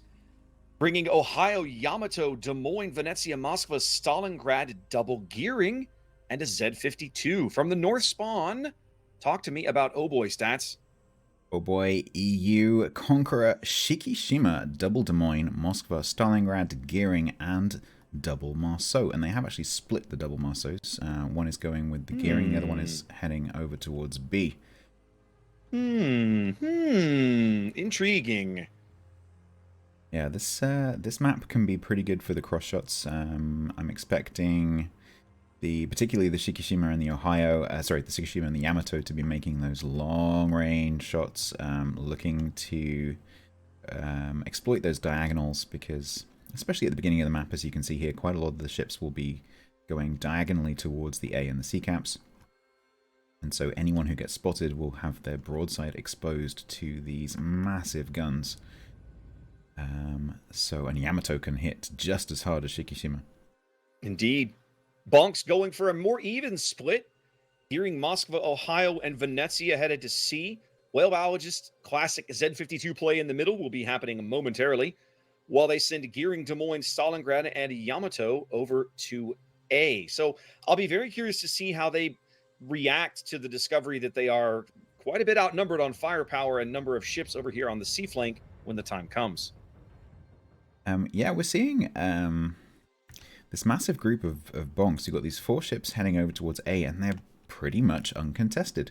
Totally Balanced is way up on the B line, expecting to kite. So Oh Boy definitely going for more of a BC strategy here, whereas Bonk's going for all 3 caps at once.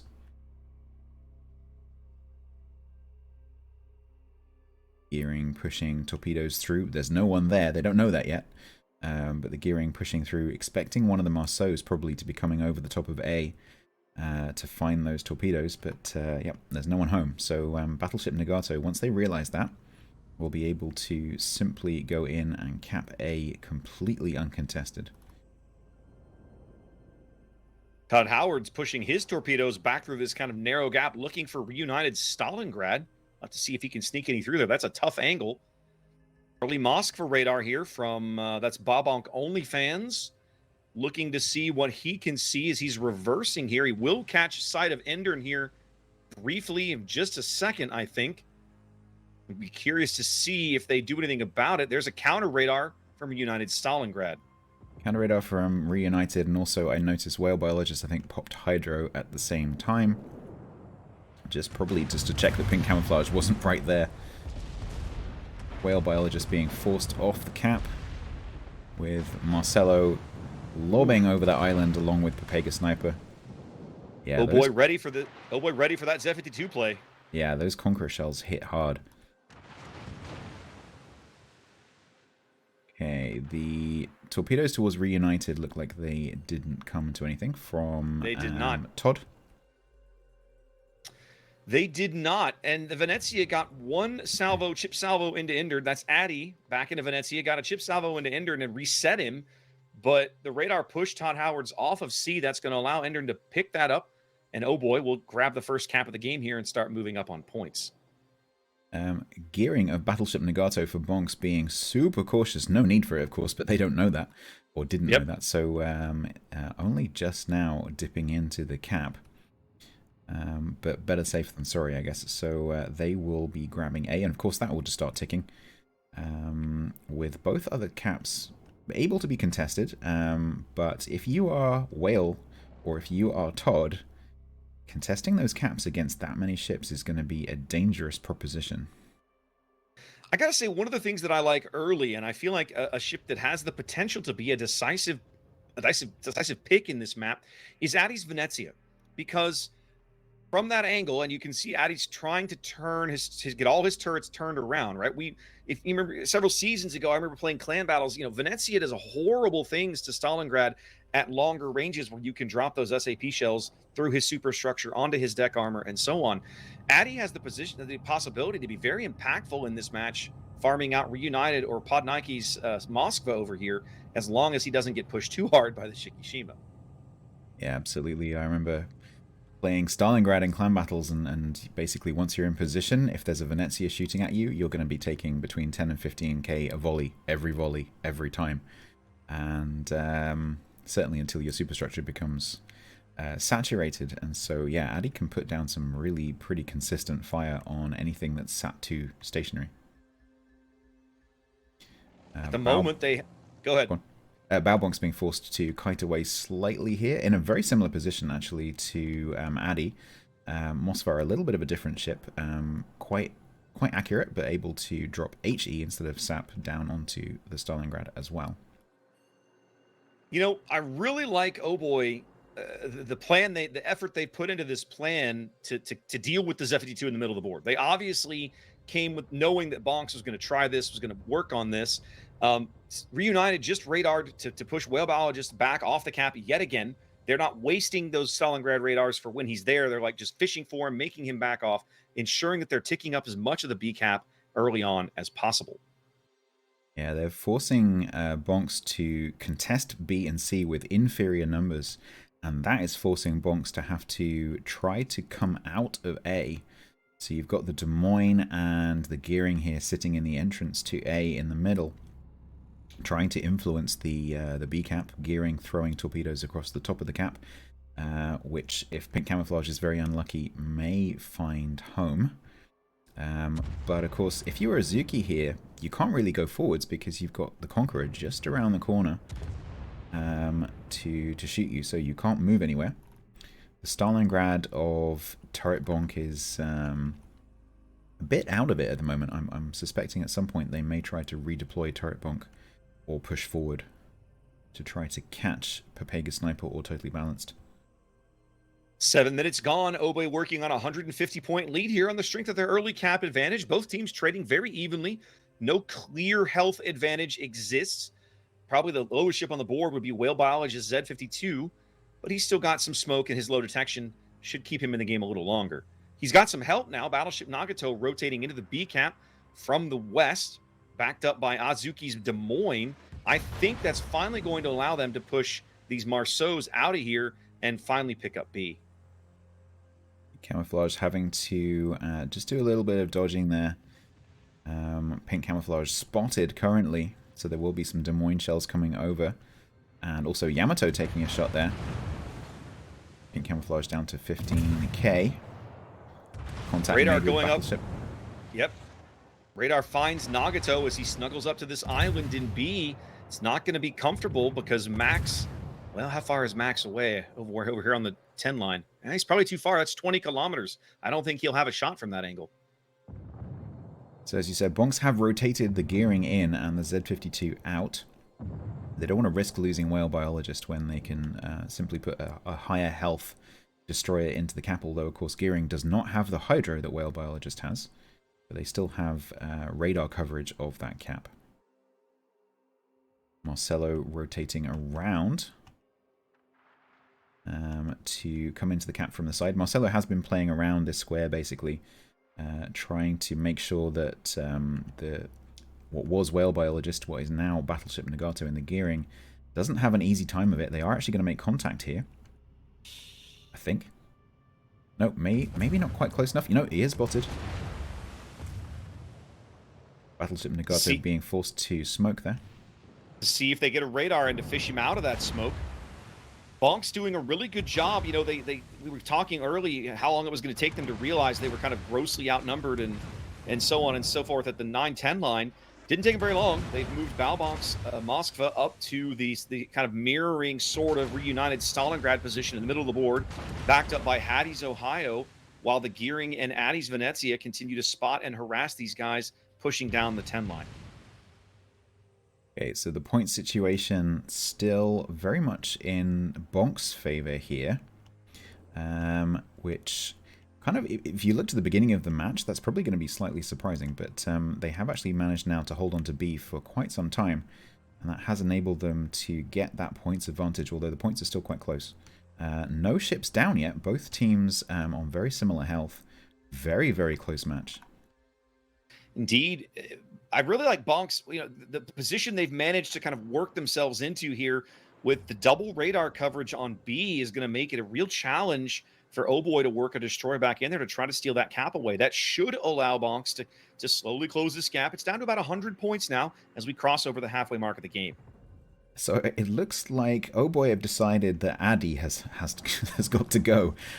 So they've got Endon pushing down to keep that spot going, while the Des Moines from the smoke and Eternal Titan take some shots and force Addy up against the border. Gearing coming down. I'm not quite sure what Todd is planning on doing here. Maybe just throw some torps across the Shikishima. It's kind of unclear to me what this Oh Boy play is designed to do. Maybe if they can get Addy down, but that's a tough prospect on 40k. That's a tough call. I mean, Venezia is not super squishy unless you catch her in the broadside with the right shells. And of course, Shikishima doesn't really care about your armor scheme anyway, does she? No, with that overmatch, certainly Shikishima can, if it catches the Venezia right, can actually do a lot of damage. But actually, the Shikishima is completely ignoring the Venezia and is looking at the middle of the map, trying to see if either the Ohio or the Moskva just reverse a little bit too far. They've been beating up Hattie pretty good. I think some of that is some of the Conqueror work we're seeing as well. Hattie's been under a lot of hate in that position. Shikishima is actually firing on Azuki thighs on the other side of the map and lands a 10k volley from 28.5 kilometers. Goodness gracious. Well, coming up on 8 minutes to play. Bonks has nearly tied this game, but Addie's going to take some torpedoes here. 2. Oh, barely dodges the third. That is big damage. That definitely changes the complexion of how that thing's working at the bottom of the map. Hattie's going out. Yeah, Hattie's going down. There we go. That's Hattie. Addy also in trouble at the bottom there, as you said. Yeah, this does open up that side of the map for Oh Boy to push through, and I think this was the plan. Try and force Addy off, push through. Todd Howards is not on that much health here. And the Oh Boy team on this flank. The Stalingrad from downtown takes care of the Des Moines, the Bonks Des Moines that was over here on the edge of A, right as Whale Biologist was trying to smoke him up. Des Moines of Max takes a torpedo there from Todd as the gearing re-smokes him. Max down to 20k and healing. But bringing fire now down onto Baobonk. Baobonk taking fire from 2 directions here, front and back. Oh boy, up 2 ships, up quite a chunk of health, up 200 points. Looking really good right now to force a game 3. Yeah, to be up on points but down on caps is a pretty good position to be in if you're in position to move into that second cap. And once they manage to get Balbonk down here, I think they will be in a position to do that, because that's going to remove that radar coverage and enable Marcelo or Pink Camouflage to move in. Val's going out right here. There he goes. Conqueror Fire finally claims him. They could Bonks. actually just win on kills here. Yeah, I mean, the next thing they kill will tick them over. They're only ticking up 1 cap, but for the moment, it's enough, right? They're on Absolutely. 950 points. They win in basically 60 seconds. A single kill will end it. And then, I mean, I don't know where they're going to get it, but they don't really need to worry about chasing it because they're going to win anyway. No, I think what they'll simply do is Pink Camouflage will move down into B here. That will obviously increase their points income if they cap it. Addy's going to take torpedoes, and that's White Biologist will go down, and that ends the match. 2 quick kills right there. That match just looking as super dominating for Oh Boy, but we're going to game 3. Absolutely 1-1, and this is the decider for the third place.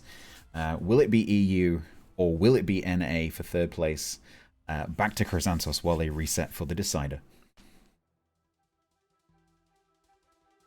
Yeah, boy. Oh boy, he took this one, and now we're in the third match. Tiebreaker, and we'll have to see which team can take the third place. Is it the NA or the EU team? Let's discuss it with Boxy and Private Penguin and see how Oh Boy managed to fight against some odds and take it off of Bonks. Pingu, what did Oh Boy do right here? And right now Ella comes, of course, except right look, time. Chat loves cats, so it's absolutely fine. Yeah, we had a pretty solid gameplay there from Oh Boy, which That's I think like the most German comment I can hear from him is like, pretty okay gameplay that won them the game. I said not solid, not solid, okay. solid, like not great, not terrible. It was okay. 3.6. It was good enough.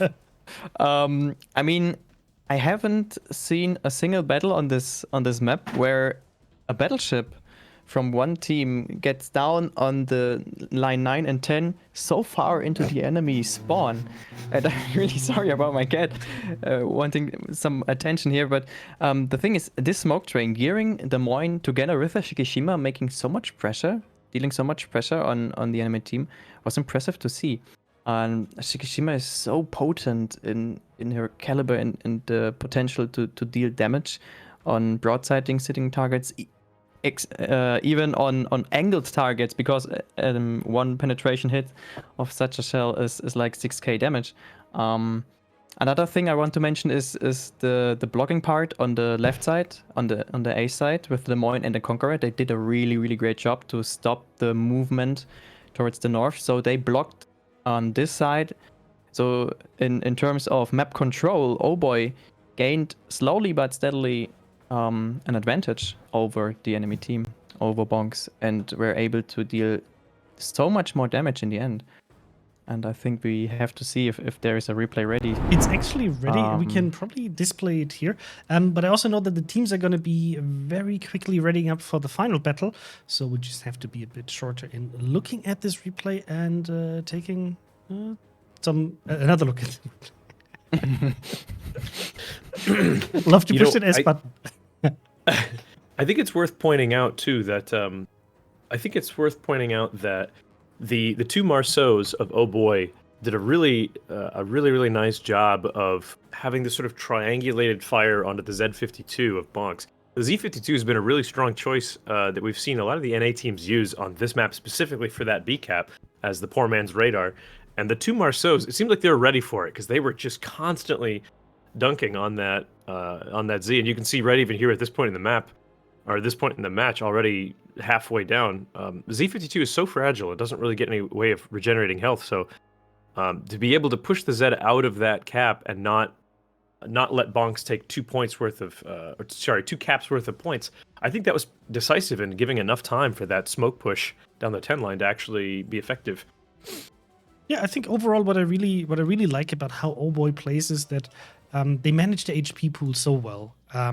Usually they get a really good value out of using that HP pool to get into certain positions, either to get caps or to convert kills.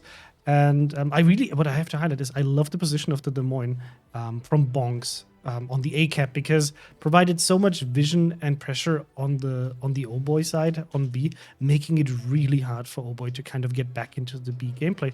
And if we keep this gameplay running, initially you think like, oh, is Oh Boy actually just chasing the Venezia down the 10 line? But the important part, of course, was to be able to, I'll just stop it here, to be able to contest this position, which I think was really crucial to be able to kind of put this entire area under crossfire from all of these different ships, being able to farm them down and kind of free up B so that the Des Moines in combination with the other ships is not going to be that impactful and giving them a chance here. So yeah, really well played by Oh Boy, and Bonks put up a really good fight. Like, it looked with the cap control and so on, it looked very, very strong, but then Oh Boy just managed to convert the kills and win it that way. Exactly. Great. Then let's take a look at the last map that we see in this clash of EU versus NA, and that is Warriors Path, where Bonks is going to be in the Alpha spawn. Of course, means Obo is going to be in the Bravo spawn. Now, Warriors Path has been a map that especially Oboy seem to be in really, really good control of, but Bonks had a really strong performance here against Rain. So, what's your pick here? Who might take this one home? Let's maybe start with Boxy. I got to be honest with you, on this map now, I feel like this is going to be an absolute 50-50. Both teams have shown an exceptionally good ability to run good smoke trains, which can happen either on the A cap or the C cap here. I expect a Z52 from Bonks once again in the middle cap. I expect a Marceau from Oh Boy in the middle cap. It's funny, Pingu and I have watched a number of matches now together, and specifically on this map, so much of it comes down to the ability right between B and C to get your shots in. It's like to pinprick the other team's destroyer. So I'm looking forward to seeing how each team navigates there. I have a feeling like the aggressive positioning of Oh Boy is going to give him a bit of an advantage here, as moving through those islands and getting that damage onto the enemy DD and the B cap oftentimes ends up being decisive. So I think that this is going to advantage Oh Boy in this map, but again, I'm pulling for my degenerates. I think on this map I've seen playing Oh Boy playing a lot of stationary ships as well, like Stalingrads and Shikishima for long-range sniping purpose. Maybe even, again, a double Marceau trying to get the early cap on A, trying to spot the early spots. So the Shikishima and the Stalingrads, or long-range snipers, maybe a Slava even, I don't know, or Republic would be able to punish enemy ships going towards A. Yeah, I think we will see a smoke train indeed on the Charlie side, maybe even on both sides. We've seen a Des Moines on the line 10 together with Gearings so often trying to torp them. Everything could be possible, and I think it will be a really, really close match between those two. Think so as well, and I can see the matches starting in the background. So chat, let us know who's going to take this one. Is it going to be the EU team, or is it going to be the NA team? We'll find out in the match that is brought to you by StatsBloke and by C-Rapture. If you want to find them outside of King of the Sea, you can do so on their channel. So don't be shy to just swing by and give them a follow. The same thing is true for Private Penguin and Boxy. You can find under Boxy Time, and then we'll head over to the game. And I hope you're going to enjoy just as much as we did the last two matches. So have fun. It's time to decide who takes home that third place prize. Will it be EU, Oh Boy, or will it be NA, Bonks? These are both the second place teams from their servers fighting it out for that third place. With Oh Boy here in red, we have Republic, Shikishima, Des Moines, Double Moskva, Stalingrad, Gearing, and Double Marceau. And for NA from Bonks, opposing them in the green spawn from the north, Bonks bringing Ohio, Yamato, Triple Venezia, Moskva, Gearing, Z52, and Shimakaze. I feel like we've seen this lineup before. Yeah, and I wonder whether we'll end up in that situation with whale biologist and a French destroyer, like back and forth, which was actually kind of exciting last time. So it was different, that's for sure. Yeah, But this will be we'll interesting. see. We've seen both of these teams play this map with their respective lineups, but obviously not playing each other. I commented last time. You don't normally see Republique in this map. You don't normally see both battleships go to the same side of this map, and we see, oh boy, that's how they line this up, right? So I'm really curious to see kind of how Bonks does or doesn't adapt to what they're about to deal with.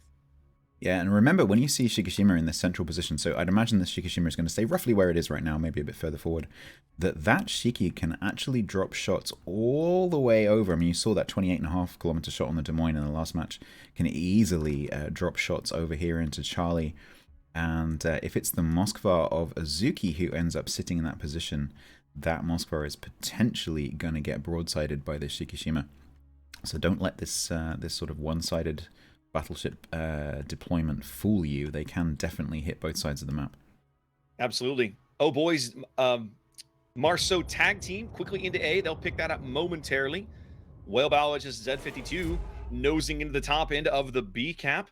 He'll pick that up, I believe. I don't believe even if they radar him. Well, Reunited won't have shots, but if they want to burn a radar, they could drop Shiki shells or something like that on him just to reset him. And B is going to be a little more interesting because, B is, I'm going to say C. C is kind of where Bonks more or less kind of won the match the other day, it felt like, right? They put so much pressure on that Stalingrad that Rain had on this flank. They were able to punch out Lulu's Des Moines over here. We see almost the exact same kind of a setup here from Oh Boy. The gearing the Des Moines going super wide. The Russian cruiser tucking up under the island closer to the cap. Yeah, indeed. Totally balanced, pretty much in the same position that Lulu was in. And so they're definitely going to have to watch out for Bonks doing the same thing, pushing that Ohio down through this gap, kind of in a surprise. I mean, I think we were all surprised by that move, pushing the Ohio into the B cap. So that doesn't look like the current plan, but we'll keep an eye on Hattie, see whether they're going to push it to C or push it to B. Marceau Hattie's got his spotter up looking for a shot, but he doesn't really have great vision. He can see the Shiki de Moskva and the Republique over on the western flank, but doesn't seem to have a good line of fire to take that shot. No, I'm guessing they were hoping that maybe the Z from the middle or maybe the Shima would spot something like the Moskva.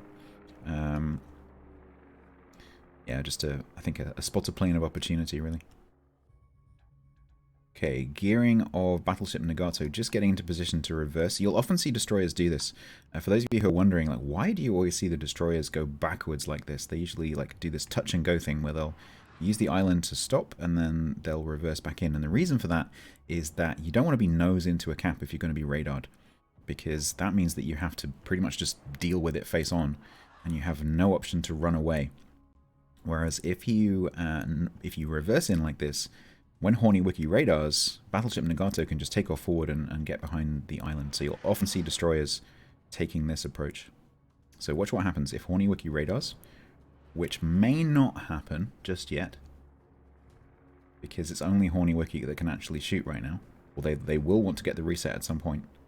Yeah, but we've seen Oh Boy hold their radars from when you might expect. They're like, in a random battle, for example, you would pop that radar immediately, try to find the guy, get him reset, drive him off the cap. But in competitive play, there's the radar finally coming up now. But they'll time this a little differently for maximum pain or the ability to get angles, because Nagato probably doesn't realize that Endern and Totally Balanced are over there. Yeah, they were definitely holding that for as long as possible to see if Endern would be able to get a little angle around this island. But ultimately, they definitely want to drive the destroyer off the cap. Okay, Marceau in the middle. Marcelo has pushed into B and is taking 2 torps from Whale Biologist. That's a big hit. That's a huge hit from Whale Biologist. Also, within the hydro of Whale Biologist. He's locked up. Yeah, absolutely. Let's have a look at their view. Yeah, Whale Biologist is not spotted. Stalingrad currently not radaring. I suspect that radar is currently on cooldown, so Marcelo is going to be lucky to get out of here with the ship. Brilliant torpedo salvo from Whale Biologist. He does finally drop off the hydro. Marcelo sneaks away on 2,400 HP. Yeah, no shells in the air. Marcelo is currently safe, but That is not good for Oh Boy because they really need that destroyer in there to contest that cap. And one more exchange, one more spot, and I suspect this Marceau will be down. Reunited is right here. He's waiting for Whale to step onto the cap. There it is. His teammate will now tell him, "Oh, cap's contested." I'm waiting for Reunited to pop that radar. I'm certainly he's got one available. Actually, the Moskva pops.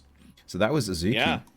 That was Azuki's radar from over at C. They're trying to catch Marcelo. There's the Stalingrad radar from Reunited. There we go. So now everybody will be shooting at Marcelo. Ohio, bad dispersion, but perfect shot, unfortunately. Whale biologist may be the one to get the kill. Yeah, he's paying for this, but hopefully for Bonks, this will be a kill on Marcelo before it disappears around the island. Oh, they're going to lose him, I think. He's getting away on 1,500 HP. Yeah, Whale biologist actually paying for that quite dearly to only take off a few hundred hit points. Yeah, although Marceau, hang on. Marceau is once again stopping in front of the Zedvortorps. I don't think he's in danger. As long as he keeps going, no, he's fine. He's fine. Those went by the Stalingrad. Those have been spotted. Yeah. I think their failure to convert that kill is going to come back to haunt them. Quite possibly, absolutely. We'll find out. Shikishima Eternal Titan has pushed up, which at the moment at least rules out any possibility of shooting over towards Charlie, although there aren't really any targets over there right now. Eternal Titan instead aiming up towards the north of the A cap. Todd Howard's converting the A cap from red to green, although pink camouflage will push in. Pink taking some chip damage there from the dual Venezias over on the 1-2 line. Nothing catastrophic. It took about 2,000 or 3,000. You always hope for more with the Venezia, but you didn't get it that time as Addy takes a huge full pen or something through the bow because Republic doesn't really care about your armor with those 431s. Yeah, Addy's in kind of a nasty position here between the Shikishima, who is definitely aiming that way, and the Republic, who's obviously... Todd is in a bit of a pickle, too, if he's not careful. Okay, pink camouflage looked like he might go around the corner and try to just run him down. Seems to have declined that for the moment. Yeah, I think that in front of two Venezias, that would be a risky proposition. That would definitely end up being a trade. But let's not rule that out just yet, because they may end up needing to take out that Shimakaze. 8.5 minutes gone. Bonk's the only ones ticking up points right now. They managed to retain control of B while contesting A. And after all this time, still nobody owns C. We haven't really looked over here in a while, but Battleship Nagato down quite a bit of HP. Obviously, he and Horny Wookiee have been trading shells, or at least Wookiee's been pushing him back off the cap. Yeah, Battleship Nagato is in a nasty position with these two ships just here, the Des Moines and the Gearing, because that means that when Nagato is radared every few minutes by the Moskva, it mustn't back off too far, because it means that Totally Balanced and Emden can potentially get shots. And of course, the Des Moines is also covering Battleship Nagato with radar, so there's going to be, not constant, but it's going to be pretty frequent, that radar. They do succeed in pushing Todd off the A cap. That means both teams ticking up a cap. 30-point difference.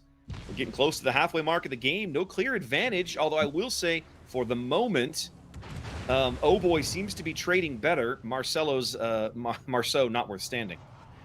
Azuki taking 2 torpedoes there from Emden's Gearing. Having to damage control, so Des Moines now just waiting for that DCP to come down to try to get a fire. No fire will be possible until that DCP has run. It should be down any second now. Whale biologist just getting hammered out here. I'm not sure if he's radared or what, but he's down to 2K. I think maybe he got caught by Stalingrad radar. Yep, and here comes Hattie. Pushing forwards to get that shot. Yep, gets him. They do bag Whale biologist as they're gonna push Hattie into the B cap. Well, isn't this familiar? So Hattie pushing through. Seen this game before. Hattie pushing through, aiming at what was Lulu, what is now Totally Balanced in the Des Moines. So yeah, that's not a set of guns that you want pointing at you if you're a Des Moines, that's for sure. Marcelo still on 1,500 back there, unable to contest the B cap now. Yep, lurking in the back. Oh Boy up a ship. Both teams working a cap, but that early kill gives Oh Boy a noteworthy health advantage. Todd trying to sneak back into the top of A under now Podnike's radar from Moskva.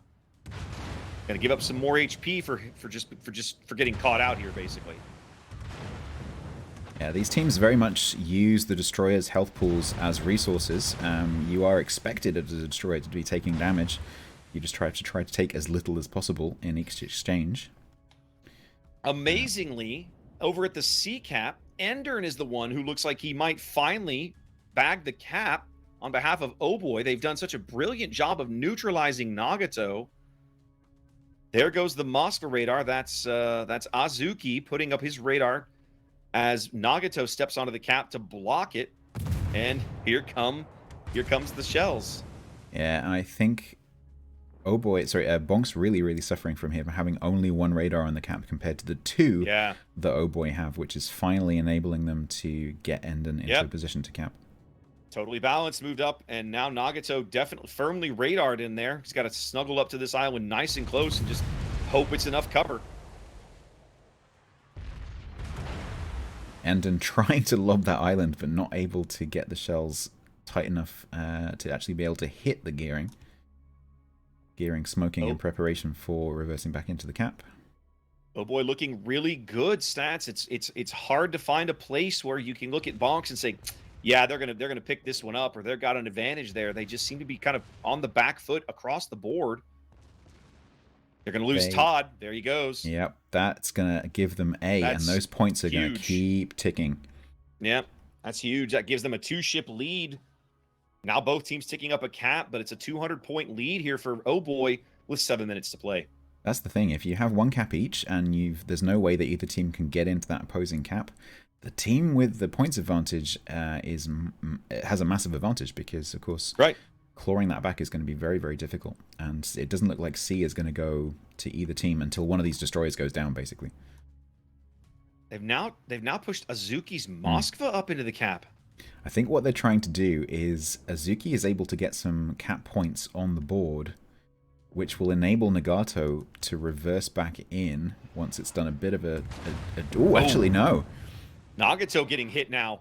He pulled out too far. Yeah, and can't actually straighten out because the rear end of the ship is fouled on the rocks.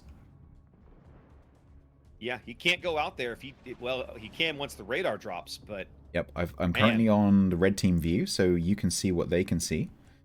And Battleship Nagato is definitely still spotted. Endern taking a big hit as Azuki does manage to bag C. That's points that Bonks badly needs. They're still down 200 points. It's technically enough for them to win if they don't lose another ship, but I find that questionable. I think they're going to lose somebody else. After having said that Bonks can't do anything about A, they've actually pushed Turret Bonks Venezia into the cap. Yep. In order to flip that. They want to win this match. It's time to get creative. Yeah, and actually that's a pretty safe position because if you look at the positions of the Shikishima, the Moskva, the Republic, can't touch it. So that Apache just getting hammered. The Repub taking a big chunk out of Apache here in the middle of the board. He's probably about to draw a lot of focus fire. He's trying to keep his bow to the Stalingrad, but by doing that, he exposes his starboard flank to the Republic. And that's not good for the security of Turret Bonk's position.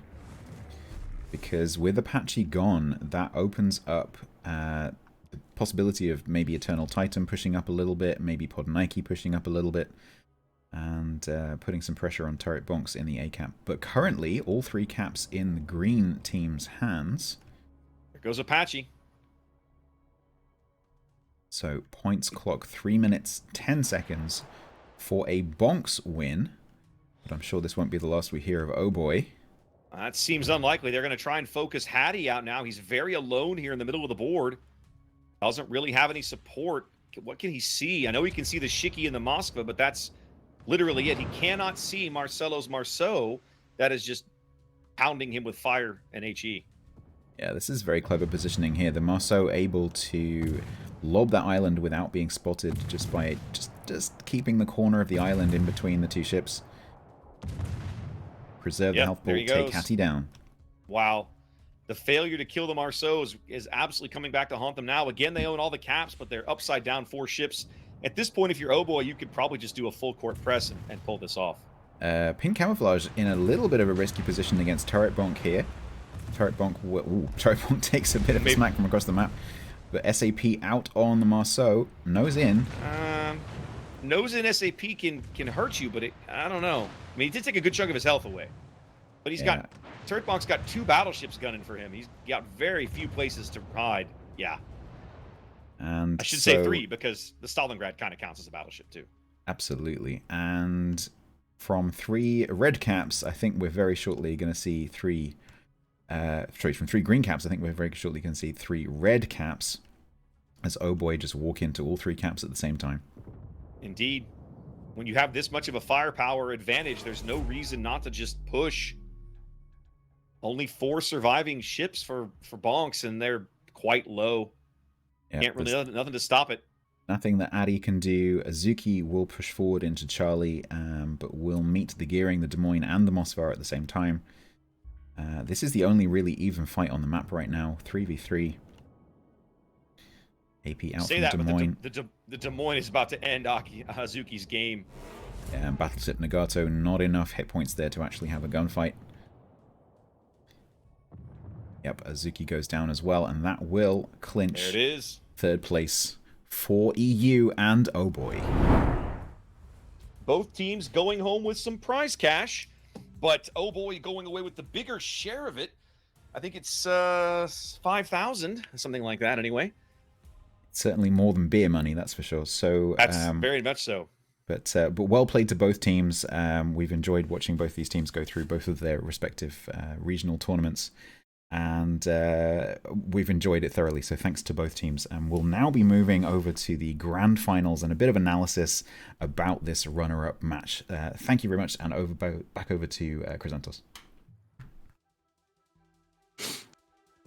Congratulations to Oh Boy taking the last map of the enemy, and with this securing the 3rd place in the International King of the Sea 12 tournament.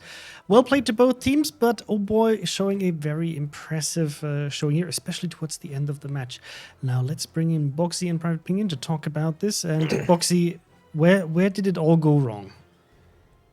Well, I think that it was a really simple scenario where Oh Boy just had better positioning. They traded better, and as you saw, it just lasted until the very end when Bonks was forced to make some Hail Mary plays with the battleships that ended up. It's like tossing a juicy steak into a spider's web, and everyone just dogpiled the Yamato, then dogpiled the Ohio.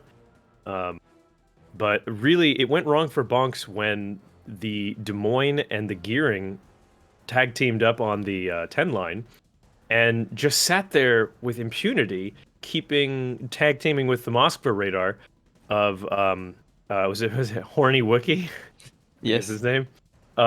They kept the Gearing spotted outside of the A cap the entire match and just chip until there was nothing left of him, and did so with just, again, zero respect for the Ohio of Sergeant Hattie Bonks, who had to move to get into the B cap. So they just a simple example of just excellent play outplaying the enemy team. Yeah, I think Chrysantos is looking critical. We do have to replay, right? We have to replay, but I know that Conway is currently preparing the next match, so I wanted to show him very sneakily, please give us the replay, so we can finish this up. But yes, I mean, Bongs was a little bit unlucky with not being able to convert certain kills, right? As for example, the Marceau on B, which I think made a huge difference. Just the amount of damage that Marceau was allowed to dish out on the battleships that were in between A and B. But yeah, overall, I mean, nothing surprising here to see from Oh Boy with pushing the 2 Marceaus into the A cap. We've seen this, done by Oh Boy so often, basically going for the early cap, just discouraging anything from the enemy team on the A cap, at least with the initial push, putting their battleships in positions where they have really good shots, not only on this area here, but also with the cross shots. This is what was highlighted earlier, right? To be able to counter whatever might be coming in here, or also have shots on here. So this is really, really strong positioning by Oh Boy. And I was surprised to see that we didn't have the Yamato being able to pressure here this position, because this is what we've seen done against Rain, for example, having the Stalingrad here and then just pressuring it from 2 angles. The Oboy flank on C worked out much better, right, Pingu? I think the point here is why this Moskva didn't get under pressure from this Yamato is because there were only a Venezia on this side. There was no smoke train going on here, like we've seen with in another match with the Wooster putting a quadruple fire actually on the Stalingrad sitting there.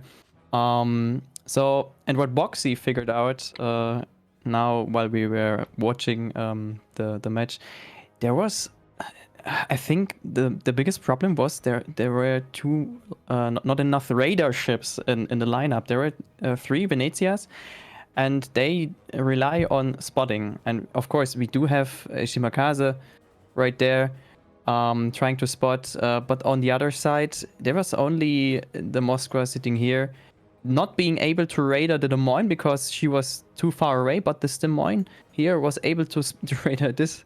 The Moscow was able to radar this DD, like Boxy just said. That the gearing were not closely close to the cap of capturing this. I think Oboy did a really good job. I mean, we've seen this tactic before. We have seen a double Marceau, just like I said. On this side, we have seen a Shikishima long-range sniper, Stalingrad pretty potent in the middle, and a Moscow as well. And in the end, it came down to better spotting, better trading, and having the high ground, I guess. Yeah, I think overall, like, it seems like Oboy has one of the best grips on this map in general, and not making like any major mistake. I mean, they had the Marceau in the middle, taking two torpedoes early on in the match, right? Oh yeah. But besides that, they played it so very well. And I think the one thing that impresses me the most about Oboy is not just the HP pool management, but once they see a target, the focus fire, the positioning, fantastic. Like, you know, it's just like, you out. They just pick a target, right? It's like, you out. Next ship, you out. The way they use that HP pool, the way they just manage to always select the right target and just focus him out of the battle, being able to convert the points from the ships, not through the caps, but actually by killing ships, and then being in a position where they say, yeah, you know what, we have like 150k, 200k HP advantage. We'll just take the caps now from you. Thank you for your cooperation. So, really well played by Oboy. I mean, Bonks put up a really good show. It wasn't quite enough for the last match, but overall, both of these teams definitely on the same level and really well played. Whew. Great match. And that, of course, brings us to the grand final, where we have 2 SEA teams from the Asian cluster fighting it out to claim the title as the International King of the Sea 12. And that's a new situation. We haven't had this before. It just shows how well the server has performed and how impactful they have been. So now the question is it going to be VOR? Is it going to be FPM? We'll have to find out. The final set of matches is going to be a best of 5 because it's the grand final, and I feel a little bit bad for these Asian teams because it's not a hit. I mean, they're playing on the other side of the planet, right? So definitely give props to these teams for sticking around for such a long time. And now they have to play best of 5, but I think it's going to be worth their time. We do see here the 5 maps that were selected. And if Mr. Conway could show us the picks and bans, thank you very much. So we do see that VOR themselves says, okay, no Clay Bears, thank you, and FPN banning the Harugumo. And I mean, these teams have faced each other, of course, right? They were playing in the regional finals where VOR won 3-1 against FPM. So FPM knows what these what kind of ship is going to be the most interesting to ban, and it's really interesting to see. It's the Harugumo. What do you read into this, Pingu baby? Actually, I'm not sure why they banned the Harugumo. I think, in my opinion, both teams try to make use of the Marceau again. Maybe we will see a mirrored strategy right there. Marceau, Wolfpack, or Crack Duck, I don't know how you called it, against each other. So I'm really excited about what we are about to see here. I mean, Haragumo is a great ship for providing support with smoke for light cruisers, supporting with highly potent destroyer torpedoes, 12 kilometers. The Kleber might be a ban by 4 because maybe the Kleber is a good pick against a Marceau Wolf pack, because if you can pack together several Klebers, they can gun down a Marceau pretty easily. I'm not quite sure, but I'm super excited. What do you think, Boxy? I think we're going to see a lot of Marceaus, and I think in return we're going to see a lot of Nevskis and Venezias to back them up. I have a feeling these guys. I did not see the finals for the regional finals for SEA for their cluster, but I have a feeling that these guys went up against each other. I have a feeling that they went up against similar teams and are used to these sort of strategies. So I think we're finally going to figure out how to counter these strategies because they're about to counter themselves. I'm looking forward to it, frankly. I want to know if Vor does the death ball of Marceau's through Land of Fire here on the first one again. I think the EU and NA teams are going to be sitting here now like this. It's like taking notes. What did they do? How did they do this? Yes. The interesting aspect, of course, is again it's Land of Fire, which means it was actually Vor's pick. We're not surprised. Vor has been absolutely dominating on this map, and we'll have to see how FPM will try to work their way through it and take it off of Vor. The next map then, Northern Waters, is for FPM, and then Crash Zone Alpha is Vor's pick, Warriors Path FPM, and then of course the last map is the randomly selected one, which will be Trap. I just wanted to rudely interrupt and just give a big shout out to both Vor and FPM for like sticking around to play this match. I've been told that for the majority of Vor, it is currently 2:30 a.m. and FPM has a player from New Zealand, where it is time to get out of bed and go to work soon. It's 5:30 a.m. So guys, we really appreciate both of you, like all of you, sticking around to bring us this great entertainment on our Sunday, and well, we hope that we can make it worth your while by giving you some money afterwards. But yeah, cheers, guys. Thank you. That should make the night worth it. But yeah, I mean, this is Vor's chance after missing out on the title last international KFC to get that title, and they know their opponent very well. So yeah, it's going to be interesting. The teams are slowly but steadily getting into the training room. The final preparations are being done, and then we're going to head into this battle. Chat. This is, of course, also your opportunity to tell us who do you think is going to win this one. And, Mr. Conway, I will have to look it up because we did run the predictions, right? And I'm really curious to see how many people predicted potentially FPM to win this title and how many people went for Vor, not picking the EU or NA team to go for the title. So I see frantic scrolling in our internal chat with the organizers to find the graphic because we got it earlier today, but we didn't find somewhere. the time. Here we go to talk about it. There we go. Okay, Conway. Okay, so illuminate. Top favorite for placing first internationally was actually Vor, and FPM had only 11% of people guessing they're gonna make it to first place, and 39% to second place. So yeah, they're the underdogs here for sure. Like at least like sentiment. But they have been throughout the entire tournament, and I think that might also be a little bit of an advantage with maybe teams not really being like, for example, EU-NA teams not being very familiar with FPM as a team and potentially underestimating them. It's something that you shouldn't do, of course, but I think sometimes the names have a different kind of weight to them, right? If you're like, oh, we're going to be up against Rain, we're going to be up against 07, we're going to be up against Vor or BandCV or whatever team it is that has a long-standing history within these tournaments, it feels a little bit different because you have to feel like, okay, it's like the Goliath I'm going to fight. But with FPM, they just kicked out a lot of winning teams from other regions, and now they have the chance to take it away from Vor, who took away the regional title. So this should be very spicy. I'm very happy to see this and see what kind of crazy setups they might bring. For me personally, one of the best things about international clashes that you see different mentalities, even though we haven't really seen such a huge difference in terms of setups, Pingo, right? That is absolutely true.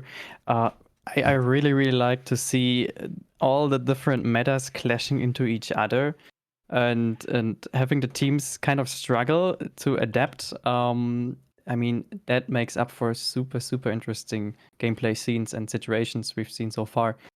And I really, really like King of the Sea right now. And this season especially, I really like it. And I'm really looking forward to the battles we will see right now.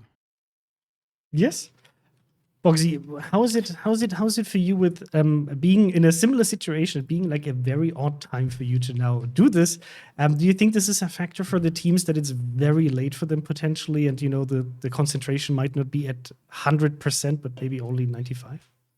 Yeah, I mean, it's not only, to speak more to what you were saying earlier, it's not just that it's 2:30 in the morning for probably the Chinese or Japanese or Southeast Asian players. It's 5 in the morning for anyone from New Zealand or Australia.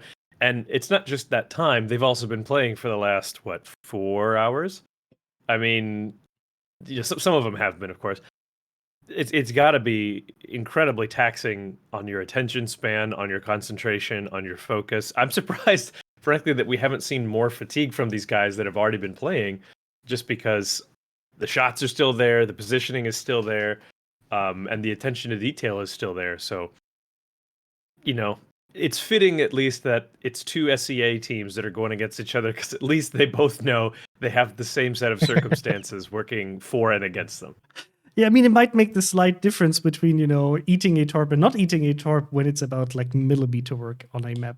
But yeah, we'll have to see how it impacts them.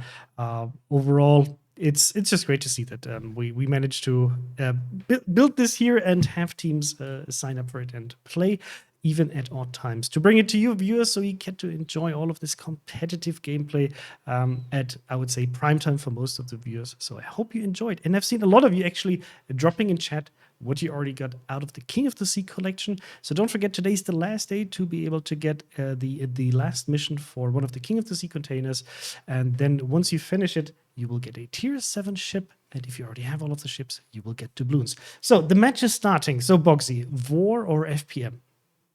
I'm going to have to say VOR. I mean, FPM has done really well throughout this tournament, and clearly they did well in their own regional, but VOR has absolutely dominated just about every single match we've watched them play today.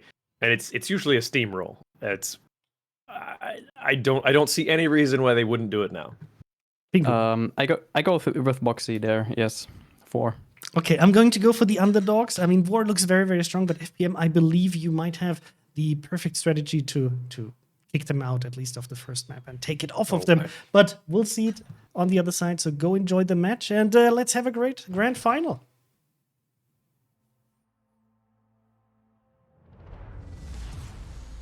Ladies and gentlemen, boys and girls, warshippers of all ages, welcome to this final match of King of the Sea 12. In a rematch of the Asian final, we have FPM, the Asian second place team.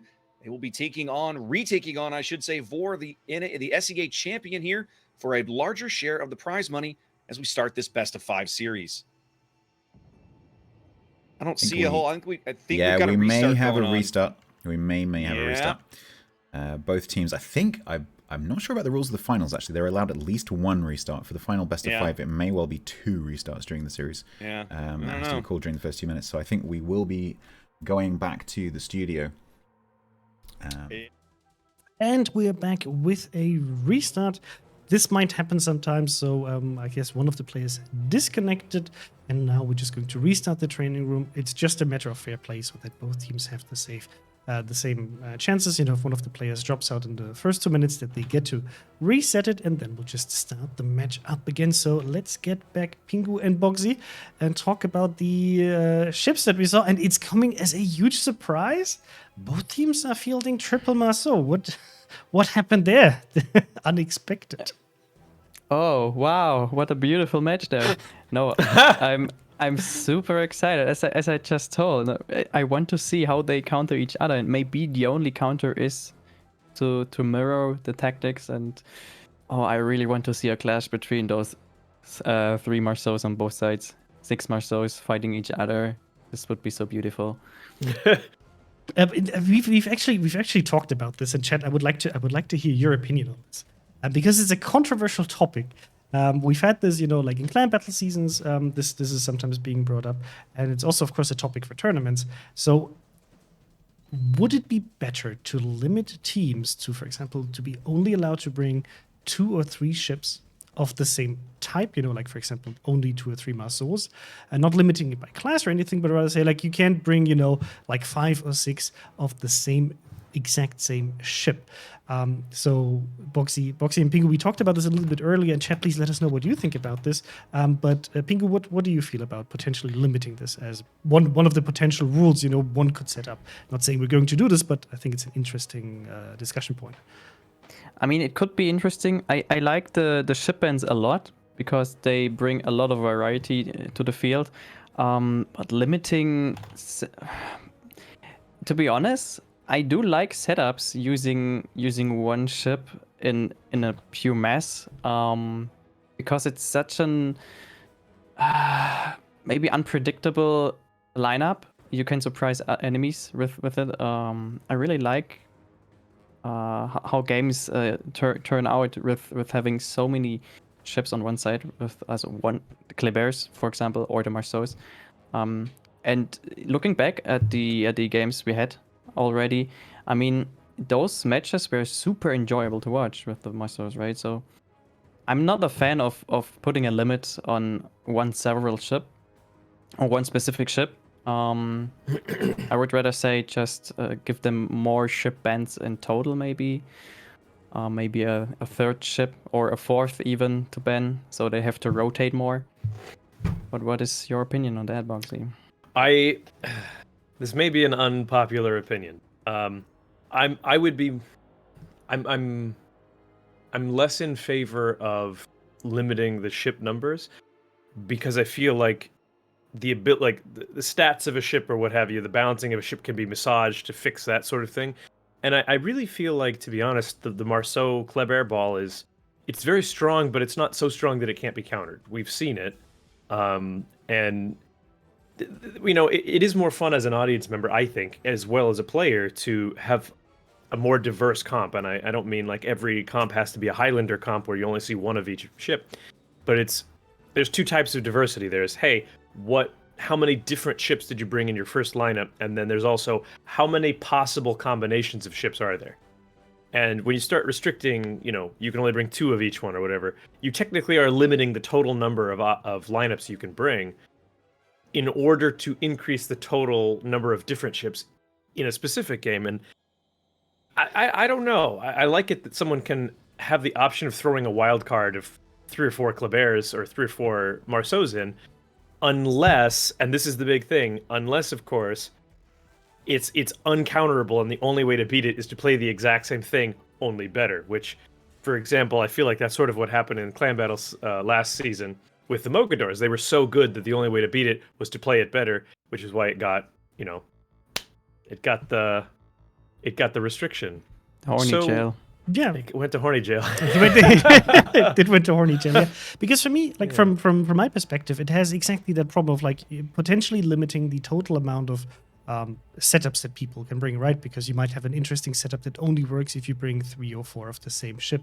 On the other hand, when I think about the potential matches you might see, if there's like one very strong setup where you have like multiple Marceaux or multiple Klebers, then you might end up seeing the same game over and over again, because a lot of teams might be bringing it on specific maps, and then it kind of gets old. It might be fresh, like the first time you see it, the second time you see it, but then it kind of loses that surprise flavor. So I'm really interested to see what people think about this, because I see both sides of the equation here, and I would even be the evil guy to say, like, what? I would like to see what a limitation of that would do to teams in terms of, would it bring more variety because you cannot do like these very like one trick pony kind of setups, or would it actually be exactly the opposite of being locked into like the double setups that you have with certain ships? You would bring 2 of these, 2 of these, 2 of these, and that's kind of it.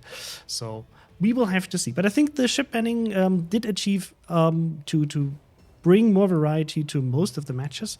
And I think by now most of the teams also really like this kind of setup. And we'll have to see what we're going to do with the next King of the Sea tournament, where we, of course, try to improve things and make things as interesting as possible for both the teams and the viewers, right? The teams are still setting up. So, Mr. Conway, if you want to, you can jump in here and join us in this beautiful discussion. You look a bit bored. What if I don't want to? No, it's not. I'm not. Then bored. you know I'm what? just- I'm watching. I'm watching Twitch chat right here, and I'm talking to Twitch chat, and I'm watching Discord and in game, and I'm plenty busy.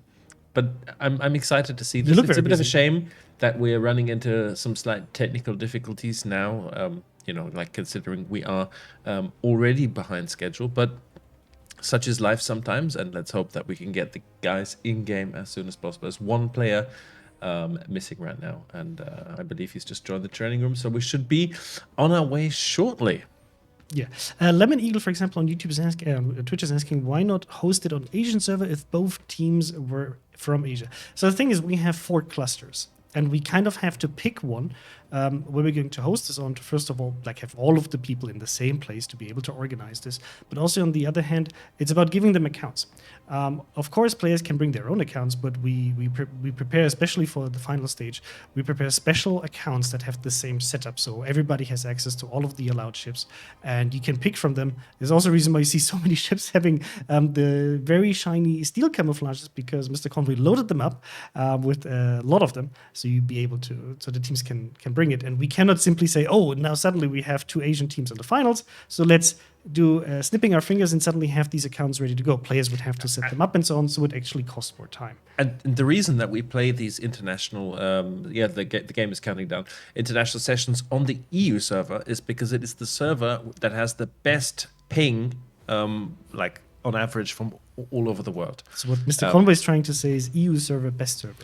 EU just has the best connection to the other regions. But yes, Okay, you can that's what I'm massage saying. it, but that's what you want Okay, to say. well, without further ado, let's hand over to this game 1 of the best of 5, the grand finals. Enjoy. Good luck.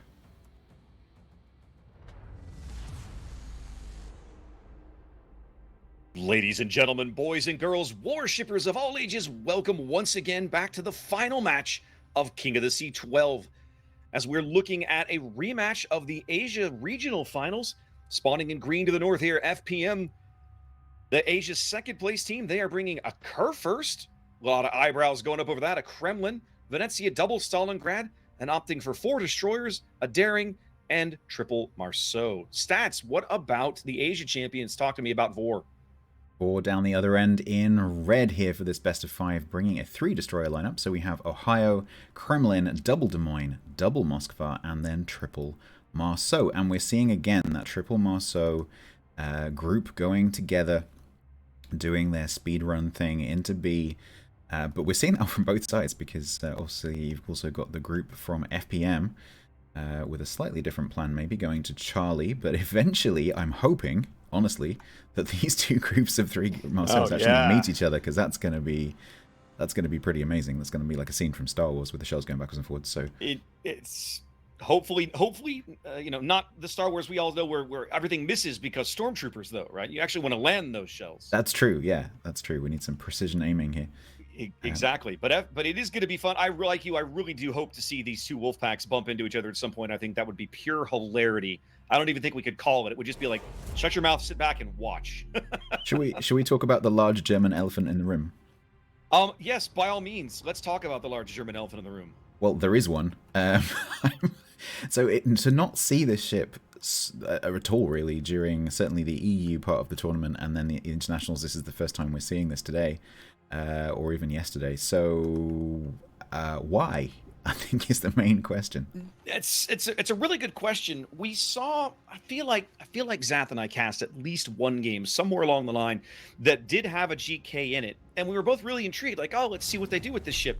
And I forget what stage of the tournament it was in, so you'll have to forgive me. But I do remember thinking at the end of it, they didn't have a plan for that ship, right? He got focused out and dead fairly quickly, and they didn't really get a whole lot out of it. So, like probably everybody watching, I am fascinated to see what plans FPM has for this GK, because a team doesn't make it to this level of play and take this ship without having an idea of what they want to do with it.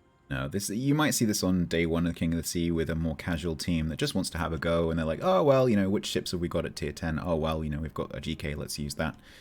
It's good at close range with the secondaries and the armor scheme and stuff like that. So we'll see. But with Deadeye currently still in the game, this GK actually at range is not that inaccurate. So it can play both roles, but I'm wondering, why would you bring it over in Ohio, which is probably what most teams would use for this role, and indeed you can see that VOR down the other end have done exactly that. So yeah, gonna watch Noob CV here with interest and see where they put it. I don't know. I tell you, to me, stats, as I look across these team lineups, as the caps start to fall and VOR starts to take up an early lead here, I have to look at Kokone's daring and think, this guy is the loneliest person on his team.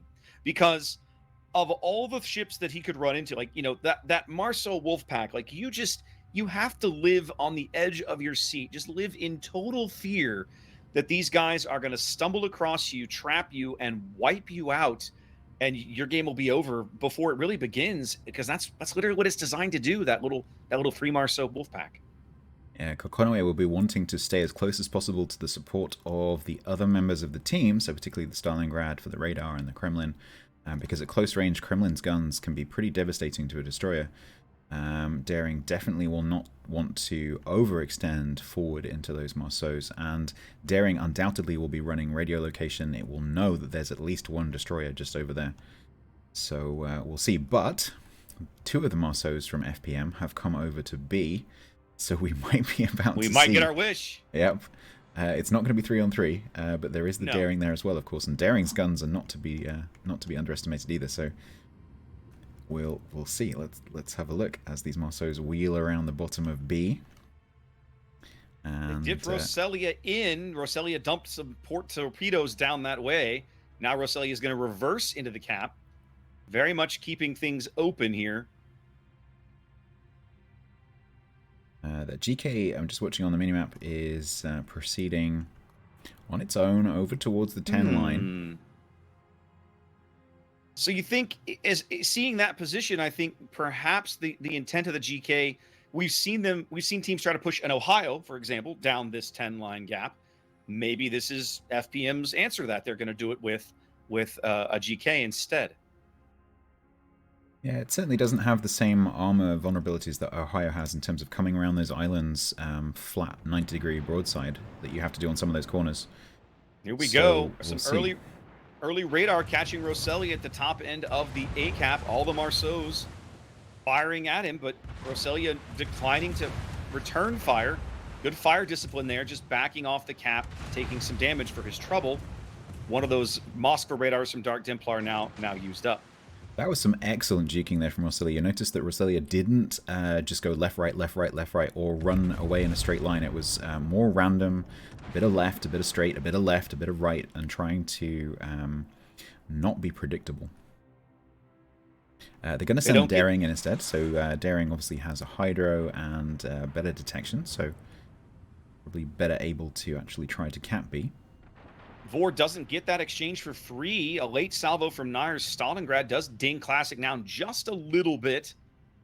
As Arusha's actually sailing into torpedoes. He's going to sneak through. Woo. Yeah, the spotting by the front Marceau enabling Renegade to actually put on the brakes. They're out here looking for this Daring. What they don't know is that Kokone is out there. And Munan is on the side as well.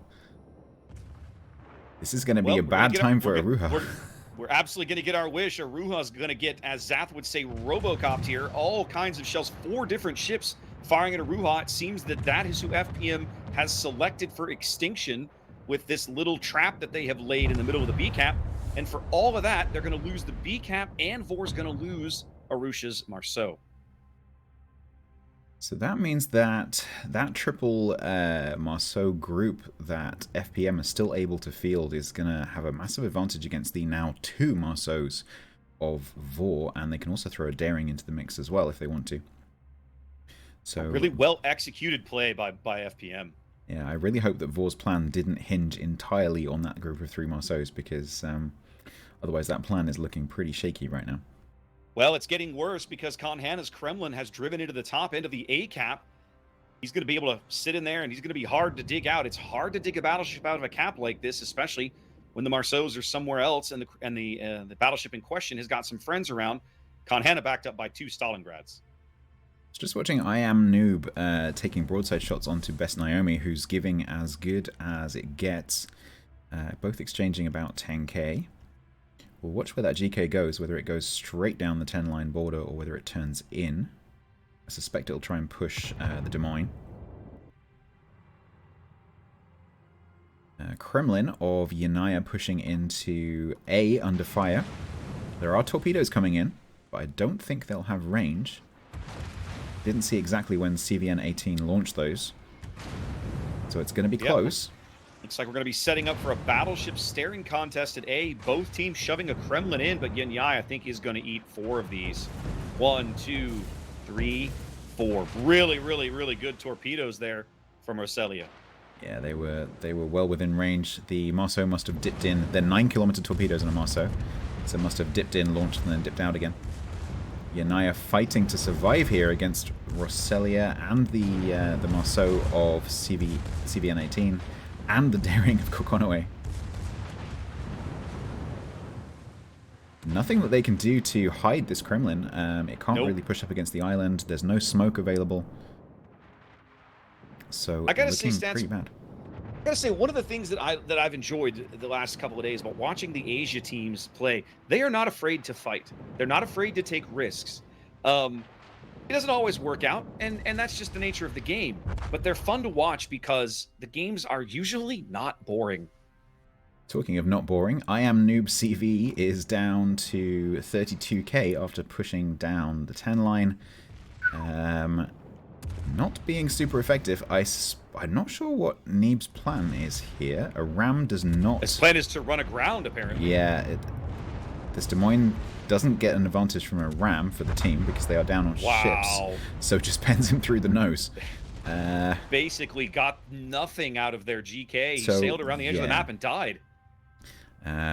Yeah, 1 out of 10 would not GK again. No, I don't think so. And I don't think, honestly, with that move, I don't think an Ohio would have done any better. No. I think that wasn't so much the ship. That was more a case of why did you push a battleship there? Well, especially when you have a ship lead, you own all the caps. Why are you pushing at all? Like, what's the need? Hang back, force them to make a play, make a mistake, something along those lines. Yeah, if they'd held this battleship back to maybe the next island up, this move that this Des Moines is currently doing and as Fidelis is doing behind would be much, much more difficult. Ewad's going to get T-boned by his own teammate here. He's broadside to YBB's Mosfa to the south as he's trying to go bow into Dark Temple's Mosfa in the middle of the board, trying to find a place here in the A cap.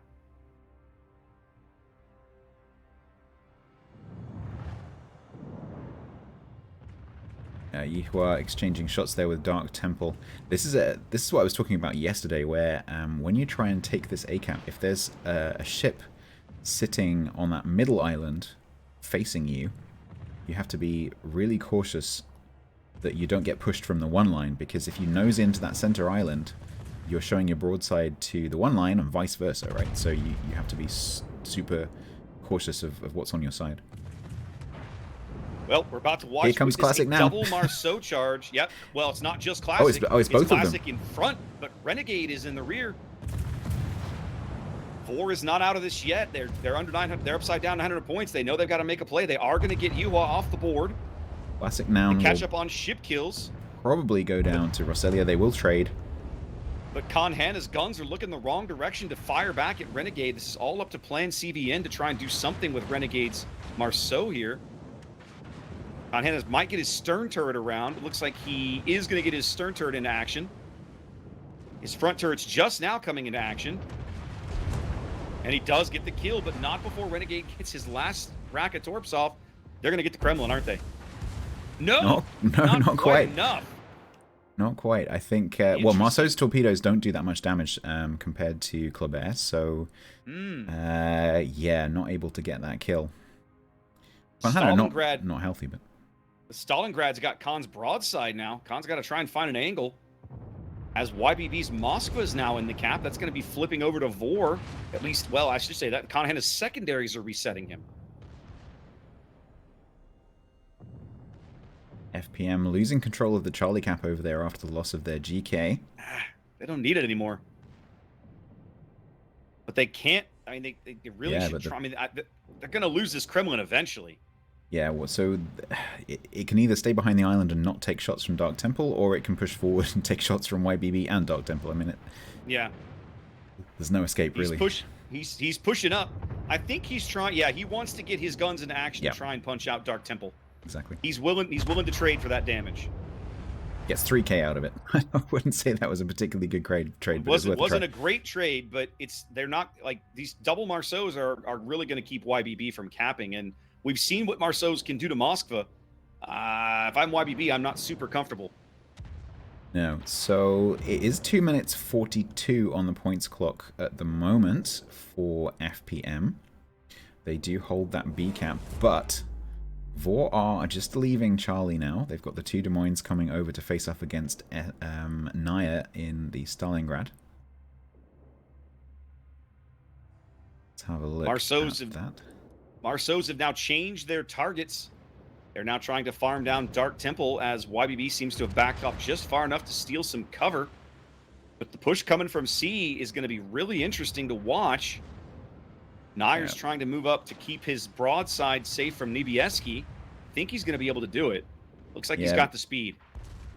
But the other Des Moines coming around, Niebieski is going to have to be very careful of Forest Runus in the Venezia, because Venezia, either SAP or AP, I don't think it would really matter, would really hurt. And so Nieba's going to have to get that left hand down really, really hard here for this AP. DM does get a big hit on Niebieski. DM does get good damage in Nayer, but he doesn't really have a great angle anymore. Oh, he gets it anyway. Oh, the American piercing.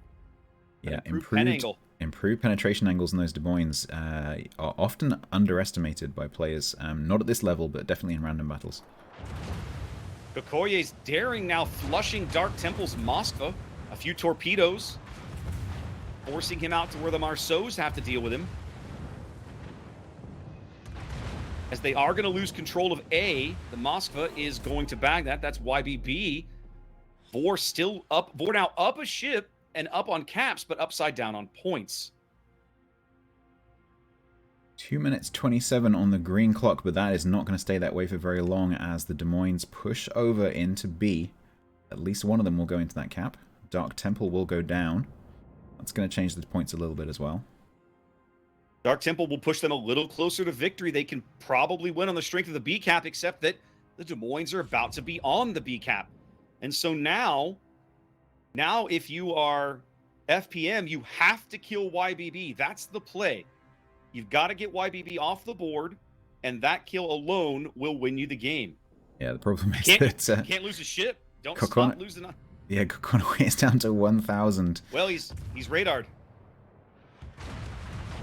Ooh. Still hadn't managed it yet. The radar's still active. Yeah, Moskva should get at least one more salvo in. Here comes. Got him. Wow. VOR may yet find a way to salvage this game. Yep, they will continue to pepper YBB, but a nose-in Moskva is not going to be that easy to get rid of. The Des Moines in B now joining in. They are going to be shooting at CVN 18. All the caps in red hands. 2 minutes 14 on the points clock, 3:30 on the game clock. No points income for FPM right now, even though they have a points lead. And unless they can get YBB down and get over to the A cap in the midst of two radars, I don't see this going FPM's way. Moskva's holding up better to the concentrated Marceau fire. Oh! Was that a detonation? A detonation. Niebieski detonating plant CVN in an international finals match. Well, so I think they would have lost this anyway, but there's definitely going to be a conversation afterwards, let's say. Goodness gracious. Because if that had happened earlier in the match, which it could have done, that would be, yes. and just like that, VOR owns all the caps. They've swept FPM off the board. A match they were very much upside down on, and here we are. Yeah, that... Wow. That player is going to have to answer some interesting questions because there is like signals are not consumed in the training room. These are press accounts, which will definitely have signals available. So there is absolutely no reason not to run a detonation signal. Yeah.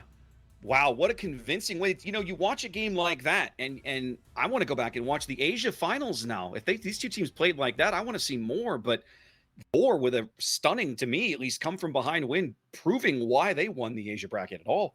Yeah, absolutely. And we are going to see more. So this is a best of 5. So we will be seeing at least 2 more games here. So while they reset the room, let's go back to Prague for some analysis. What? What was this? What a fantastic match! We were just sitting on the edge of our chairs here, screaming out loud.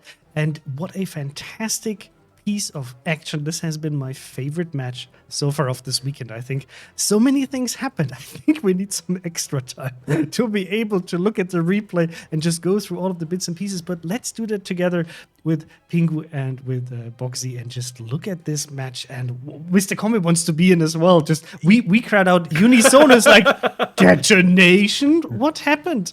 Oh, man. I mean, I think that might not have made like the difference, but still, seeing that in a King of the Sea international finals, that's different. Yes, and I also just wanted to point out we don't have that time, but we'll go as quick as we can. I'm going to leave again, but fantastic, I can't even. Fantastic match. So, Boxy, exactly mind blown. What was that match?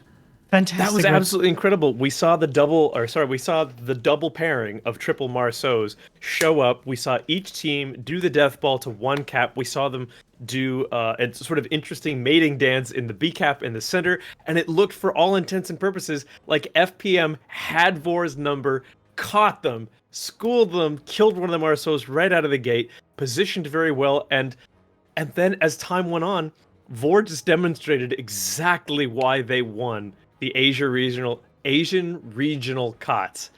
And on top of the detonation, which I don't think affected the game, but was just icing on the cake, there was a gross occur first in KOTS International Finals.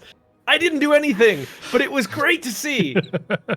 Yes, I had high hopes of this because they must have had a reason to bring it, right? But then it was, I don't even think I agree with stats. I don't think it really made a difference whether it was a Kurfürst or an Ohio, but because the position didn't really make that much sense. But crazy how they managed to come back from this. And we actually have the replay already ready. Thank you to the teams for being so fast. And I'm sure Mr. Conway will give it to us in I guess, like less than 30 seconds. No pressure, Conway. Not at all. We just really want to look at that replay. But yeah, it was really, really great to see how the triple Marceaus were doing the mating dance. I love that expression. That's pretty fitting. And let's just start it off and see how these teams played with each other and against each other, right? With the Marceaus going to different caps and avoiding that initial encounter and just basically going for, hey, we'll take that cap. And I loved how Vor went, you know what, we'll go for center and then for one of the corner caps instead of going for the corner cap first and then potentially being pushed out of the center cap, right? Oh man, it has been such a sad game actually, because I was cheering for FPM there and they did such a great job at setting up a trap. I assume it was a trap if we keep moving the replay, because you can see right now on this position one Marceau stays at the C cap, maybe just because she wants to spot enemy Marceau movement, or she tries to be there in time, because right now you can see what happens next. Is they are setting up their trap right now at this position. The daring comes in, closes the gap between itself and the Marceau, spots the Marceau. Everything can open fire because the Marceau started firing. The daring smokes itself.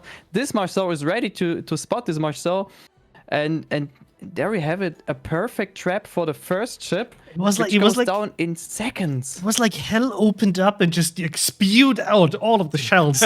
It was really crazy to watch. Like you just see like that's like the Marceau just being gone within like 20 seconds, just like melted away. That is exactly what I wanted to see. Yeah. And yeah, Boxy, you can go on. Well, it remains to be seen. Like I honestly want to know, was obviously they put the FPM put the daring in front to specifically spot the Marceau first to get that first wave of shots off. They clearly had the Stalingrad. They brought the Venezia to that point specifically to aid their Marceaus in fighting the other Marceaus. We were watching this. We were just thinking, oh my God, there's 6 DDs about to slug it out in B, each one backed up by a radar cruiser with high velocity shells.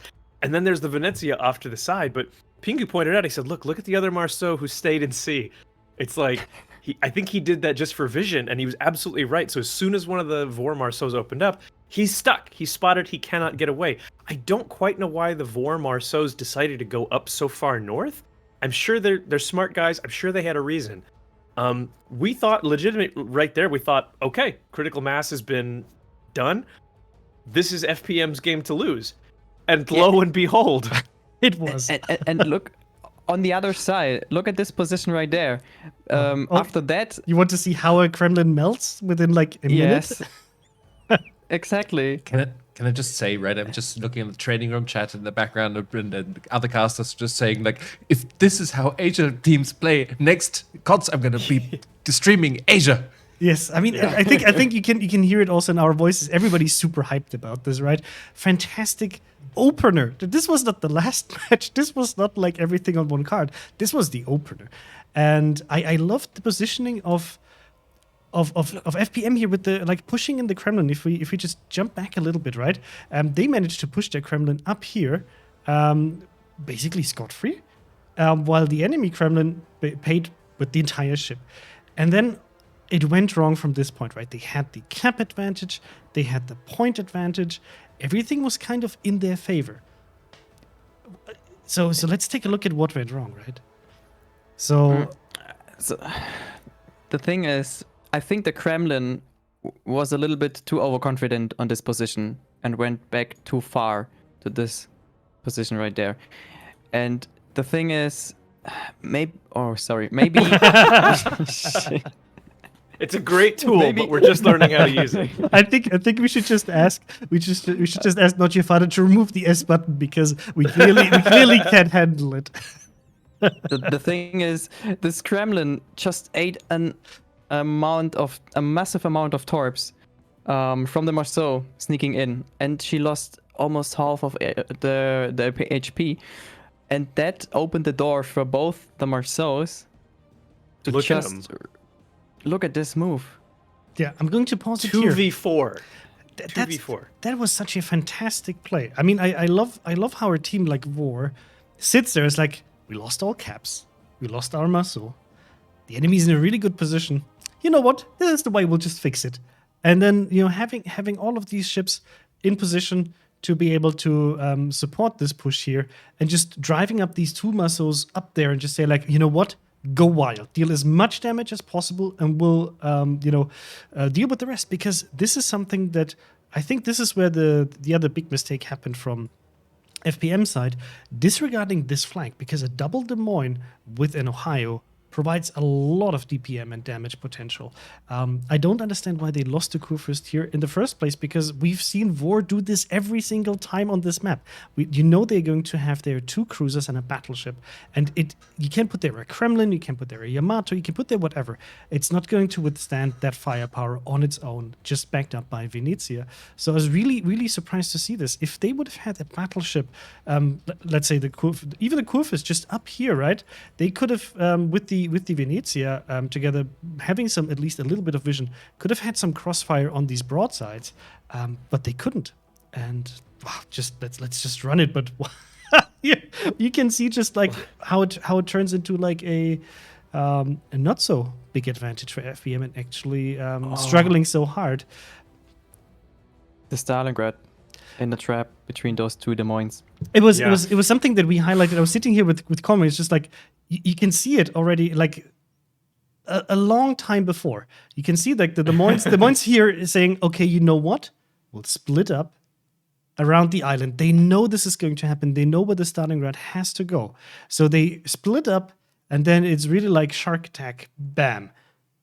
And they caught their prey. And the Stalingrad was not able to really do something about this. The Venezia got a really good salvo on the Des Moines, but it's not enough because within the next salvo it would be angled.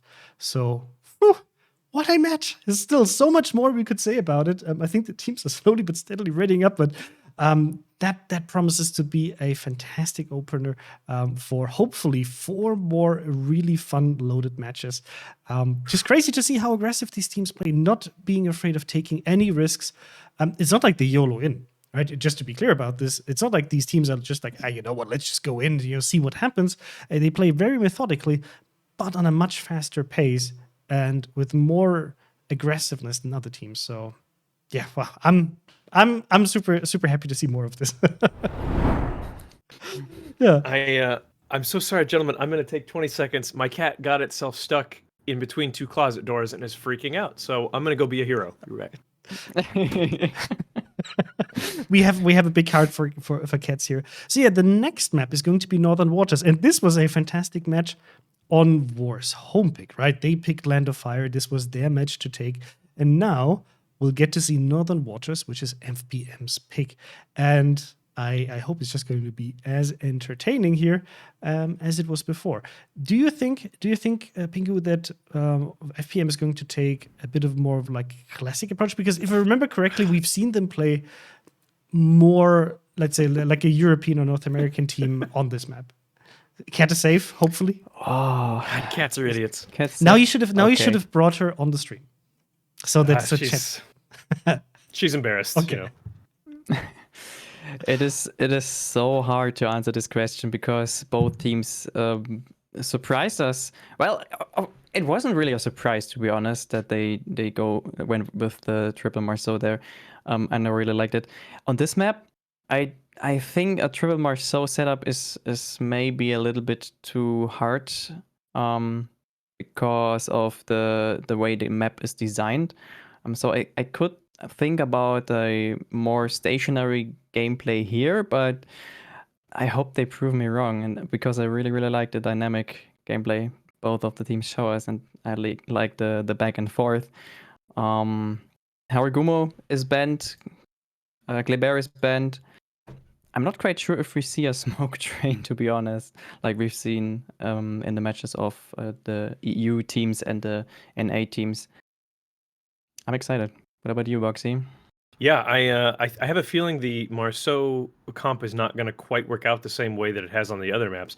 I feel we just saw Oh Boy use several Marceaus to great effect on this map. However, when we had sort of been thinking of Northern Waters as not a Marceau Kleber centric map, so I have to suspect that these two SEA teams are gonna, well, they're not gonna deviate from what's working. Let me put it that way. Too much. Whether we see the death ball or not, I don't know. I suspect not. I suspect we'll see a little bit more even coverage. But again, the ability for the Marceau to reposition and then to pump shots into something and then find something else to harass, it's so effective that I do think we'll see quite a few. And whether we see a smoke train go up the seaside remains to be seen. We'll have to see. I mean, we've seen FPM, if I recall correctly, actually making it super hard for Bongs on their home pick, because I think this was a Bongs pick on Northern Waters, and ruining their A approach with having the Marceaus in the right position to punish the enemy, the boy trying to get onto that A5-6 island. So, yep, I'm super hyped to see this, and we'll have to see what they can do to win this one. Now, chat, this is also, of course, up to you. I hope you had as much fun as we did with the first match, and of course, there are going to be plenty more. So let us know in chat, who do you think is going to take this one home? It's very, very interesting, and I think both of these teams showed that they're on equal footing in terms of skill. There's not like a huge difference. It's the small things that make the difference in these matches, right? Being able to get it from the enemy team. Whew. So, would you give this one to FPM being able to take their own home map, Boxy, or do you trust in VOR? I'm going to actually say FPM on this one. I think that they have figured out very carefully how to deal with VOR. I think they've paid a lot of attention just based off the last match. They've clearly done their homework. They've practiced. I think they're going to be ready to counter VOR. The question is, will they bring dead flags this time? I mean, you don't have to, but it's generally advised. It's a press account. They're free. Definitely. I go with Boxy there. I really hope FPM can make the victory on this battle. They have been super strong in the match before, and yeah, I'm sad it turned out like it turned out. Actually, no, I'm not really sad because it was super funny to watch. but I hope they don't flower it this time. Okay, so go for it. Take the victory. Yeah, I would say the same. Like, I would really love for FBM to take this one and make it really hard for War, to take it off of them, and then see this. Like, this is definitely a series I want to see go to match number 5, because it promises to be very, very interesting. Now, these teams are currently sitting in training room, and I think there's one player missing, so we will just take hopefully only 1 or 2 more additional minutes for them to get back here. And I think there's a Wild Mr. Conway joining us. As Jingles used to put it when he used to Jingles, by the way, we miss you. Please come back someday to King of the Sea. This is the point where we do the so-called monkey dance, where it's our job dancing? to keep everybody entertained and happy. But I know someone who's an actor. I'm sure some dancing lessons must be included in the general curriculum, right? Actually, you know what? If Jingles is missing, I can do my best to fill the void by So everybody, when you go to KOTS, you forget your detonation flags. That's a paddling. That's the best I can do, but you guys need to make up some kind of award for detonated in KOTS. I mean, usually when clans create a Discord server, they have a special role. Lots will have it detonated in clan battles, detonated in KOTS, what have you. Okay, well, I think there should be an achievement for it. Can I just quickly give a shout out to my tournament coordinators? Please make a roll on the Discord server and attribute it accordingly. Thank you. Are you now encouraging finalists to drop the detonation flag to get basically the rarest award you can get is like, hey, detonated in a final, still participated, or even won. Yes, it needs to have a really cool color. It can be something along my own pink. But, we can have 2. We can basically have one like detonated, still won, detonated, reason we lost. Nice. Well, hashtag not worth it. Definitely not worth it. Guys, make it happen. In the meantime, we have 15 seconds for the game. I am giving this one to FPM on their map. They played so well. Like, really. Let's hope for another exciting match. Any last words? No? Have fun? Good game. Enjoy. Welcome back to Game 2 of this Best of 5 Grand Final between FPM here in green, the Asia 2nd place, and VOR down the other end in red, the Asia 1st place team, currently 1 up against FPM, who couldn't quite hold on to that advantage they got initially in that last game. The lineup for FPM here in green is Conqueror, Kremlin, Des Moines, double Stalingrad, Daring, double Marceau, and Shimakaze. And down the other end for VOR, what do we have? Opposing FPM from the south spawn. VOR in the red this game, fielding Kremlin, Ohio, Des Moines, double Moskva, triple Marceau, seems familiar, and Renegade in a Shimakaze. Yeah, so VOR running a very similar lineup there, but FPM changing it up. They've dropped the GK, which I think we both agreed was not entirely effective in the last battle. I think that's putting it mildly, sir. Yes, we're actually chatting between the matches. They were actually chatting, and I think we've decided that pretty much that was the linchpin for FPM losing that last match because they couldn't hold on to the C-cap without something there.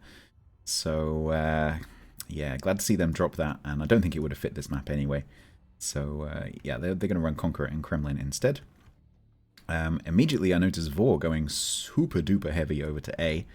Following the little train here, we've got Ohio, Moskva, Des Moines, we've got a Marceau, 2 Marceaus, 3 Marceaus. This could get real exciting at A very quickly.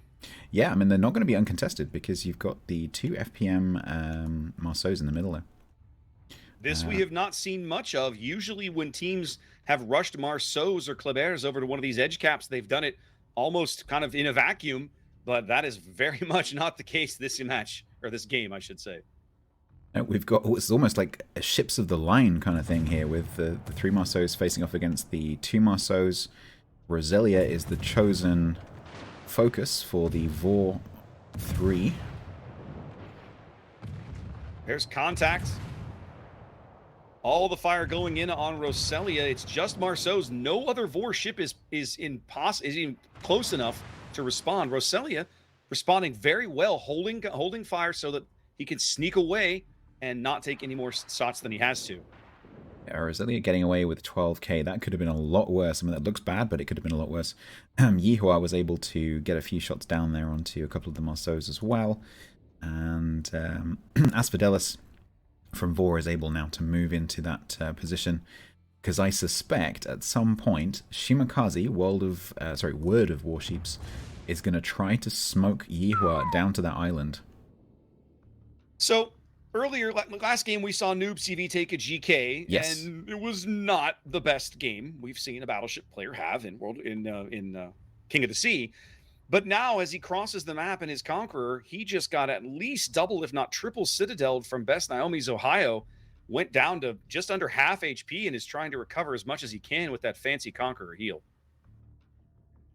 The HE out from that Conqueror over towards Rashia. I don't think... No, it does find a... No, actually, no damage.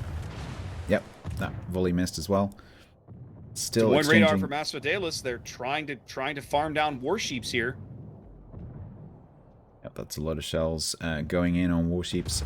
Pretty good so far, only down to 18k. Let's go to the red team view here. Yep, Warships is still spotted, running away under radar from Asphodelis. Probably just going out of range there. A few more blind shots going in. Warships down really to 15, 13. Takes another good hit there from the Ohio, but really well done. Both of FPM's destroyers preserving their health is quite well there at this exchange, but Vor does bag A and B very quickly. Okay, I suspect Warship's plan here is to go over to join Yihua, and this Des Moines will start this run that I don't like. I get very uncomfortable whenever I see this run, right? Yeah. So this is, I suspect, this is why Yihua is here. So we'll see, but they may decide not to do it with so many ships sitting underneath the cap. We'll wait and see. Seems dubious. You pointed out last time we looked at it, if they've got a cruiser here and there is Asphodelis' Des Moines here ready to punish such a maneuver should they attempt it, I'm willing to bet we won't see it. In fact, Warship's already kind of backing away from Yihua. He's headed just back to A in general. Yeah, although Vor are moving off, the Marceaus are actually leaving. They're going to swap with Renegade to do some spotting on A and do the contesting over there. Because Vor know that Des Moines is up by the island and has no radar coverage of A, so the Shima will be able to contest A against Warships without being radared. The Marceaus will move over towards Bravo, where Munan is currently stationed. Not quite sure why Munan isn't down in the cap. Good question. Probably trying to see if they can bait Dark Temple's radar or push him far enough back. That's the trick. Right now, he's avoiding the Moskva radar. He's about a click and a half outside the Moskva radar bubble, but they've got to push Dark Temple way farther back for Munan to be able to get into the cap and not get radared. 5 minutes gone, and Vor out to an early lead, about 120 points here. But you can see FPM working on the A cap, Word of Warships, Shimakaze, and they did manage to bag C over here on the other flank. On the back of Khanhenna's Kremlin actually sailed right through that cap, never took a shot, picked it up, and now he's comfortably ensconced over here along the 9 line. Yep, the Kremlin of Yanaya and the Moskva from Vor over there. Just in station keeping, basically, and not really able to contest Charlie, although I suspect this Triple Marceau division may have something to say about that in about a minute's time. Yeah, I'm looking. If you kind of look at the middle of the board, you can see like all these Marceaus all charging. It's almost like they're reading each other's minds. Like FPM knows, they know that Vor's next maneuver with these Marceaus is to go to the opposite cap, the weaker cap, if you will, and try and either farm a ship down or bag the cap or whatever. And for a time, their Marceaus were moving to react. Now they've pulled up Plan CVN and Roselia north of the B cap, and they're going to push Munan into that cap. It looks like. They finally pushed the Moskva back far enough. They have, just barely. As Munan gets into the cap, Dark Temple's Moskva is almost 13 kilometers away. I missed it. Yihua is actually doing that run without a smokescreen. Not necessary, because there's no spotting there at the moment, apart from Renegade, who I think will... Yep, so Yihua just being spotted there by Renegade. But way too late for VOD to do anything about it. So FPM will take up a position behind this island. And normally you would see a French destroyer here in opposition down on the one line ready to rush, but there isn't one there. The Marceau Wolfpack trying to farm out Kokonye's Stalingrad. Getting lots. They're supporting Kokonye with the Marceaus and the Daring from the B cap. Munan not able to cap B. Now moving off. But Kokonye is just burning from stem to stern as he does finally push his damage control there. I think he just waited until he was burning everywhere to push it. Yeah, very sensible if you've got that amount of HE spam incoming, because, you know, you are going to take a fire eventually, so you might as well wait. Oh, the Ohio. I watched those shells come in. Yep. 22.5 kilometers from Best Naomi. Very common tactic in King of the Sea at this level is to try and get a ship to reverse, because even just psychologically, the player may not even be aware that they're really doing it. You know, you have all this stuff coming at your face, and you start to reverse, and before you realize, you've actually gone too far, and you take a cross-map shot. Vor executing just a textbook move there, basically assassinating one of FPM's Stalingrads. They're up on health and points and ships here. 8.5 minutes gone in this game 2 of the international finals. Vor are looking like they're going to move into A. They already hold A, but I think they're very uncomfortable with Yihua's position there in the Des Moines, so they're going to try and do something about it by pushing Naomi up. Maybe taking the Shimakaze around the back. Warships is kind of point over here, I would think, would be to prevent a push like this from Naomi, but he's not going to be able to. His torpedoes, you can see them off to the south, well south of the Ohio. Looks like maybe Naomi might have taken one. There's some gaps in those salvos, but whatever it is, it's not enough to prevent this push. No, I think Shimakaze's reload is probably too long to do anything about this now. Maybe it'll just be back up just in time to catch Naomi. As Naomi pulls around that rock, Yihua is obviously going to reverse to try and avoid being smashed in the face by the Ohio, but Renegade, of course, is ready for this and is going around the back. Unfortunately for him, French destroyers aren't the only ones that can execute pincer maneuvers. As Renegade, actually, I'm surprised that this Renegade's going to pull up. Oh, they're just going to use this to proxy spot him, I guess, to make sure that he doesn't reverse all the way around and try to escape, perhaps. We don't want to lose Aoshima, but we don't want Yihua to reverse anymore. Yeah, well, and so far it's working. Yihua doesn't have the ability to get an angle there. Well, now he does. He's got a couple of shells in. But that's just, all that's doing is giving Naomi enough time to push forward. It's not going to be too much longer, although Renegade is losing quite a lot of health. It feels like Renegade screwed this up. Like, he's actually going to come under the fire of all of the Des Moines guns at this stage. He can't, they're going to lose Renegade. Yep. They're going to lose Renegade before Naomi's in position. Can't quite get off that rock. Wow. Naomi may take some Shima Torps here as well. Yep, 2 Shima Torps. But Yihua still has to deal with Naomi and Asphodelis' Des Moines. I can see lots of shells going backwards and forwards to the other end of the map as well. Let's just go and have a quick look. The triple Marceaus and the Kremlin fighting against Force Runus, Roselia, and Konhana.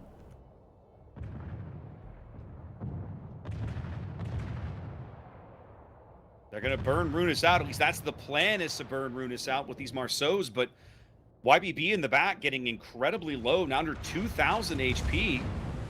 The right combination of shells and lead will potentially end his game.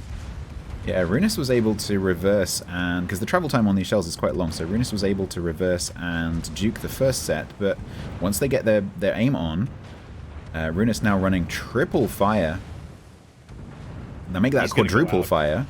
He's going out, right? This is why we've started to see fewer and fewer Stalingrads at this level of play, is that they've just become, with the changes to the cruiser skill tree, they've become too easy to just burn out with this kind of focus fire. Yeah, especially if you sit them stationary next to an island like that, which is generally where they're played.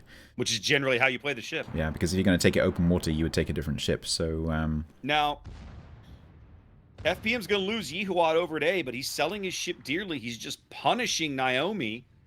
while he can, making sure to prevent any return salvos from Asphodelis coming in. He might actually win. He might actually kill Naomi. It seems unlikely, but it is theoretically still possible. He has a small health advantage right now. 5-second reload. AP coming in. He's going to burn him out. He does. Goodness gracious. Trying to keep the island. So Asphodelis is behind the island, so no shot currently on Yihua. Yihua is just an absolute MVP of this game right now. As FPM goes up 30 points, both teams taking a cap now. As that's again, Yaya's Kremlin steps onto C, but man, has he got an army of torpedoes out looking for him. Yeah, it's hotting up over at C. That's the Marceau of Rashia down. Points advantage here with FPM currently, although Vor applying a lot of pressure over on this C cap. Konhana may well go down, but Yanaya is also taking damage. YBB really low in the back there. They're trying to keep that Marceau out of the way. I think what they do with these three Marceaus is they try and keep the healthiest one at the front. Kremlin forced onto the border. All tied up on kills. Vor working a small 50,000 point health advantage. Mid-rush. Roselia is rushing on Moskva of Dark Temple. He's going to get it, too. It's going to cost him his ship, I think. Maybe. No, it's not. He's going to get away with it. That's a huge kill for FPM, and that leaves them in control with a B cap. They're up 110 points now, continuing to grow with 6 minutes to play. So there is this force of Vor coming through C, but Yanaya is very low. YBB is not going to be able to do any gunfighting at all on 1600 health. Well, FPM's going to bag A. It can't be stopped now. They have no way to spot Warships, and they're seconds away from the cap. They're going to retain B, and they're about to burn out Yanyaya over at C. I mean, I'm not sure Vor can recover from this. No, I think Yanaya going down is going to be the nail in the coffin here. You've got Konhana up in the Kremlin. Could also go down to Niebieski. But the map control is very much in FPM's hands with 854 points. I don't see what Vor can do to bring this back. I don't think they have a play here really outside of an FPM mistake, which could still happen, or they can still kill Konhana. Right, Konhana running literally in B10, running north, healing now. It's if they can get him off the board, that's points they can claw back, but they can't. I don't think they can get back onto any of these caps comfortably. No, they're sending the two Marceaus back over to B, but when you do that, Munan or Plan CV is going to come right into C. Yeah, the thing is, so FPM have 4 destroyers. Okay, one of them is on 2-2. But the other 3 are pretty healthy, and Shimakaze's guns are still guns, right? Yeah. So you can definitely take out a Marceau in one volley, no problem at all, if it's on 1600 health. Yep. So I think what they'll simply do is bring these 4 destroyers down and try to anticipate where these 2 Marceaus are going. They undoubtedly have them on radio location from at least one of their destroyers. They're bringing Word of Warships into B. That's going to cover. He outspots both Marceaus. And he's backed up by Roselia. Now Roselia is quite low. At the same time, if you outspot these guys, Roselia can still chip in some damage. And if you kill a ship at the right time, timing is everything. Yeah, Here we go. Roselia has backed all the way off to make sure that it's not the focus of fire. Shima is going to be the focus. Interestingly, Warships going for the higher health Marceau first. You didn't see him. He spotted the ship in the lead, and that's when he started firing. Yep, they didn't know YBB was there until he opened fire, but the one kill does it. And just like that, FPM back in this series, tying things up at a game apiece. So just a reminder, this is a best of 5 in the grand finals, so there is at least a couple more games coming because it's going to be best of 3. The first 2-3 who wins. So 1-1, we're going to be seeing some more games from these 2 teams, and I'm sure they're going to be just as close as these first 2. So while I hope so. These have been fun. I hope so too. It's been amazing. So this really is the pinnacle of King of the Sea. So back to Prague while they reset for game number 3. Wow, another fantastic match. What a game here from FPM versus Vor, and FPM taking their point, and now it's a draw again, 1-1. And let's discuss with our co-casters and see what they think about this match. whew, this is so much fun to watch. Like it's kind of like also energy draining just watching and like, wanting to see like what's happening there, what's happening there, what's happening here. So many things happening in parallel. So we'll try to split it up a bit and analyze it. But Pingu, what an interesting matchup. It was super interesting to see that. And of course, there she is again. Not now, please. Maybe she's just trained to listen to it. Yeah, I think you've giving her a signal. Every time you ask me a question, she's coming for it. Well trained. The thing is, I thought we just discussed it right before the match started, that we think the triple Marceau combination wouldn't work out that good on this map, but 4 actually did stick to the triple Marceau. There, FPM kind of stick to it. They took 2 Marceaus, and the Shimakaze and the Daring. On the other side, 4 had a Shimakaze themselves. I think because of the good concealment and the sneaky cat. And the sneaky cat. I'm so sorry. Don't be. It's glorious entertainment.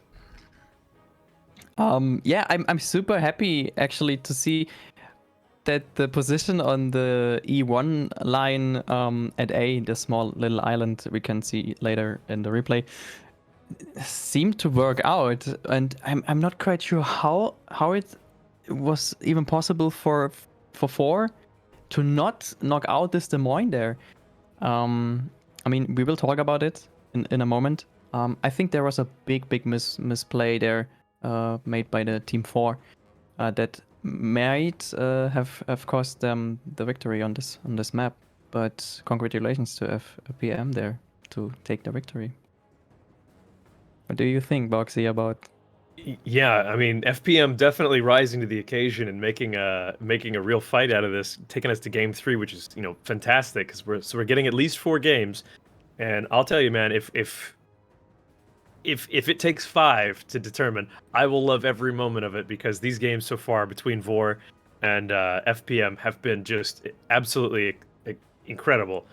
I agree with Penguin. I think when we get the replay here, we'll see exactly where the moment happened where I think it went sideways for VOR.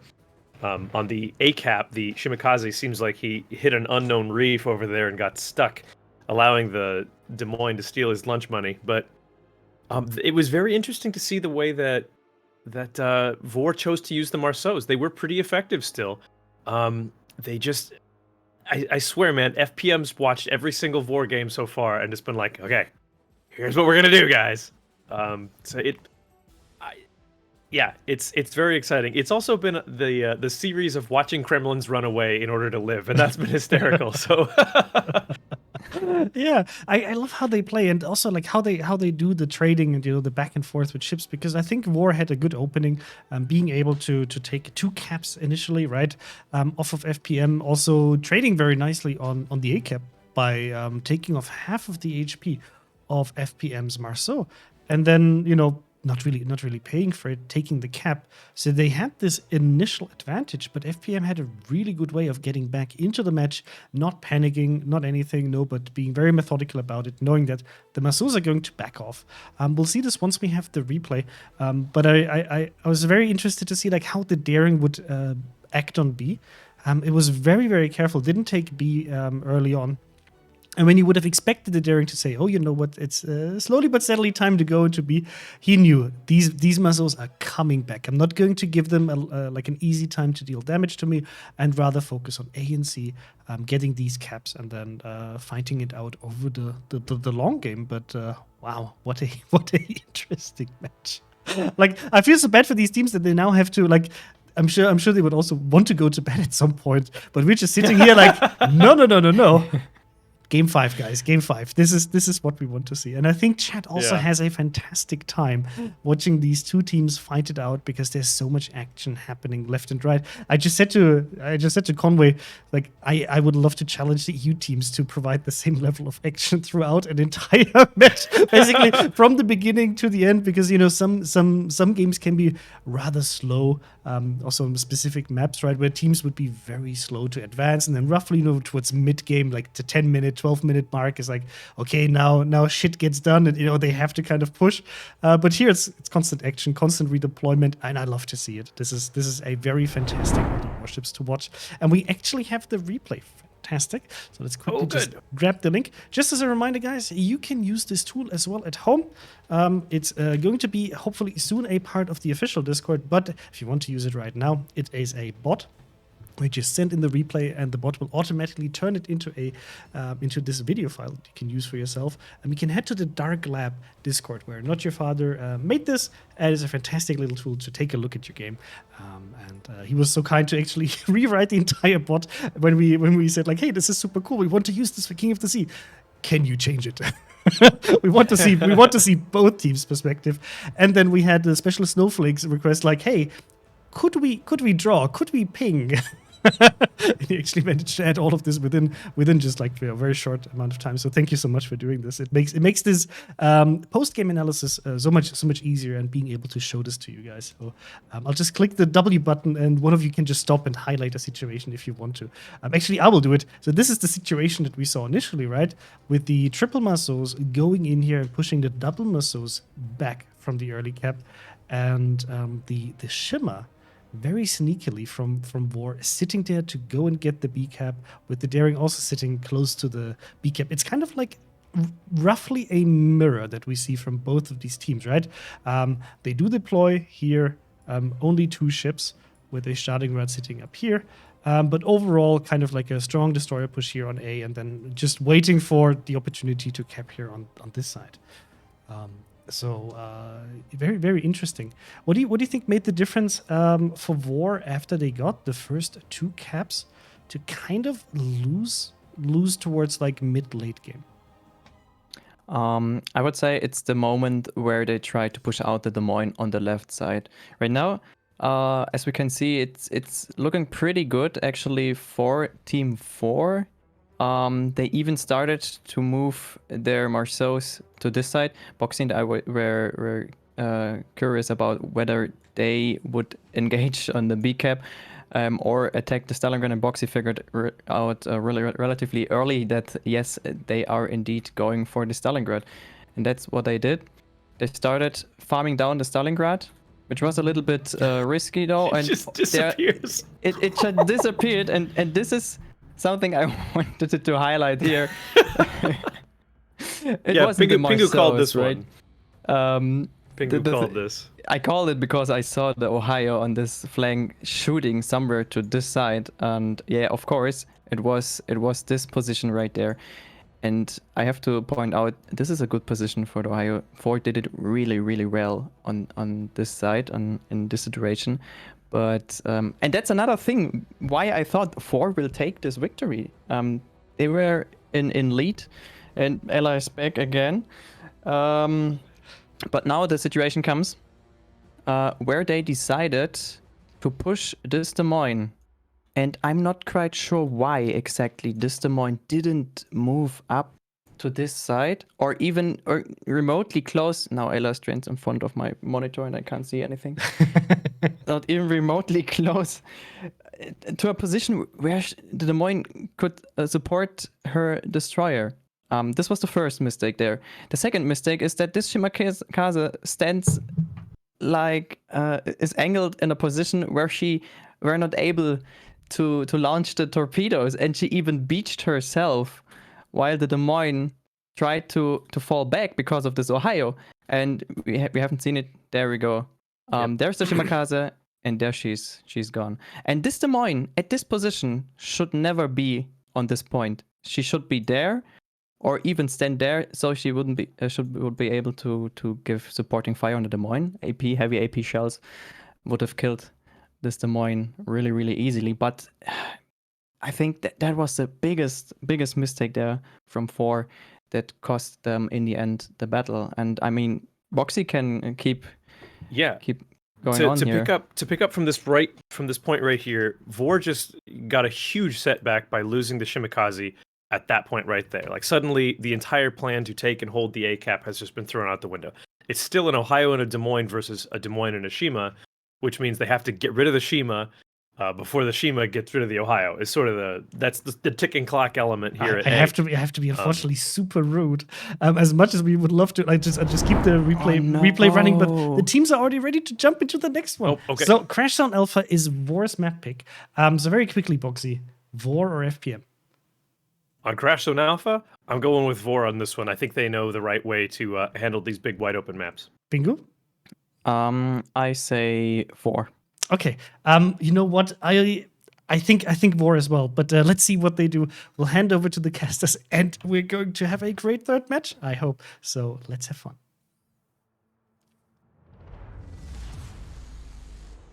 Welcome back, everyone, to Game 3 of this incredibly entertaining match between FPM, the Asia's second-place team, and VOR, the Asia's first-place team, as they are here in the international finals of King of the Sea 12, playing for a bigger slice of the prize pool.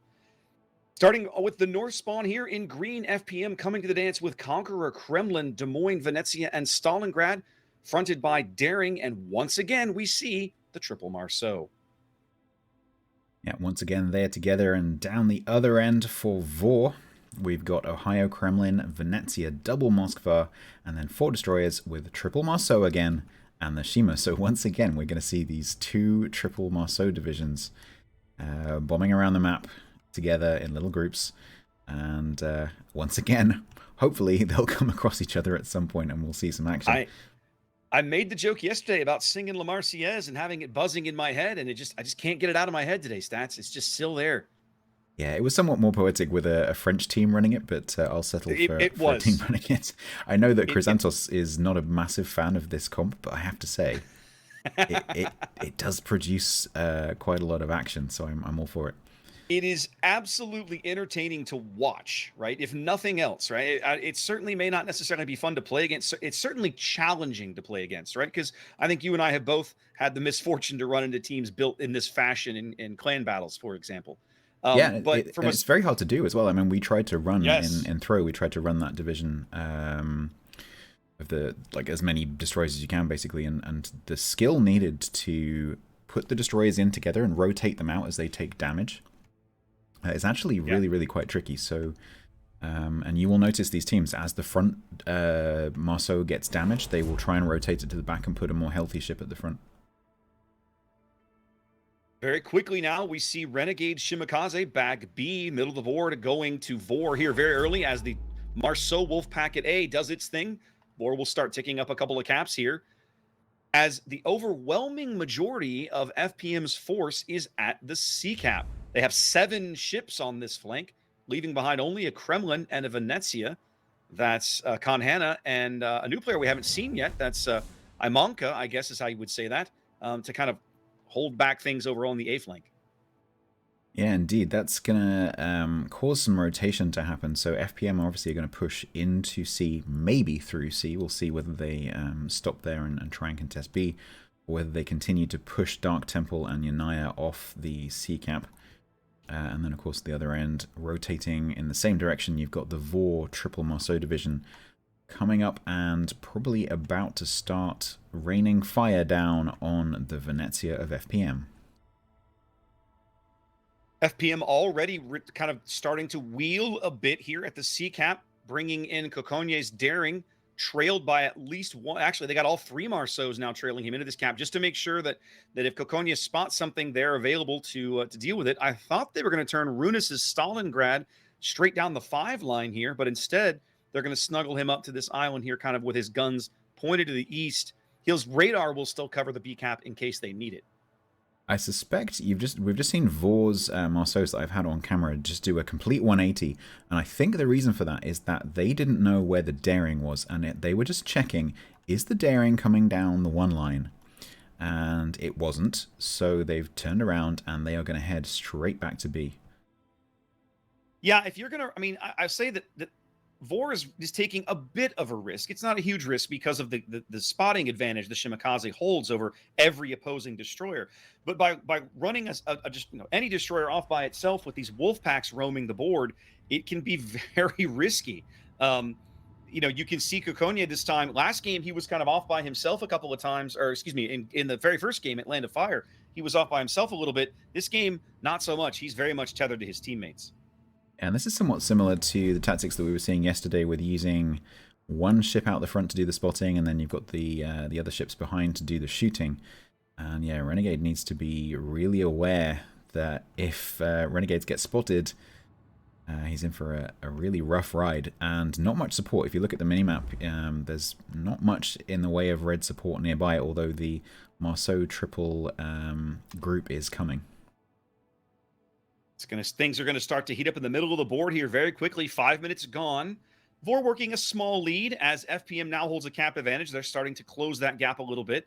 Still early going. No significant damage on either team. I mean, a little bit on the Vor side, but nothing catastrophic. No, basically not much fighting gone on at all yet. Both teams jockeying for position, but I think this is a brewing storm. I agree. Yeah, the cyclone of Marceaus circling around B. It's like watching a group of sharks. That's a really, really good analogy. I mean, these things are so fast, and they have they have really good teeth. I mean, let's be honest. That's a great analogy. The thing is, because they can move together so quickly and redeploy, the other team's going to find it really hard to react, especially if they're not exactly sure where they've gone, because of course most of the time when they're doing this, they're unspotted.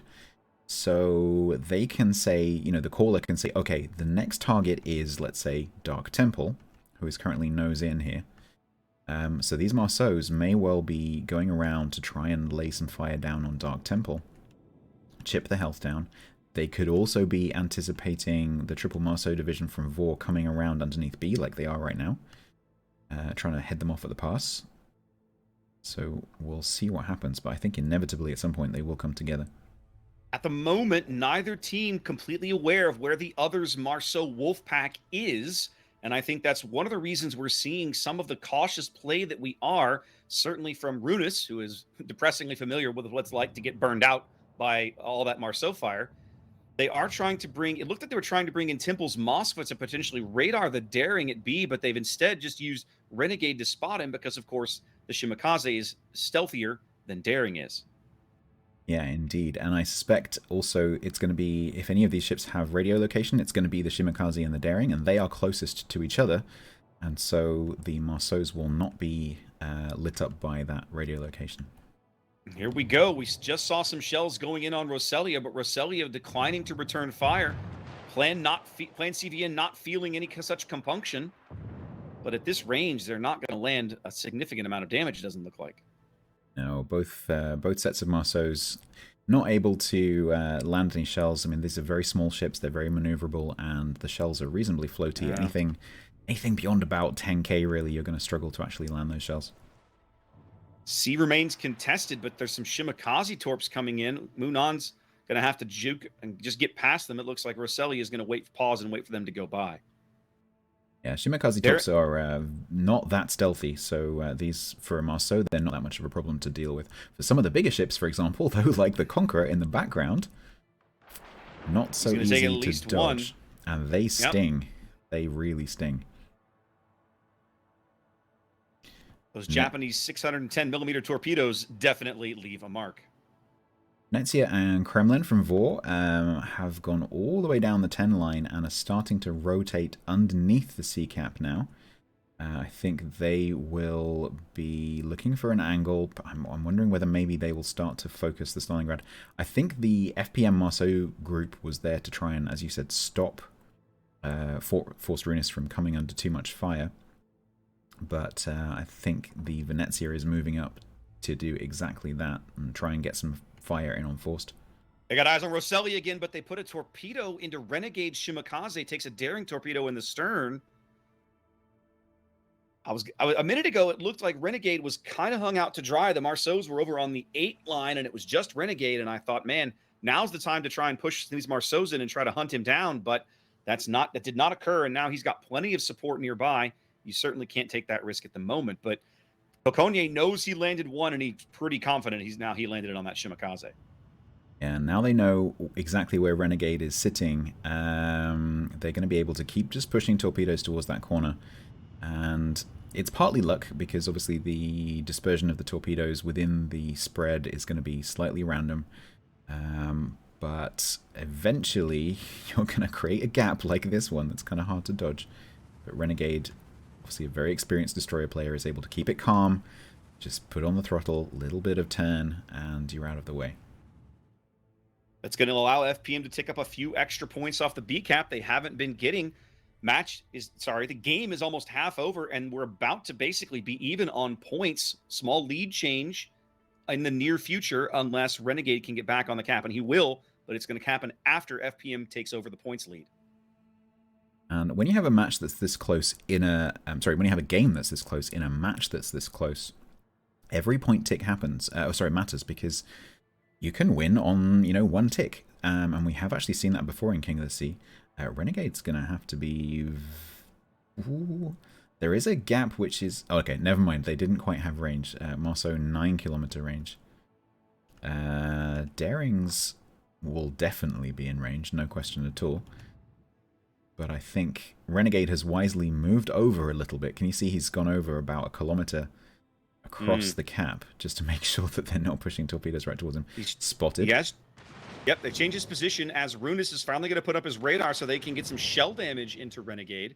It's not going to be catastrophic. He'll probably take 3,000 or 4,000 damage before he can sneak out of range, and he's finally off the detection there.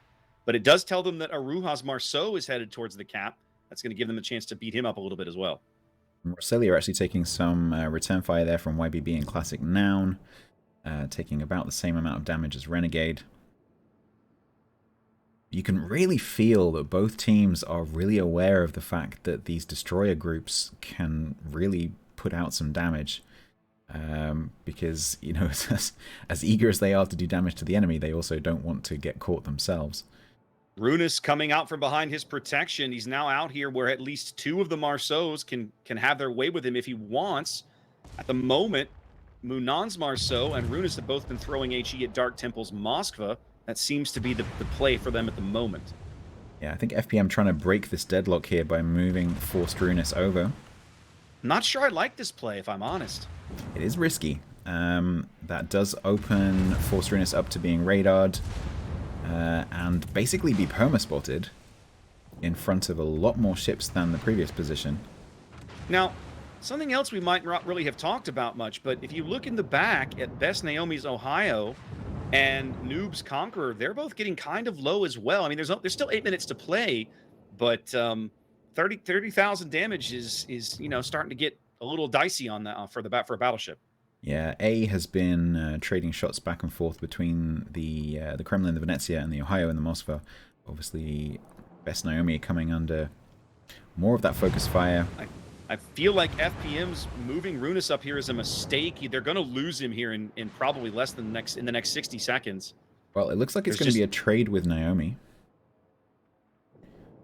Or 5. You think so? No, Naomi's running a heal. I say he's got his heal up, but Runis is going to go out the next few shells that land on him. There Dark it is. Temple also coming under a lot of fire here. I'm trying to keep an eye on both Naomi and Temple at the same time. FPM retains control of the B cap, but they go down a ship. And honestly, it feels like a ship they didn't have to lose. Yeah, potentially. It is also opening up. You can see in the background there, Yanaya and Niebieski in the Venezia moving up now that the Stalingrad is gone. They are continuing to harass and beat the crap out of Temple. They do get Temple. The big kill. They need those points. Renegade laying a smokescreen for Naomi to try and get that escape, but the heal is already run. AP from the Kremlin. And just like that, FPM up over 900 points, under 60 seconds to a win here in Game 3. So Vor have to get into B and block. They also need to try and push up to C, although that's a very long way to run in 1 minute and 20 seconds. I don't think they can actually physically get there. So they're going to be relying on kills here. Oh, Aruha and Roselia now both getting very low here. Lots of focus fire going in on Aruha, but Roselia under 1,000 now going out here on at least a couple of fires. Oh, points FPM can't afford to lose. Yep, so you can see here the lower health Marceau being rotated out under fire. Aruha running away on 4,800 with Classic Noun and YBB staying in the fight. 908. Konya under focus fire here. It's a little bit of smoke giving Plan CV a bit of a breather. Bland's going to have to con his ship carefully. He can't afford to T-bone there. He's got torpedoes coming in. He's good to go.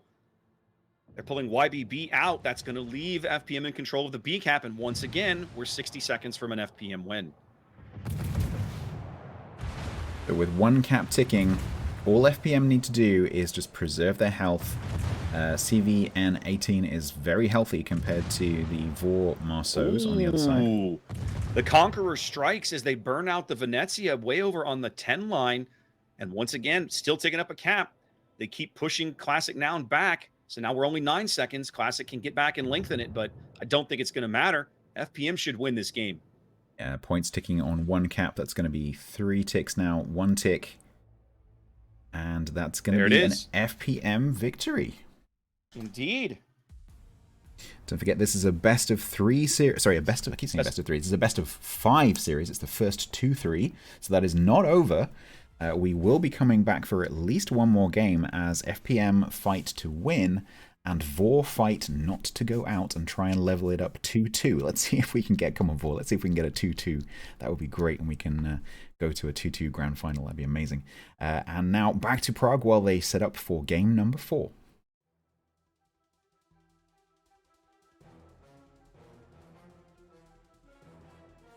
Oh, now. Wow, very impressive. Also very impressive, Mr. Conway. Quick reaction, though. No, I want to say, wow, very impressive by FPM here, taking a Wars map off of them. And that puts them into the lead with a 2-1 score at the moment. And if they manage to take the next map, that might be already it. But I'm sure that War has something to say about this. So let's get in Boxy and Private Penguin and talk about this match. Whew. A little bit slower match, but still a lot of things happening. Penguin, what was the mistake potentially that Vor made here? I wouldn't say there is one part in the match where they did a big mistake, like in the last one, where they lost this battle. Both teams did really well in playing with their Marceau, with their pack.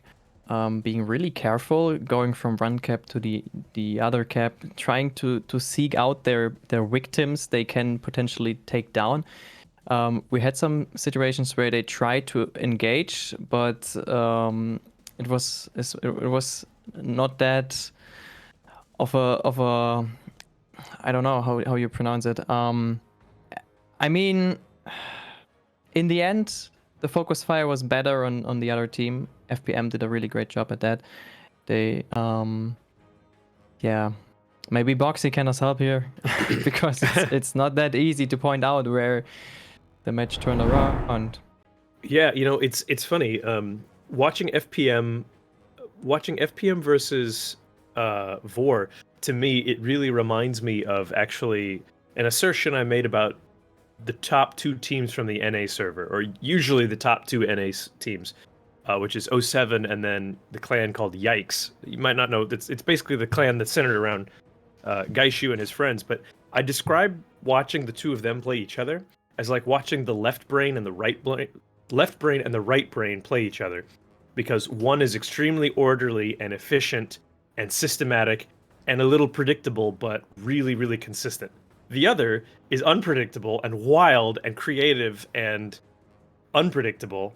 And they both kind of complement each other in a variety of ways. That's what I feel like I'm watching here. I feel like Vor is the brain. Can't remember which one is right brain and which one's left brain, but Vor is fluid and creative, and they adapt to things very quickly.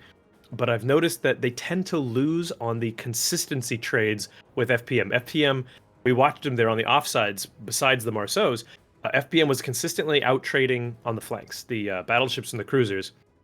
So I think that really was pretty decisive when it came down to the final battle where, hey, someone needs to get a kill. You look around at the map, and FPM managed their HP better and managed their trades better, and they were able to get a final shot on that Ohio and then the Venezia to secure that win.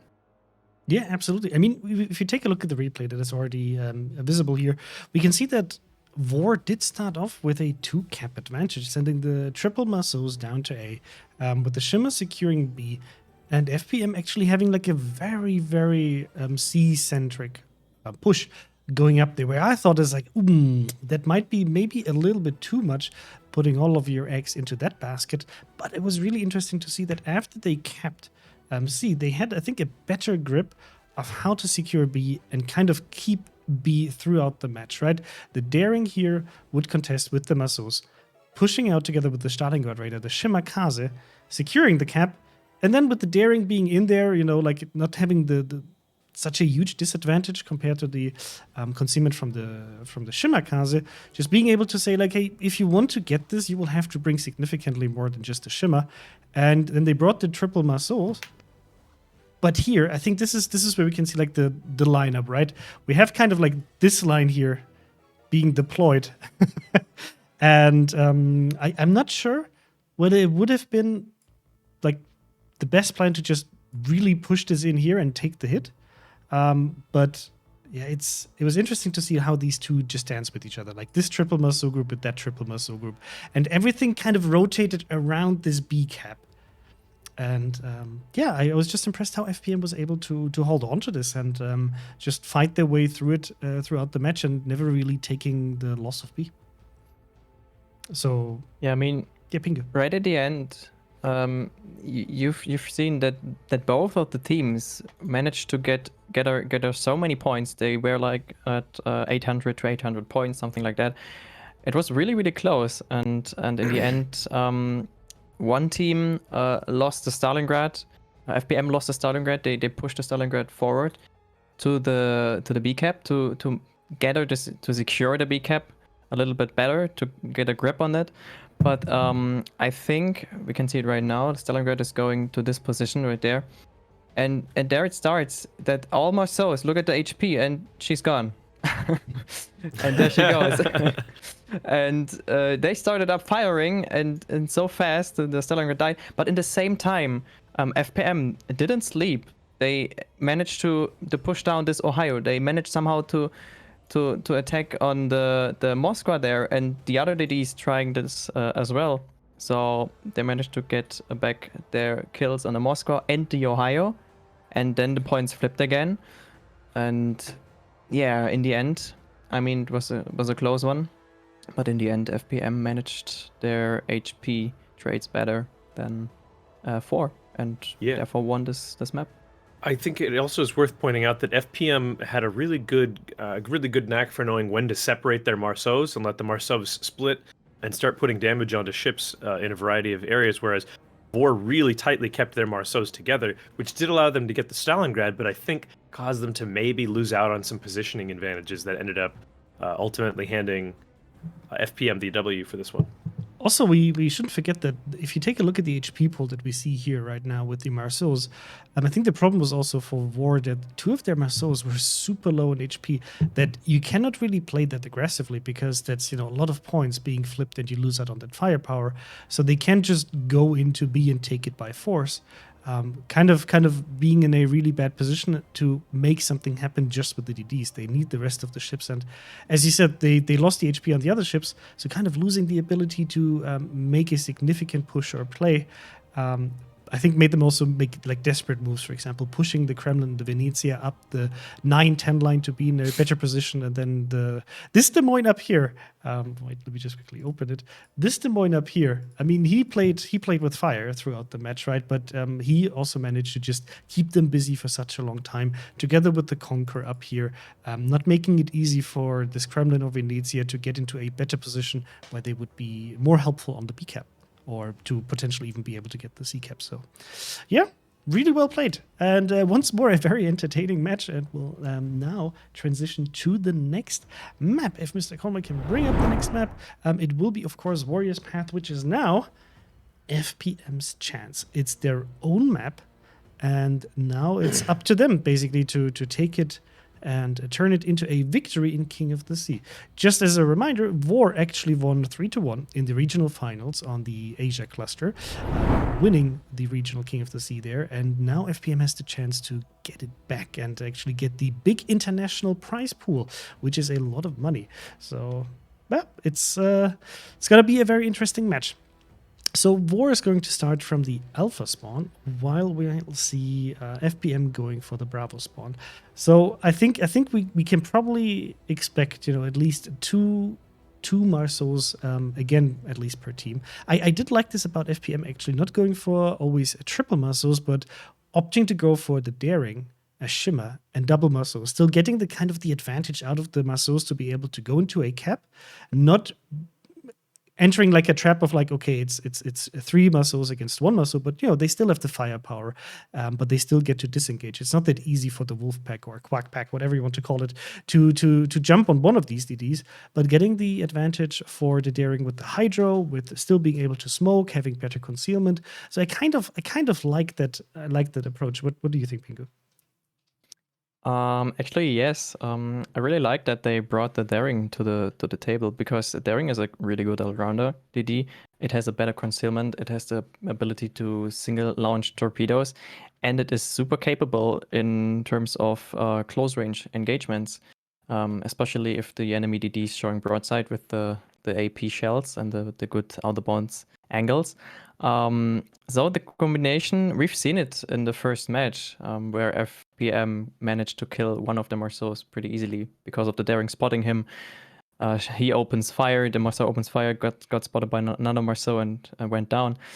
So I think in this map, especially here, a Daring can come in really handy in the Bravo cap. I'm quite interested in whether there will be a smoke train on either side, either flank, or if they just ran full Marceau again and try to move the array around. I mean, we've seen on the right side, like in every match, there was a smoke train on the right side, I think. I'm excited how this will be played here. What about you, Boxy?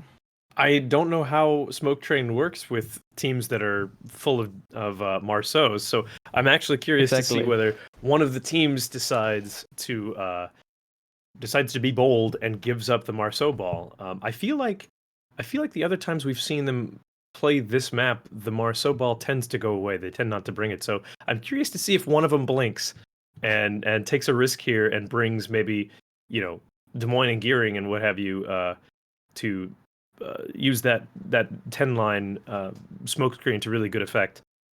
Yeah, it'll be interesting, but these games have been so good so far that I don't think it matters what they bring. I think these guys are going to absolutely have a good match regardless.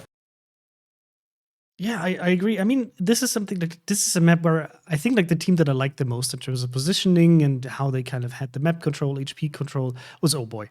Oh Boy had a really good grip on this map, and I think, you know, they kind of leveraged some of the tactics that we've seen from the Asian teams, with using like double Marceaus to kind of zoom into A, just secure that cap.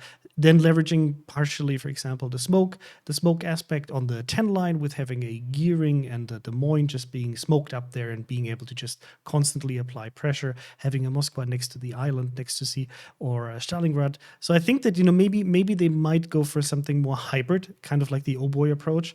But on the other hand, they might also just surprise us with like something really crazy. I mean, the Marceaus do work well here if you want to go for like early caps, but maybe towards the late game it might be a little bit more tricky. But I think Oh Boy showed that you can use Marceaus very efficiently here.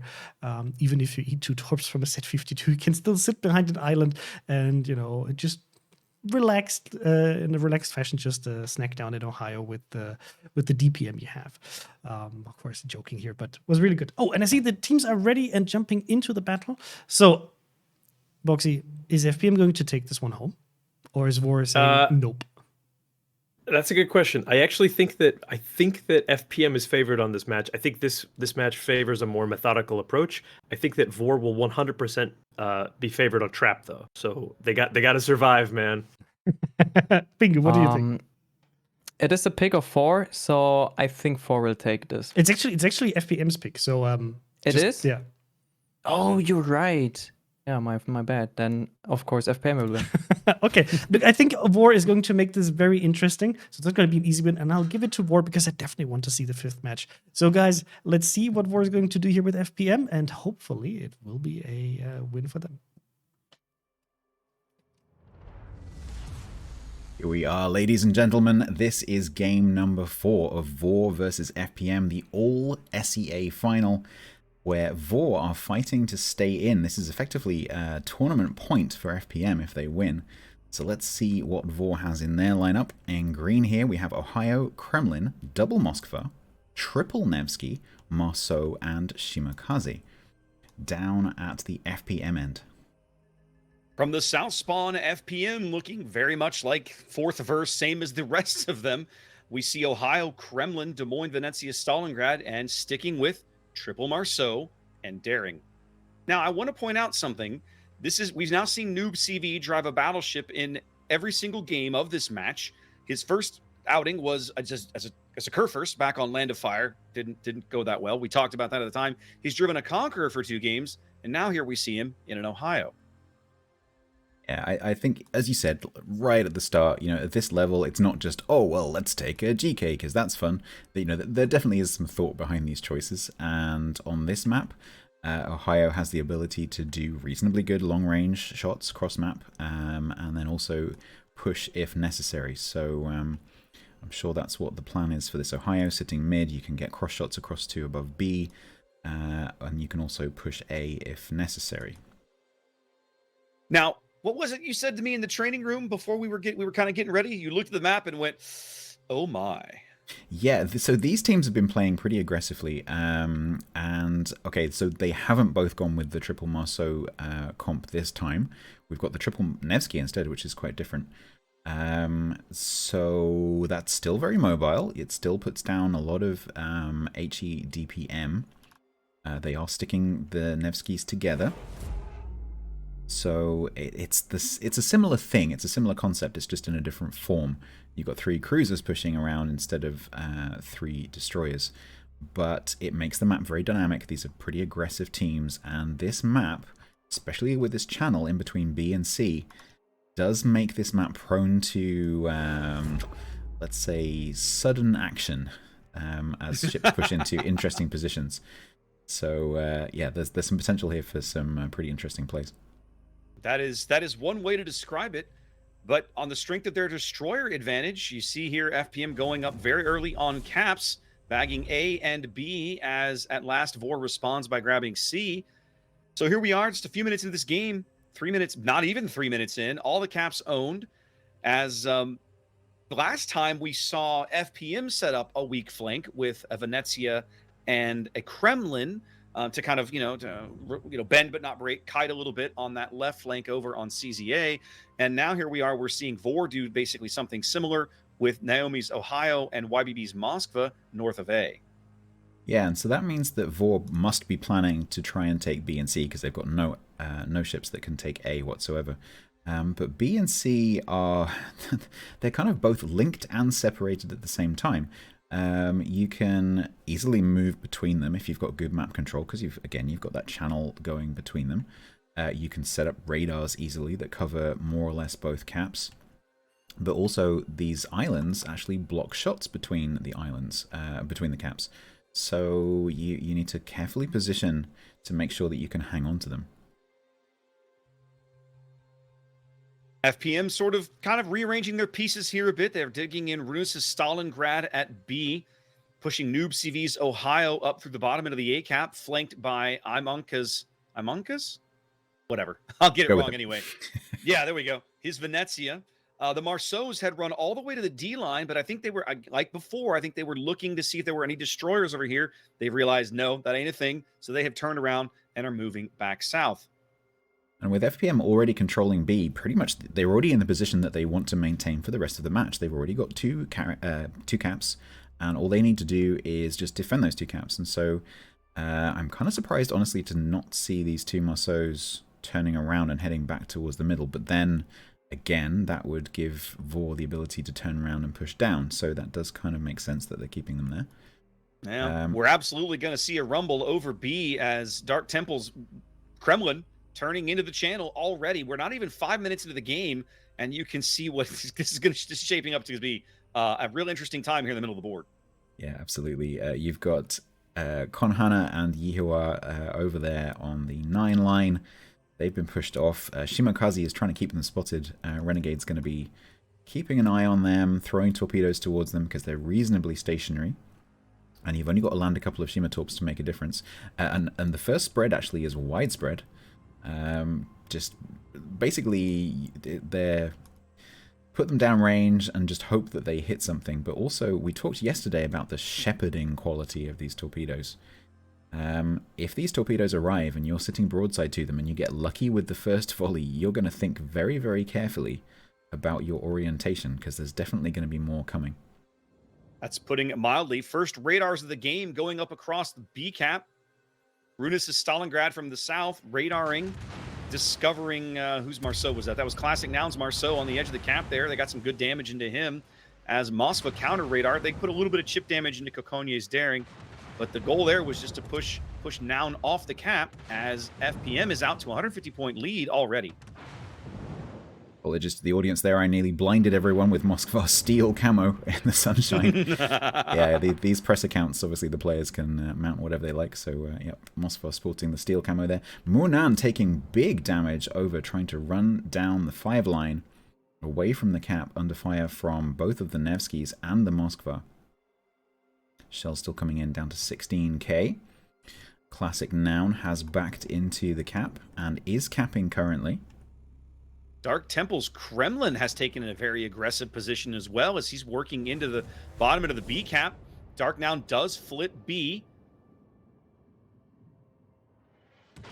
I'm kind of curious to see what Khan Hanna does, because if Khan would to flip his guns around, he'd have a brilliant shot at Dark Temple's broadside. In fact, it looks like he's trying for that now. And I suspect that's why the Shimmer is there, because if you can keep throwing torpedoes at Khan Hanna, who's going to want to turn in a certain direction with the ship to shoot Dark Temple, that means that opens up the possibility of landing those torpedoes more effectively. So, and if Khan Hanna chooses to be less risky with the torpedoes, then it means, not quite as good shots on Dark Temple, maybe. Kokonye, look, you can kind of see the wheels turning. Yeah, exactly. Is this... are you stopping Kokonye or are you going? Can't tell what he's doing. He's not proxy spotted yet. They just put up a radar, so they wanted to know where the Marceau was. Kokonye goes out there. The Marceau absolutely can help cover him a bit. Now he's going to smoke and take some free damage on the Marceau while he can. Yep, AP. But he will not be able to get out there to put put torps into Dark Temple. No, but there is the Marceau here as well, so Munan is around. So that may be an eventual plan. Try and get Munan to rush the Kremlin. But remember what we saw before. Marceau's torpedoes do not do that much damage, and that is currently a more or less full health Dark Temple. So they've lost sight. They've lost sight of Dark Temple's Kremlin. He hasn't fired in a bit, and they can't see him anymore. I guess he's not even proxied by the Stalingrad through the island, which is a little surprising, but he's not. Also, he's dark in that position.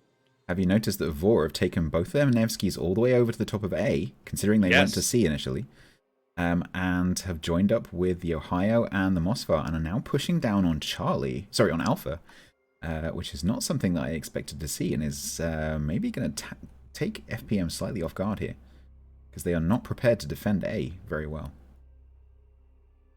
9 minutes gone. FPM working on about a 60-point lead, but the gap is narrowing. Vor has stolen away B. FPM unable at the moment to get back into that cap. And so the gap continues to close. The Kremlin and Des Moines of Khan Hanna and Yehua have been pushed all the way down to pretty much the J line here. Roselia and Munan kind of starting to look like they might go around to remove Dark Temple. Yeah, one or both. Hard to say. If one Marceau can't kill a Kremlin, maybe two can. Maybe two can. Actually, I say that, but then, well, I was going to say, Roselia looked like he might be kind of just turning to pause and farm the Moskva for a bit, but now he's going in. The Conga line torps from the Daring are also going down range as well. Yeah, I don't think any of those are going to connect. Possibly one of them, but Dark Temple's still reversing there. No, I think that's going to go straight past the nose. Yep, nope. They're all a bust. Okay, Roselia holding short. It looks like maybe they're trying to get the timing down to try and pincer Dark Temple. Or maybe they're waiting for Classic Noun to reverse back behind the island. Honestly, I think they were hoping that some of those torpedoes would land. Dark Temple now moving forward again. Maybe that's it. Yep, there's the go. I think there's the go command. Yeah, that was. They must have done the maths, and they're working out. Okay, how much damage do we need to do, and what's the health on the Tremlin need to be in order to get it down? Temple was waiting with the HE, but he doesn't get the torpedo disables he really needed. Roselia running 3 fires there. They're going to trade Roselia for Dark Temple. Okay, gets one set of torps out. Munan coming up behind. Classic Noun going up to intercept, and of course, Munan right in front of Asphodelius in the Mosphor as well. Dark Temple charging forward to avoid the torps. Probably going out here. He's going to miss all of his torps from that second set. And they get him just like that. Vor is up 2 ships. That has pushed Dark Temple forwards, though, and the Kremlin is here, although that is quite a long shot for a Kremlin. 17k. Here comes the AP. It doesn't feel like Khan Hanna and the Des Moines down here in the bottom of the map have been all that effective this game. Yeah, maybe a bit too cautious of that Shimakaze. But do Dark get some Temple, good damage into Temple. Down to 6-5. Almost certainly ran a DCP during that attack, although Kremlin's DCP cooldown is quite fast. Ohio, in the background of Best Naomi, has pushed into A. So that is now 0 points income for Forced Runis with, for FPM with 924 points on the points clock, make that 868 with the death of that battleship. Khan Hanna does bag Dark Temple. That buys a little bit of breathing room for FPM, but at the moment they're pushed off all the caps, pushed way back on the map. I mean, just look at the map. Yep. They don't have any ships farther forward. Their farthest forward ship is just the F line, and that's Noob CV. I mean, they're not. It's not looking good for them. This is a problem when the only way that you can possibly win is to get into all the caps to stop the enemy winning. If you're not even near the caps, you can't even do that. It's not going to happen. I don't think they're going to be able to put Noob CV into A. That'll slow things down a bit, but they can't really push Runis into B. He'll just get burned out by the Nevskis, and they have no one close enough to get to C on time. Yeah, and it's always that one cap that's still ticking that's going to be the thing that seals their fate, because no matter what happens, those points are still coming in, and the closer you get to 1,000, the closer they are to winning. They're going to need to bag a kill if they want to extend the clock. Time is ticking. Marceau is going to rush Best Naomi here. It's not going to happen in time, I don't think. I don't think the Marceau's torps are going to hit hard enough. 7 seconds. By the time the torpedoes land, the game will be over. That was a double fire. Torps, nope. Doesn't Not matter. going to happen. It's going to come too late. VOR is going to level this series at 2 games apiece. And as we were hoping, Stats, we're going to get our wish. We're going to go to a winner-take-all Game 5 here in the International Finals of King of the C12. Absolutely, it doesn't get much closer than this. So while these teams, obviously, they're going to want to go and have a bit of a leg stretch. You know, it's very early in the morning for some of these players. They're going to want to go and maybe just shake their heads a little bit and have a chat. So while they set up for this last final 2-2 game, we'll go back to the studio.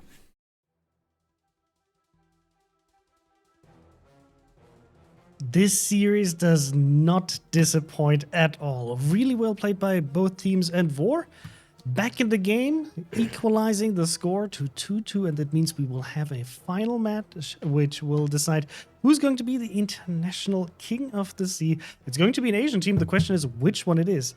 Also, did you know that the Marceau is available in the armory for 236k call? Now I almost fucked it up. So if you're interested in the ship, you can buy it actually. Apparently it's very popular. No, but jokes aside, a very, very interesting match here with a different strategy from Vor. Let's discuss it together with Boxy and Private Penguin and potentially one of their cats, depending on whether they want to show up. So Boxy, the initial deployment was very interesting from Vor's side. Let's maybe start off with this. Yeah, so Vor initially, Vor deciding to shirk off the usual triple Marceau comp this time in exchange for a 2 DD strat, but 3 Nevskis. And Penguin and I were both surprised to see the 3 Nevskis all heading for C. So we were expecting a sort of a smoke train push around that corner, but right about the time that the Marceau from Vor made it into C, he found out, oh, I'm not contested. There are no Marceaus here. The Nevskys sort of went, okay, change of plans. And they all scattered, and they repositioned in a way to basically help them take B. Because I think they realized that the C cap was free. They're never going to lose it. You go, okay, what's the best way that we can support our DDs trying to slowly make it into B? And then the Kremlin went through Suicide Canal and became the absolute linchpin to Vor's strategy for victory. Definitely.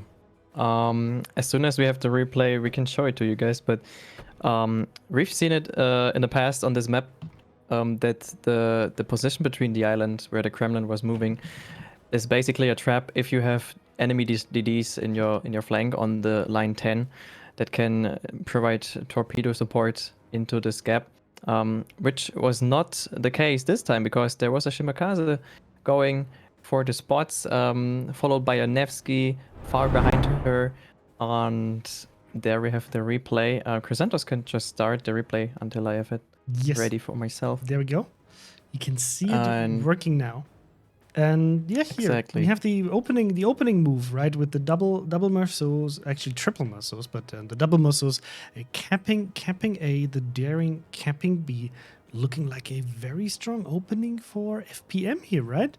But then things changed, and for me it was really interesting to see how, like, if you just jump back here, you see this initial push of, Vor going like, okay, we're going to do the C, and then the C push, and then you can see here they decide, nope. Just take a look at how they reposition here with the Nevskys, saying, no, okay, we have to do something differently. And I was really happy to see this because putting all of your eggs into one basket of saying, okay, we'll just go down the C cap. Usually teams get stopped. The enemy team will not make it easy for that push to continue, and you can really delay a flank even with just like a few ships, and that's what I would expect. So I was really happy to see that Vor decided, okay, we're going to do something different here. So Pingu, please continue. I'll just let it play. Exactly. What I just pointed out is the position right now of the Shimakaze being a supporter for this Kremlin, making sure that there is nothing that could potentially damage this Kremlin. So the Kremlin has a free play here in the middle, can support anywhere on B, and even make it further. We've seen it, Boxy and I were a little bit surprised by the fact that the Kremlin just moved forward, showing broadside to the other Kremlin right down there, and then turned around and sticked itself to this island. And then at the same time, we have to mention that this group repositioned their Nevskys and started to push back down here. And then things started to get a little bit messy for the other team, for FPM, because this Shimakaze is playing around with these two ships, the Nevsky as well. So those are distracted. And then I'm not quite sure why, but firstly FPM tried to attack the Kremlin with the Daring. The Daring fought the Marceau, the Daring backed up, tried to torp the Kremlin moved backwards, dodged all of the torpedoes, and then something happened what was actually, in my opinion, and Boxy's as well, a big mistake played there by FPM. They lost two ships trying to push this Kremlin. They didn't manage to land enough torps to kill the Kremlin off. They lost both of their DDs in the middle. Oh man, and I think that was the point where it was over. Yeah, if I can take a moment to just back it up a little bit here. This tool is so fun. So right about, I want to say, the Kremlin pops in. The Kremlin pops in, takes that island, which is a very, very strong position. But, here we are sitting back watching with a bird's eye view going, right across the street from this rock is a Daring who has the ability to single fire 10 torpedoes into this Kremlin's nose. Like, that's a big bloody nose, even if it doesn't fully wipe the Kremlin off due to maybe saturation or torpedo belts or what have you. So we're sort of waiting for that.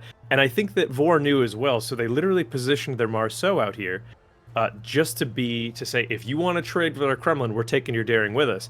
And so the Daring got kind of cold feet and ended up not making that push when the Kremlin was stuck there. The Kremlin is stuck right now. He's nose on, and he could not get away. And the Kremlin went, oh, okay, and backs up. And this is what allowed them to basically keep that Kremlin there, which they just sat on the B cap the whole time. So from here on out, I think they maybe have missed an opportunity because the two Marceaus just don't have the torpedo alpha strike potential, and just to let it go there. They just don't have the torpedo alpha to kill this Kremlin, especially if they're not capable of landing all their torps. And that was sacrificing two Marceaus for nothing. And unfortunately, that's how it ended up looking. Unfortunately for FPM, I should say. Moore's happy about it. I mean, of course, if you throw away 2 ships to kill 1 ship and you fail to do this, it's definitely a big problem. But I have a question for you. So, I mean, that Kremlin obviously is a really big thorn in your side, right? It kind of blocks these 2 ships from getting out of that position, being in between a Kremlin here, getting farmed here, and having the Shimmer Torps coming in all the time, right? But what I was wondering about is for the actual B cap, it might not be the most relevant ship because you do have the Moskva sitting up here, you do have the Marceau here, but if you manage to get the Moskva out of this equation, and of course you have to keep an eye on this Nevsky, but it's all about taking the cap.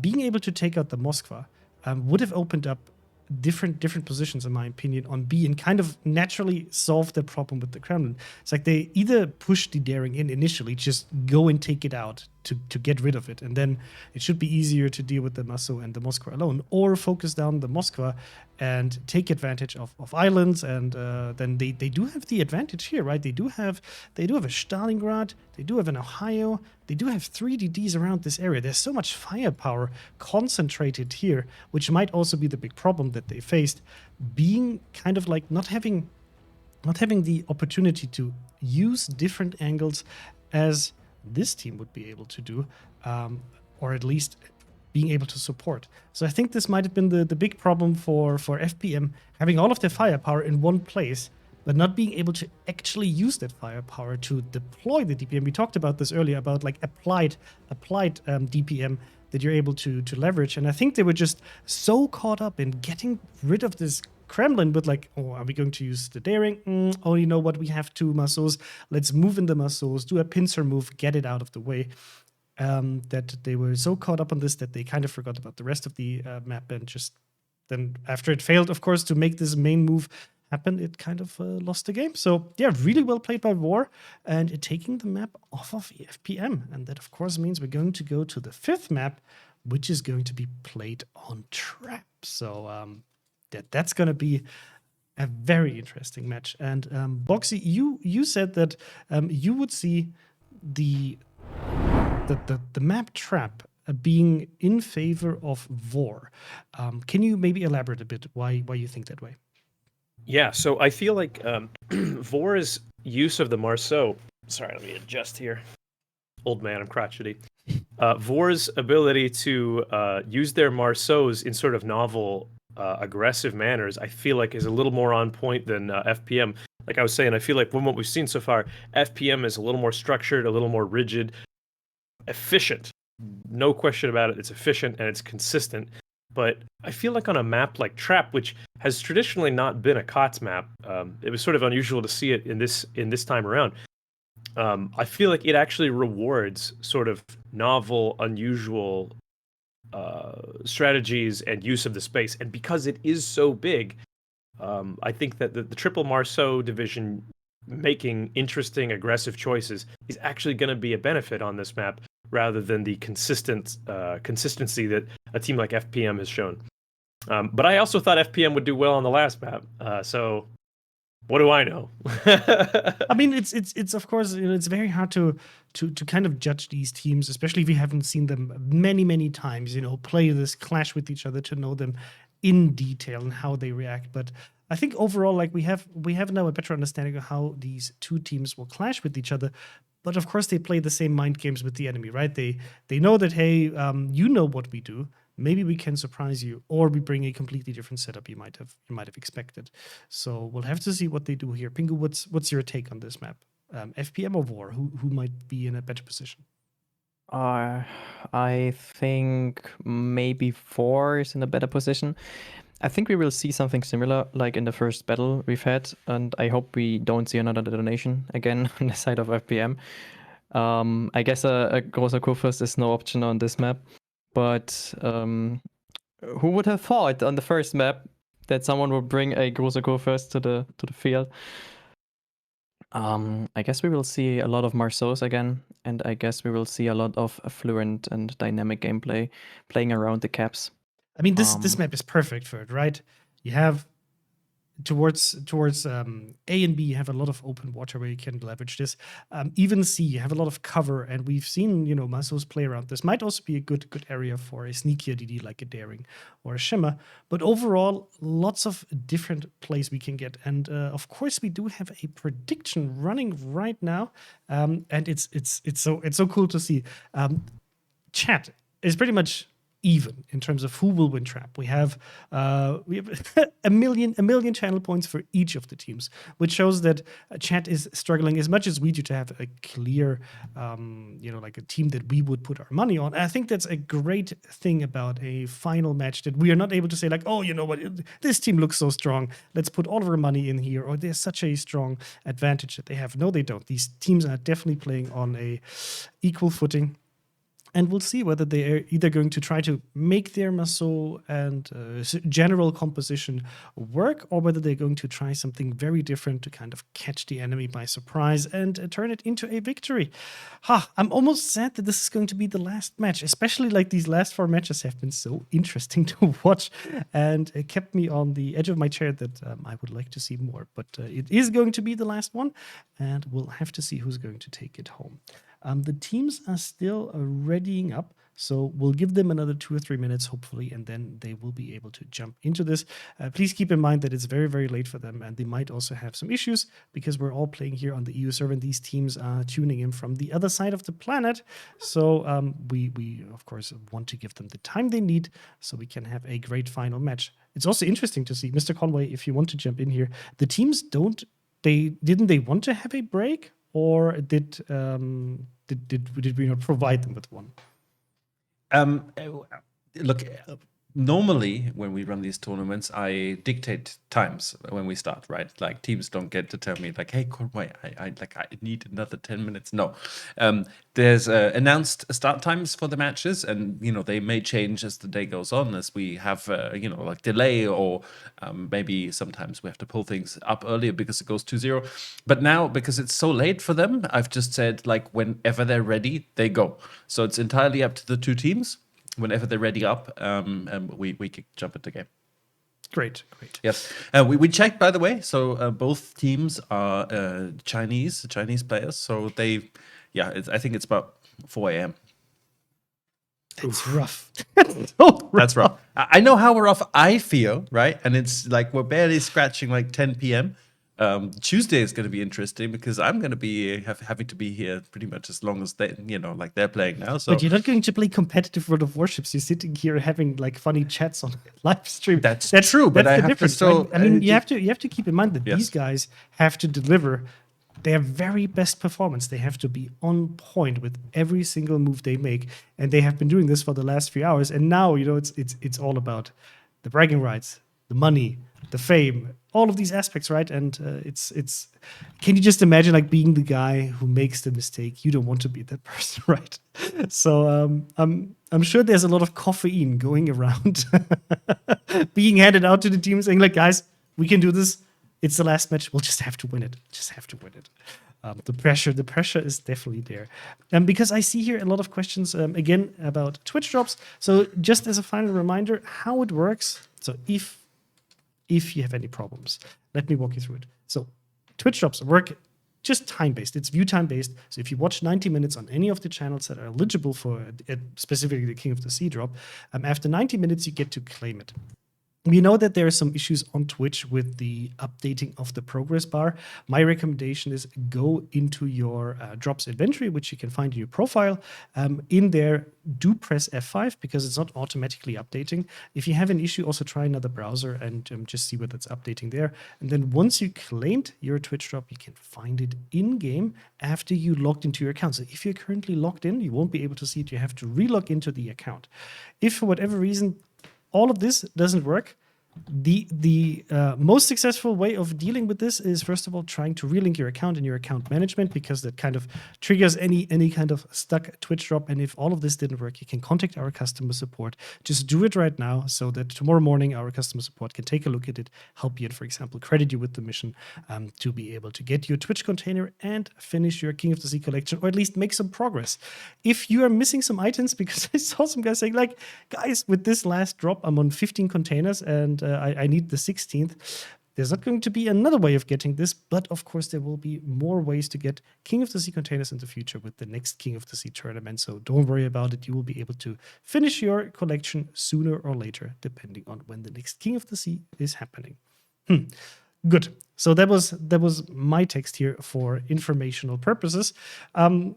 What was a ship you have been missing so far, Boxy? Is there any ship you would have liked to see, or you would have expected to see to be brought in this international final set of matches, but it's not there? I miss the Smalland. I really liked the Smalland. I think it's a great boat. I wish it was still around. I understand why it's not, but it is currently not available, so players can't bring it. What about you, Pingu? Any specific ship you would have liked to see, but you're not able to see? I've been able to see every single ship, I guess. I wanted to see. There was a Minotaur, there was a Kursk, there was a Khabarovsk. You've seen everything by now. Was there? We've seen Except, of boosters, course- exactly. By the way, so I see the match is starting. So give me your final prediction, Boxy. Vor or FPM? I'm going with FPM this time. I think these guys have surprised everyone with being so dominant in the 2 victories they had. They have a great way of adapting to Vor when Vor adjusts something. I think this is going to be the moment where they flip the switch and they come away with it. Okay, Pingu. I think War will take this because I voted for them. Okay, Vor, I think this is the time where you might actually get it. I think both of you deserve it, so we'll just see who's going to be the better team. Wish you all the best and enjoy.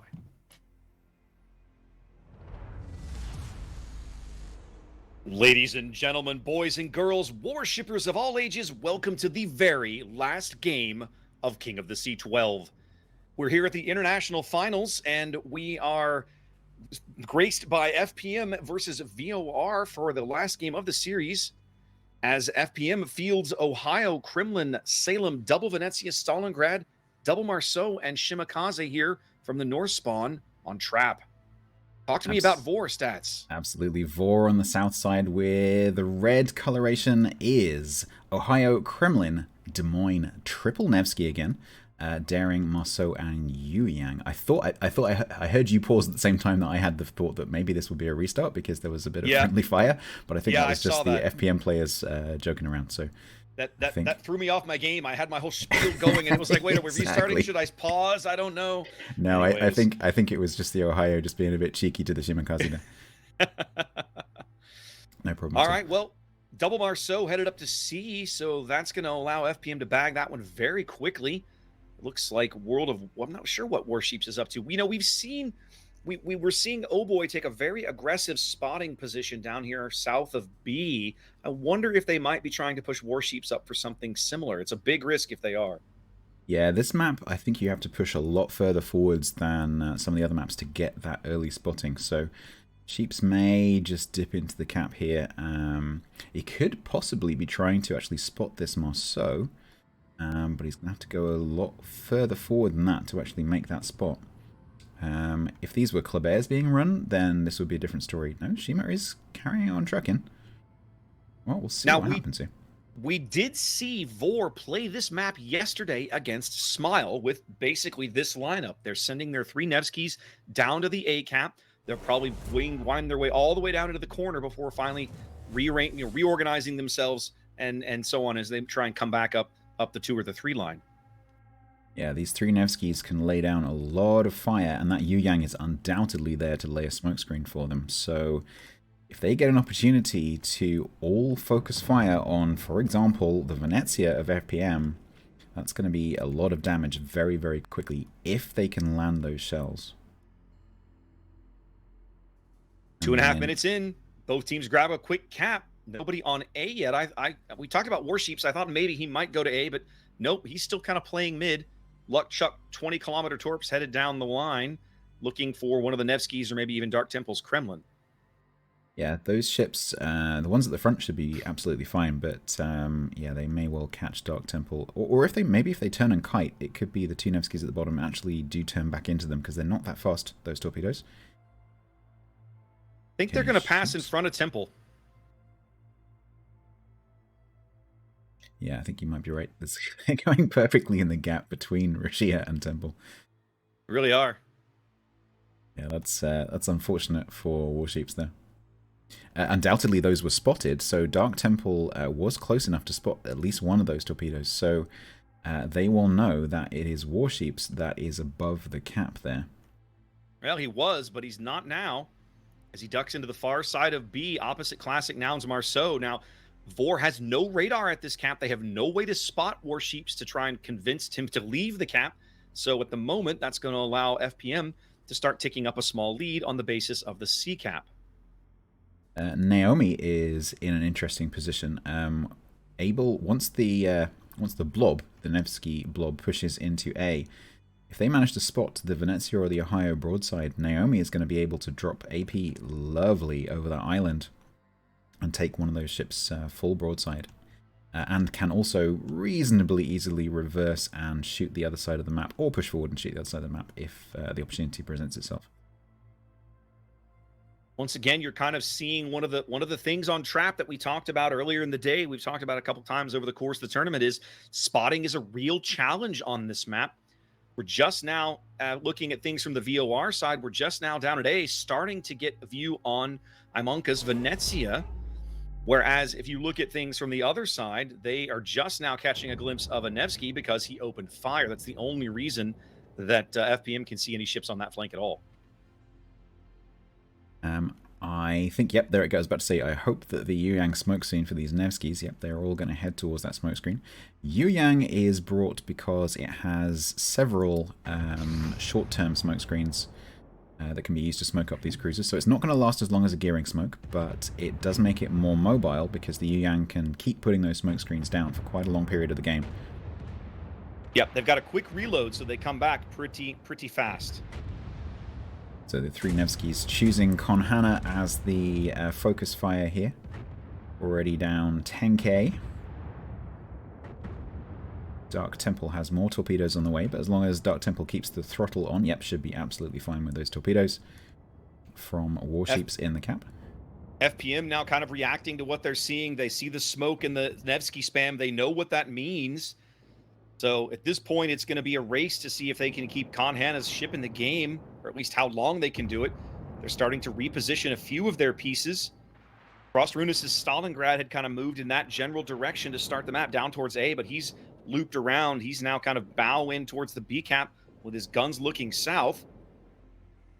While this blob here on A does mean that FPM can't really contest, well, can't contest A at all, it does give them the signal that the rest of the map is very weak from Vor's point of view. So they are starting to push the Salem around the top. You can see Roselia here starting to push the Salem round onto the 10 line versus YBB's Des Moines, and also Kremlin pushing across the cap. You've got the Venezia of Yihua coming over. Munan is pushing down. So they're able to be super aggressive on this side with the confidence that those Nevskys are nowhere near. Indeed, FPM knows that there's at least 5 ships in or around the A cap. They can see the Kremlin. They can see the 3 Nevskys, and they've seen the smoke, so they know the Yang is there. As now they've pulled back CVN, they've pulled back Sheeps' Shimakaze. They've shoved CVN's Marceau and Runas' Stalingrad into the B cap. They're going to bring Warships down, I think, to try and punish this push with the Shimakaze torpedoes. Absolutely. It makes way more sense to have a Shimakaze over here. You know, what do you want if you've got a blob of cruisers and battleships pushing? You want something that can throw lots of torpedoes at it. Something that can slow them down. Exactly. So, yep, sheep swapping. Marceau, of course, has the backup of Forced Runas, which is a radar cruiser, and Vor do not have a radar on B, as you pointed out before. So that does definitely give FPM, at least currently, the advantage on B, although that blob is soon going to be able to fire on B as well. Speaking of radar, YBB's radar over on the 10 line at C going up. so they can see Munan for the moment. Munan does not know where Nebieski is. It looks like they might try and kind of pincer YBB here a bit. I'm wondering if YBB, this is not a position he can maintain, I don't think. I'm wondering if they're going to just go for the ram. Ultimately, I think FPM would benefit from that ram because they've got the Kremlin in the cap. The Marceau probably beats the Daring in most situations in a gunfight, so yeah, they'll probably see how this goes. They'll try Munan around the back, and then if that doesn't work, Rosilia will just go forward and ram. And Monka's Venezia loses the DPM race over on the 10 line. Sorry, the 1 line. Not able to stay in the game just because Nevsky spam will eventually wear you down, and that's exactly what happened. Whoa! CVN just takes a massive hit here. They pushed him around trying to get in on Classic Nouns Marceau, but the Ohio was loaded for bear and ready, and that failed. Kremlin just smacked. Sorry, Des Moines just smacked Rosilia. Oh, no. Yeah, so that's gone wrong. They didn't even get their ram off. So Munan is now chasing YBP in a Des Moines. Oh my lord! This is not a position you want to be in a Marceau. Everything going wrong for FPM. Yeah, I mean, I think Munan still has one side of torpedoes left.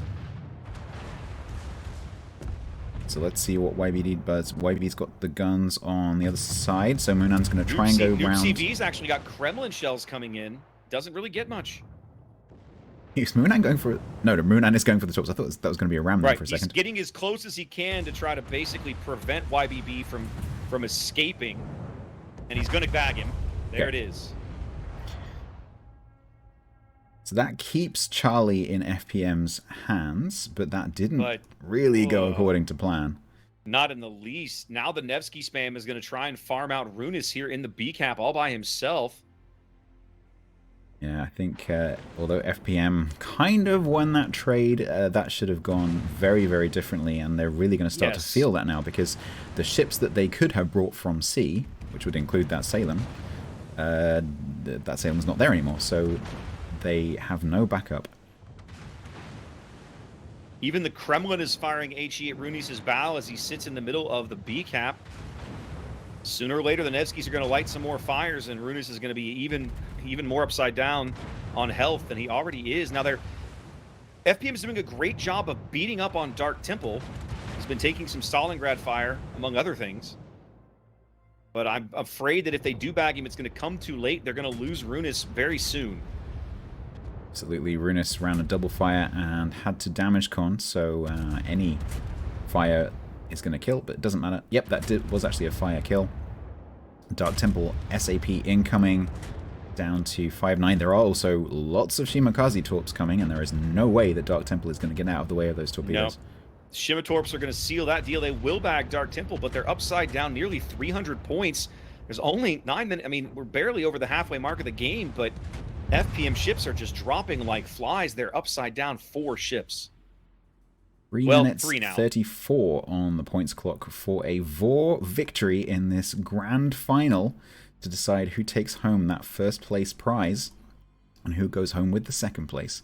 Classic Noun is owning the B cap right now, but Yihua's Venezia will probably try and come in and contest. FPM do need to get in there. You know, they brought Warships back to play this position with the Shimakaze, and while he did bag Dark Temple, it doesn't feel like he's gotten nearly as much out of these torpedoes as you would have wished.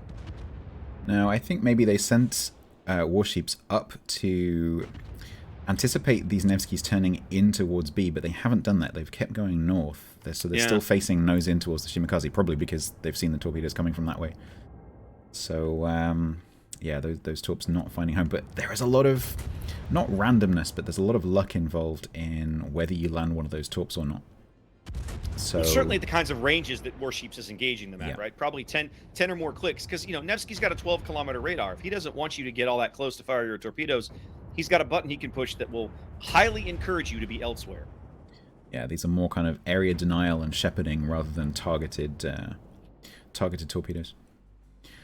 Okay, the Ohio is coming under quite a lot of focus fire, although it is quite long range.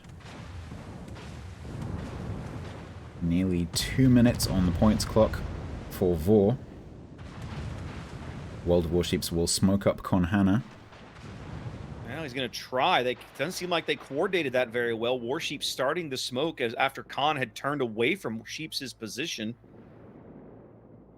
Munan is coming around on the daring in the B cap. Last desperate push from FPM to try and take B with the Venezia and the Marceau. Ohio HE just missing. Don't think it's going to matter. Munan looks like he's going to get between the secondaries and the daring primaries. He should go out here. Ihua taking a desperate blind shot into the smoke there, trying to find Nibieski. And Best Naomi is in the cap with Venezia. Venezia torpedoes are out, but Naomi, I think, is stopping. It's all over but the crying. The Yu Yang Torps are about to seal the deal on Khan Hannah. Oh, they run out just shy of the hull. Doesn't matter. Marceau gets matter the kill anyway.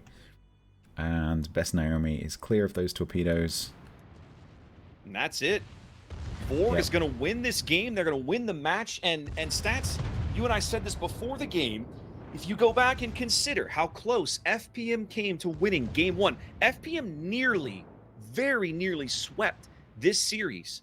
And if you go back and you pick one play, you look at that Grosser Kerr first play down the 10 line on Land of Fire, map 1, if they don't make that mistake, they win Game 1, and this series was over 2 games ago.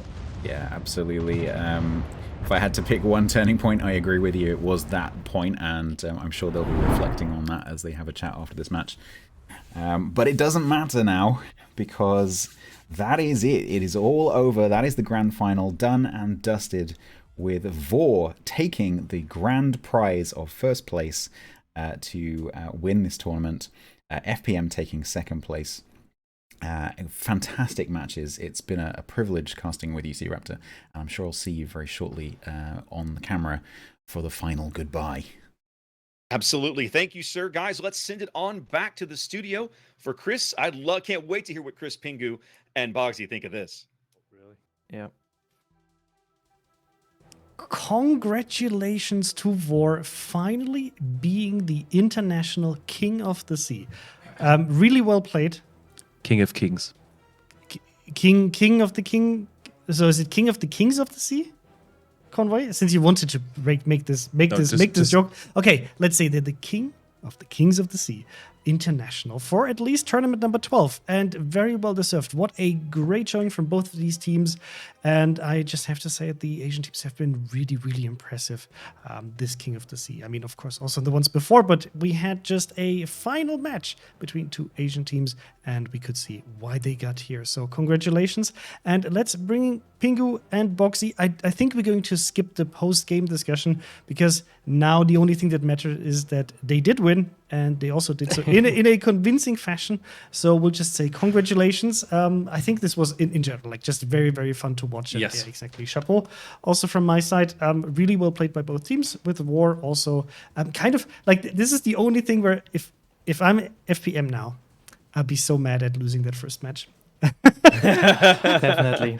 That's like, but I mean, you don't have any influence on this anyway, right? They played very well.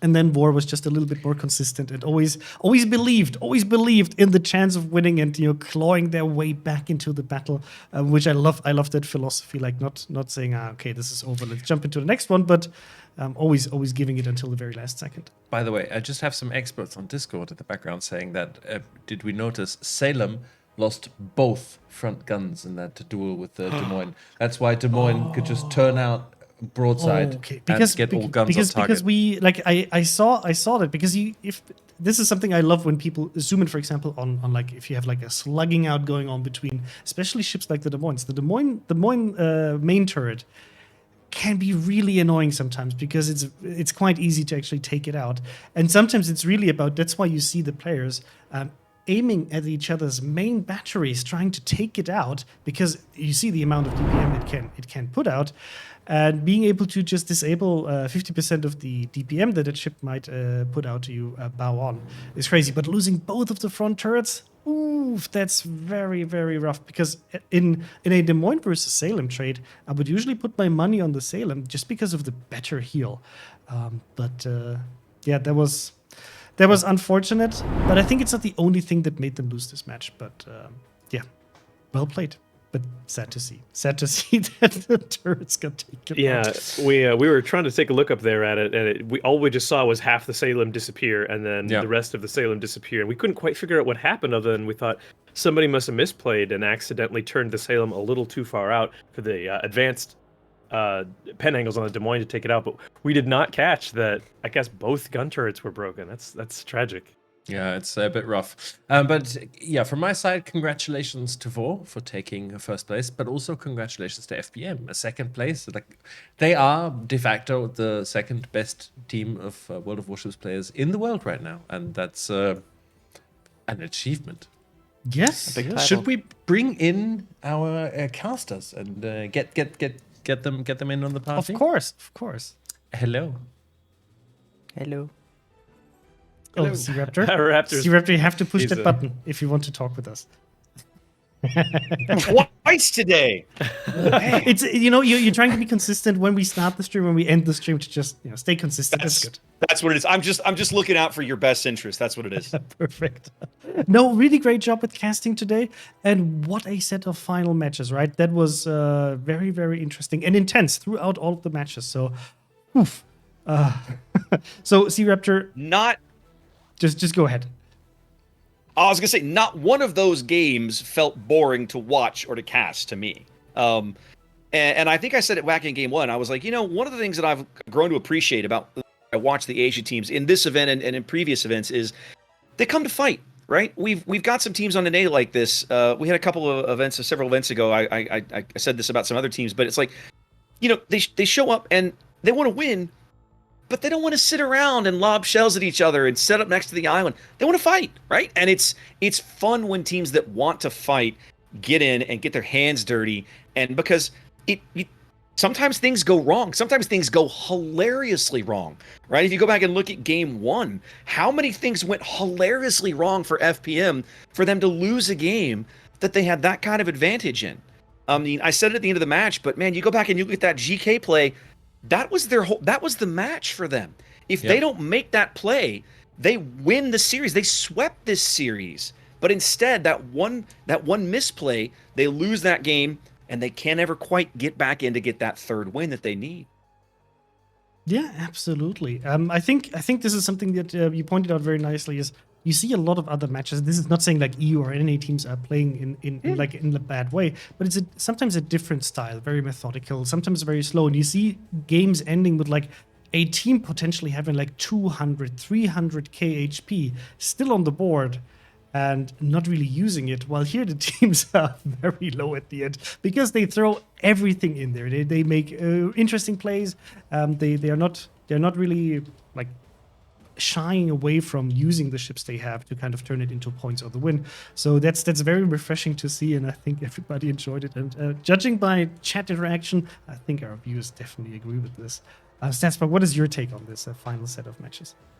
Absolutely. I mentioned it earlier. I know you particularly don't like seeing the French destroyer stuff, but it's just so funny because you, especially in one of the matches where they were basically circling the B cap, and they're aware of the power that each of those groups has against each other, and they're just sort of feeling it's like two really, really advanced boxers like just sizing each other up before the main fight gets started, and they're aware that they can destroy each other really, really easily. And so they're both trying to be aggressive, but then also being quite cautious and just making sure they've got the support of the raid, like the timing of the radars.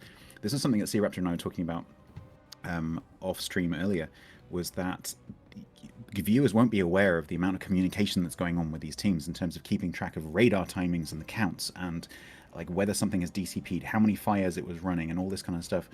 And all that communication is going on. I think if people could hear that voice comms going on, they would be totally fascinated by the amount of communication, the amount of information that these teams are tracking. Also, especially with these fast ships, right? It's not like coordinating like 4 heavy cruisers and 2 battleships. It's like muscles just zipping around, and being able to kind of catch up with this and keep everything in motion must be very tricky. And I do agree that actually I was a bit cautious, because if you think back, for example, to last King of the Sea, when we had like a very Petropavlovsk strong meta, right, where of course they are more stationary ships, and kind of turned out to be quite boring in certain matches to watch because it's very standoffish. That's what I usually don't like. But I love to see what the Asian teams were doing with this. Every single match was just full of energy, full of action, and it was super fun to watch. And it's not like the Mercenaries kind of dictated everything, but they were a great part of the strategy. And then you could still see, for example, War deploying very different strategies. Leveraging, for example, triple Nevskis against the Mercenaries, and also coming out on top of it. So it's not like the break everything strategy, but really well deployed in the right scenarios, and then being well played. So yeah, really, really great to see. So yeah, thank you for changing my mind, at least about the Mosso setup. It was super fun to watch. I have to admit it. This was one of the best set of matches that I've seen so far, and I think my favorite set of matches from this tournament, at least. Yep. So now that King of the Sea 12 has ended, and we have a new Your watch has ended. King of Kings, right? A few little things I want to point out, right? So to all of the players who competed in Regional King of the Seas and, of course, in the International, you'll be wanting your prizes. We will hopefully start sending those out next week. To all of the players who played today and who are going to get a nice cash prize from us, I will be in touch with you personally by email to collect necessary details. Please make sure your team captains have communicated the final roster of players that played this weekend to your regional coordinators. Speaking of, I am going to have to start the mother of all shoutouts. Oh no. So I mean, it's very take some necessary, time. right? We I'm can just say going to, while goodbye to- Conway is taking in the breath to be able to say all of these names. I also just want to say It's 3 pages. Thanks to everybody who was involved with this. Also, thanks to all of the viewers being here with us. We hope to have made a really great broadcast and brought it to your homes or wherever you are. That you enjoyed it. Unfortunately, sometimes there are some technical issues in between matches, so we kind of have to cover it. But I hope you liked what we did with the guests that we have here. And now I'll just let Conway talk. Okay, so this is going to take a minute, guys. But look, Grab a beer.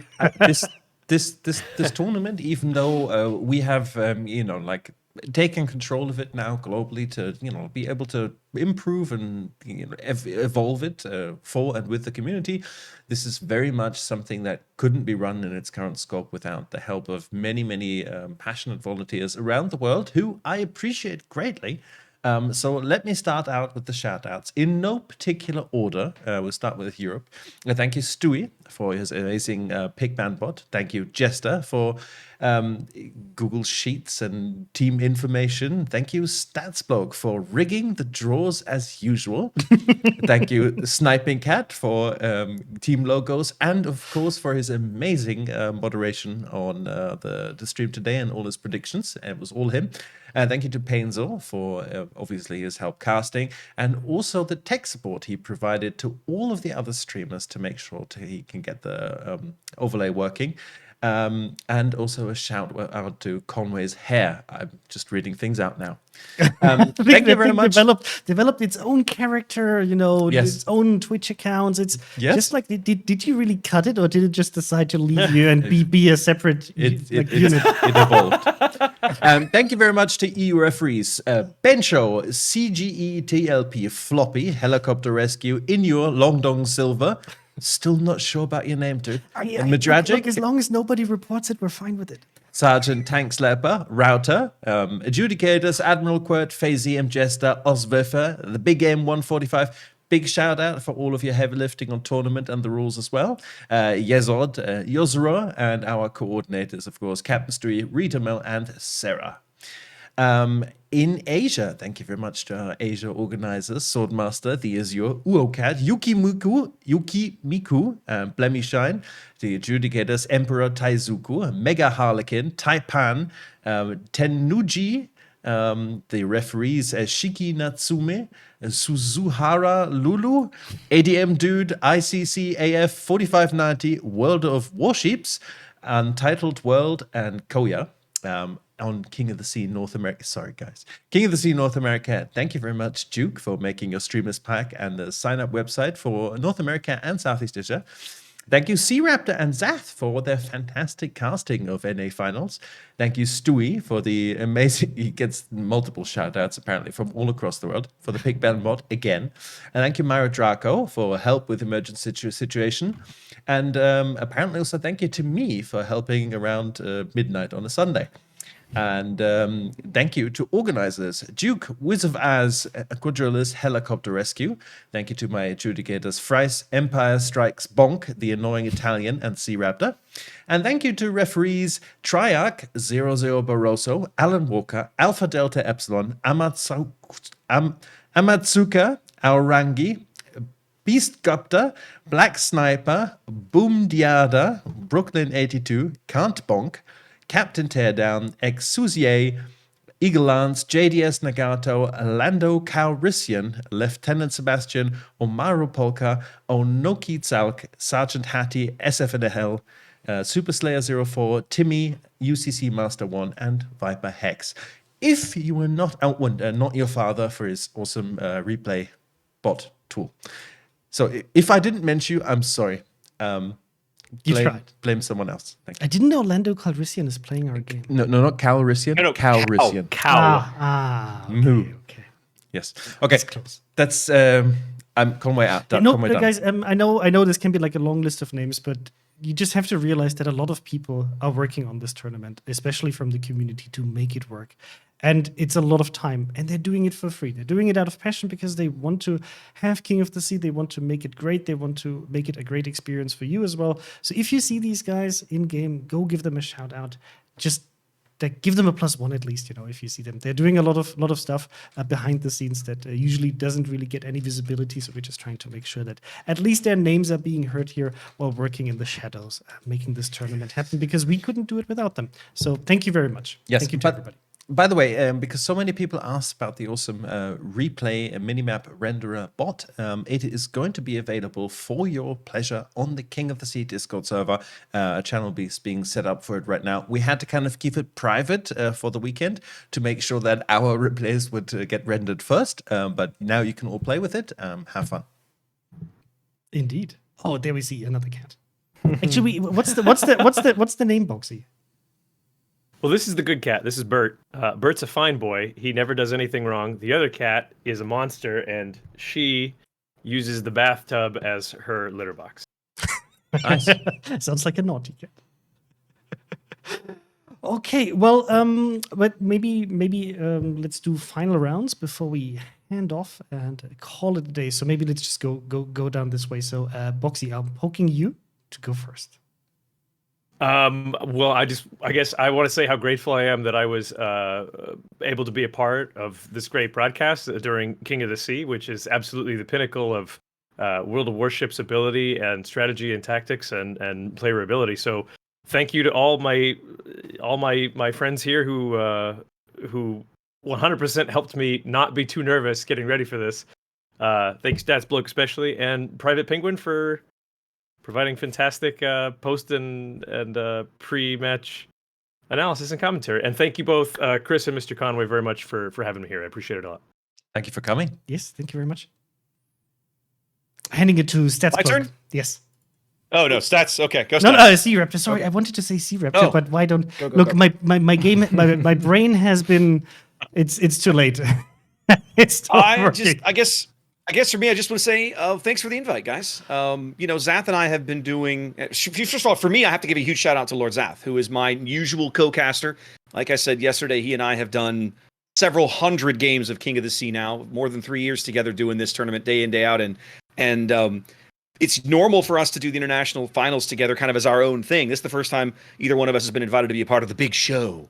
And we appreciate it. I mean, I appreciate it. Thanks for having me. Stats, thanks for the great work, buddy. This was a lot of fun.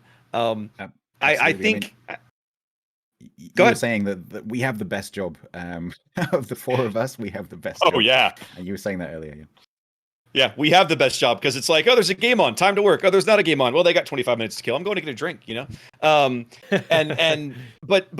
I love. I mean, I think a lot of people when you do something like this, it takes time to develop a rapport with the other person that you're working with behind the mic because you're not seeing each other's face. You're not sitting next to somebody. People try to liken kind of what we do, sort of calling games to sports.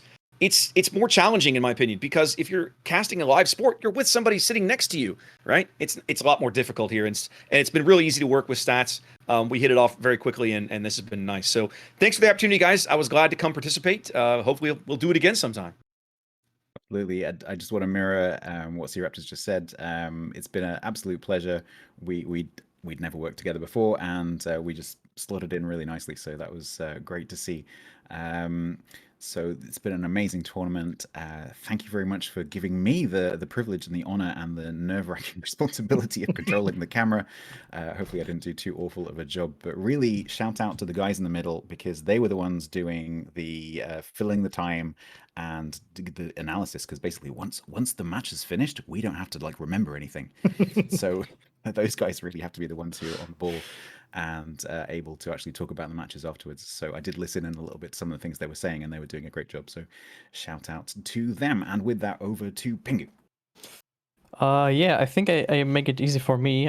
Everybody before me just said what I wanted to say as well. So thanks for having me. It was a great pleasure to be here today. Doing this in English, because normally I'm a German CC. I'm streaming in German. This was the first time doing this in English. And I hope I was not too bad at that, actually. I'm really glad to be here. Thanks for inviting me. It was super fun together to analyze the matches with Boxy and with Painzer, of course, last weekend. So yeah, thank you very, very much. It only took us like bullying for like 2 years to get you into King of the Sea in English. No, great job done. And yes, thank you also for highlighting Painzer, who was helping us, of course, last week with the EU broadcast, doing a fantastic job also with the commentary. So thank you very much for joining us. To all of you, I think you all did a really, really great job. I think we had a very fun broadcast with hopefully enough information for everybody. We're always trying to find, the balance between bringing this to an audience that is very, very experienced at World of Warships, but also people who have no clue about clan battles, what's happening. World of Warships, potentially very new players, are trying to give them an idea of what's happening and kind of putting it all into one broadcast and making sure it's great with no big issues. And I think we managed to do this. But chat, feel free to give us some feedback.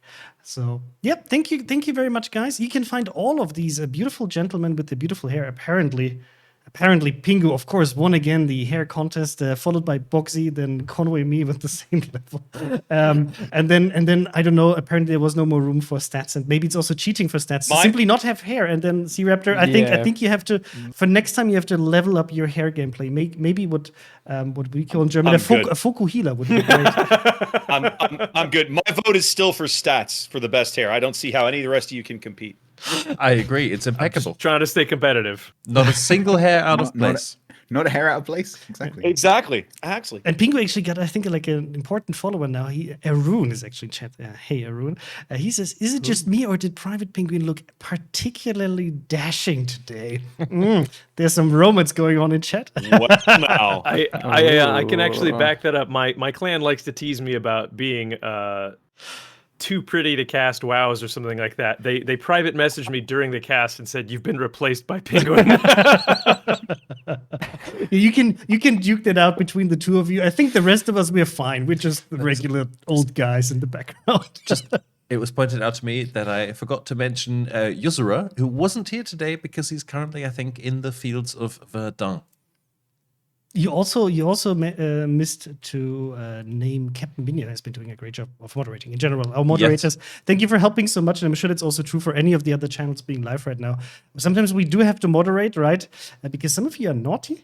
Or push it too far, so we kind of have to keep a balance. That chat is still nice, so thank you very much for doing this. It's also a job that is not very, usually not very appreciated by the chat. On the one hand, because we sometimes have to impose some rules that we love to have fun, we love to joke around, but certain boundaries have to be kept. So thank you guys for doing this. Yes. By the way, great comment from Knuckles Nuclear says, arguably a $15,000 detonation flag. I mean, please, guys, that detonation flag, it was not what probably lost the game. But of course, it's sad that losing the first game lost them the series. Yes. But because I saw some comments like show the winner screen. So just to recap, we have on spot number 1. Oh, Z-Raptor is kind of stuck, and the problem is we're not going to change it. It's perfect. Nobody wake him up. No, So Sea Raptor, like we would have to jump over this table because there's actually a laptop on the other side that has your face. Maybe just stop the stream and restream.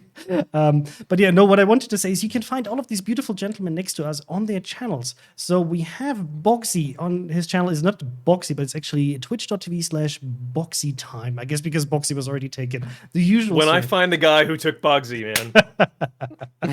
Then we have the Sea Back to Raptor. Noid. Sea Raptor, who's so happy. He closed his eyes for the rest of the broadcast. He's just happy to listen to our beautiful voices. No, Sea Raptor, I'll unfreeze you in a second, or maybe you can come back. Maybe there's the comeback. We'll see in a second. But yeah, you can find Sea Raptor on his Twitch channel or YouTube channel as well. But it's Sea Raptor 00. So twitch.tv/SeaRaptor00. Then we have, of course, StatsBlog. You can find throughout the week, who can also bring you a lot of cool information, for example, about updates and what is actually in them, which I love about his channel. So twitch.tv/StatsBlog. And then if you like German, or maybe want to learn German, then Private Penguin is a great channel for this. But he also speaks English. You know this now, so whenever you go to his channel, he has no excuse to say, "Oh, this is a German stream." No. You can just hey, I've seen you on King of the Sea. Speak English to me. You can do it. You naughty German boy. And we want to see the cat, of course. The cat Ella has been kind of like the fourth commentator here with us together, doing post and pre-game analysis. Perfect. Okay, let me quickly try to get Sea Raptor back so he can say bye. Okay. Well, in the meantime, I'm rapidly running out of things to say. It's late, but it's been a sincere pleasure, and I'm very much looking forward to what we can do for King of the Sea 13. Maybe if the world goes back to like any semblance of normality, we can all get on some airplanes, go to St. Petersburg, and run it from like the comfort of a full production team, not just Mr. Conway. Sea Raptor? I don't know. Like I can't believe it was working flawlessly for all of 2 days, completely without a single issue, and then just right at the end, it just goes. I tried to get him back, but apparently, like, Sea Raptor, can you still hear us? Maybe he lost connection. Yeah. I think. No, he's actually dropped off in TeamSpeak as well. I think his internet. Well, then we'll just do a special shout out for Sea Raptor because he has been doing a very, very great job with the NA broadcast for pretty much all of the King of the Seas that happened throughout the last years. I'm very happy to kind of be able to bridge North America and Europe with the casting here and have a lot of information here. And I hope in the future we can maybe, depending on the situation, of course, with Corona, which makes it very tricky for us to have this broadcast with all of the people here and kind of get all of the regions and inputs in to keep it as balanced as possible and give you some really nice insights. I think we definitely have to work on getting somebody from Asia back in. Lord of Droid is in chat. Lord of Droid is in chat. Oh no. Hide the booze. We're nice boys here. No, I've seen him already in chat. And shout out to Lord of Droid also making this possible for us to broadcast this here with the nice setup that we have. This is the thing that I miss the most, actually being able to invite these guys here, fly them in, and do this in person. And it's the Corona challenge for all of us, right? We had to invite everybody digitally, and I'm very happy that this time quality is great, no big issues. Now I can say it without jinxing anything. We've learned from like a long time of lockdown, right? But I really miss like the post KOTS like beers and cocktails and in the future. You mean cold water and yes, no alcohol is consumed in Prague by anyone. Prague is known for being a very sober city. Yes, completely. Okay, I think we're getting off track. I think it's time for us to say goodbye. However, if you, by any chance, have tuned in late or you don't have your King of the Sea drop yet, you are in luck because immediately after we're off, we're going to pretty much, well, not entirely seamlessly, mostly seamlessly hand off to Hapafoda, who's going to do a bit of a post-KOTS hangout stream, and I believe there will be a few North American community contributors cycling in and doing a bit of streaming time on this very official World of Warships Twitch channel. So if you want to spend some more time with them or just have like a chilled out Sunday with Warships, just leave it running, collect your drops and enjoy. Yes, I actually prolonged the drops campaign for KOTS until, well, you have like 87 minutes left, or when you hear this, 82 minutes, so until midnight CEST or 10 UTC PM, so you can still get your Twitch drops because the broadcast actually went longer than we thought it would. So I'll just prolong it so you can still get your KOTS mission and work on your collection. So and then I will say thank you very much to all of our guests here. I think we'll spend 2 or 3 minutes talking about future things that will happen over the course of the next few days. So thank you so much, guys. It was a pleasure to work with you, and I'm sure we'll talk soon about future projects. So thank you so much. Have a very nice evening. Thank you. Bye, guys. Bye-bye. Long day, long day. The two of us. Yes. Just the two of us. No, we don't want to get into singing. It has been a long day for the both of us. But I think this was a really great broadcast, and I hope you agree with me and you liked what you saw. A few things to highlight. So first of all, if you missed it earlier today, there's going to be a really cool NA-focused tournament together with Verizon, the Verizon Warrior Series, where you can do something good by playing World of Warships in a competitive fashion and help veterans in need. You can find all of the information on our portal if you just head to wo.ws/Verizon, which has all the information that you need about this upcoming tournament. It is for United States players, so if that applies to you, you can just participate, find out about this, and do something really cool. There is in total a charity prize pool of $100,000 being put up there, so I think make the best use of it, and let's have some fun together with that aspect. Then also, check out that really cool AR app that Verizon did. Yes. Like the links are all over the place. But like honestly, it's quite cool. If you want to try it, it's super simple. You go to www.verizon.com/5G Warships. Yes. I know this by now. I've said it so often. So you can just go there and you can just play around with it. That's a really cool thing. I think this might be very important for museums and other aspects in the future to actually do something like this and be interactive, kind of gamify the museum experience. Then we have a very, very short stream coming up on Tuesday, Mr. Conway. Do you want to talk about it? Yes. I think the long night of museums is not the long night because of the various museums we're going to have there, but rather because it's like 15, 16 hours for us, and we're going to be streaming until 3 a.m. Lord of Droids suggests, by the way, ASMR Pingu edition in English. I like this +1, especially with the catches per. So Tuesday, right, the 18th of May is the International Day of Museums, and we thought, what better opportunity to put together a stream to get in touch with and highlight some of those museums around the world that have really been struggling through the COVID times, not being able to have visitors, struggling with funding. So what we're going to do is, what we did is we invited them all to a long stream. So you can look forward to 15 different museums. They're going to tune in live.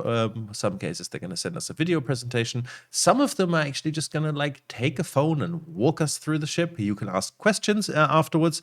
And we're going to start all the way over in Australia, and we're going to end all the way over west in Pearl Harbor. The stream is going to go, I think, for 16-ish hours. So there'll be plenty of content to look forward to. It'll start in the morning UTC. I think we're starting at 8 or 9 UTC, and it'll go all the way until the late night. So if you like naval history, if you're maybe interested in checking out some historical warships and museums, join us here with me. So it was indeed apparently with Siripta, he did have a power failure. I mean, look, out of all of the times this could have happened, I think after the last match, it's okay to happen. It's okay to happen. But if you want to give him a shout out, go to his channel, give him a follow. Great guy with cool content. Also, I forgot to actually give a shout out because I'm a big fan, big fan, Maltese Knight, who did also a really great job doing the EU King of the Sea broadcast that we did. So I just want to say big fan if you want to check him out. Maltese Knight, really fun guy. Lots to learn how to play this game because he actually was part of the winning team that got the Verizon Warriors Championship and played for 07. So yeah. Okay. Go check him out. And I think the only final comment that I can make is probably if you had any issues with your Twitch drops, because I still see some comments and I'll just want to wrap it up. Look, first of all, make sure you claim it in your drops inventory.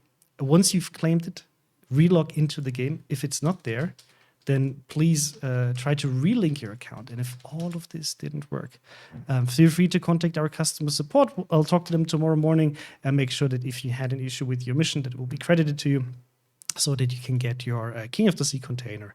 And then that's it. I think we talked for a very long Yes. time. I'm happy to get a little bit of whatever's left of my Sunday evening, but I have to say it was really, really fun to be here.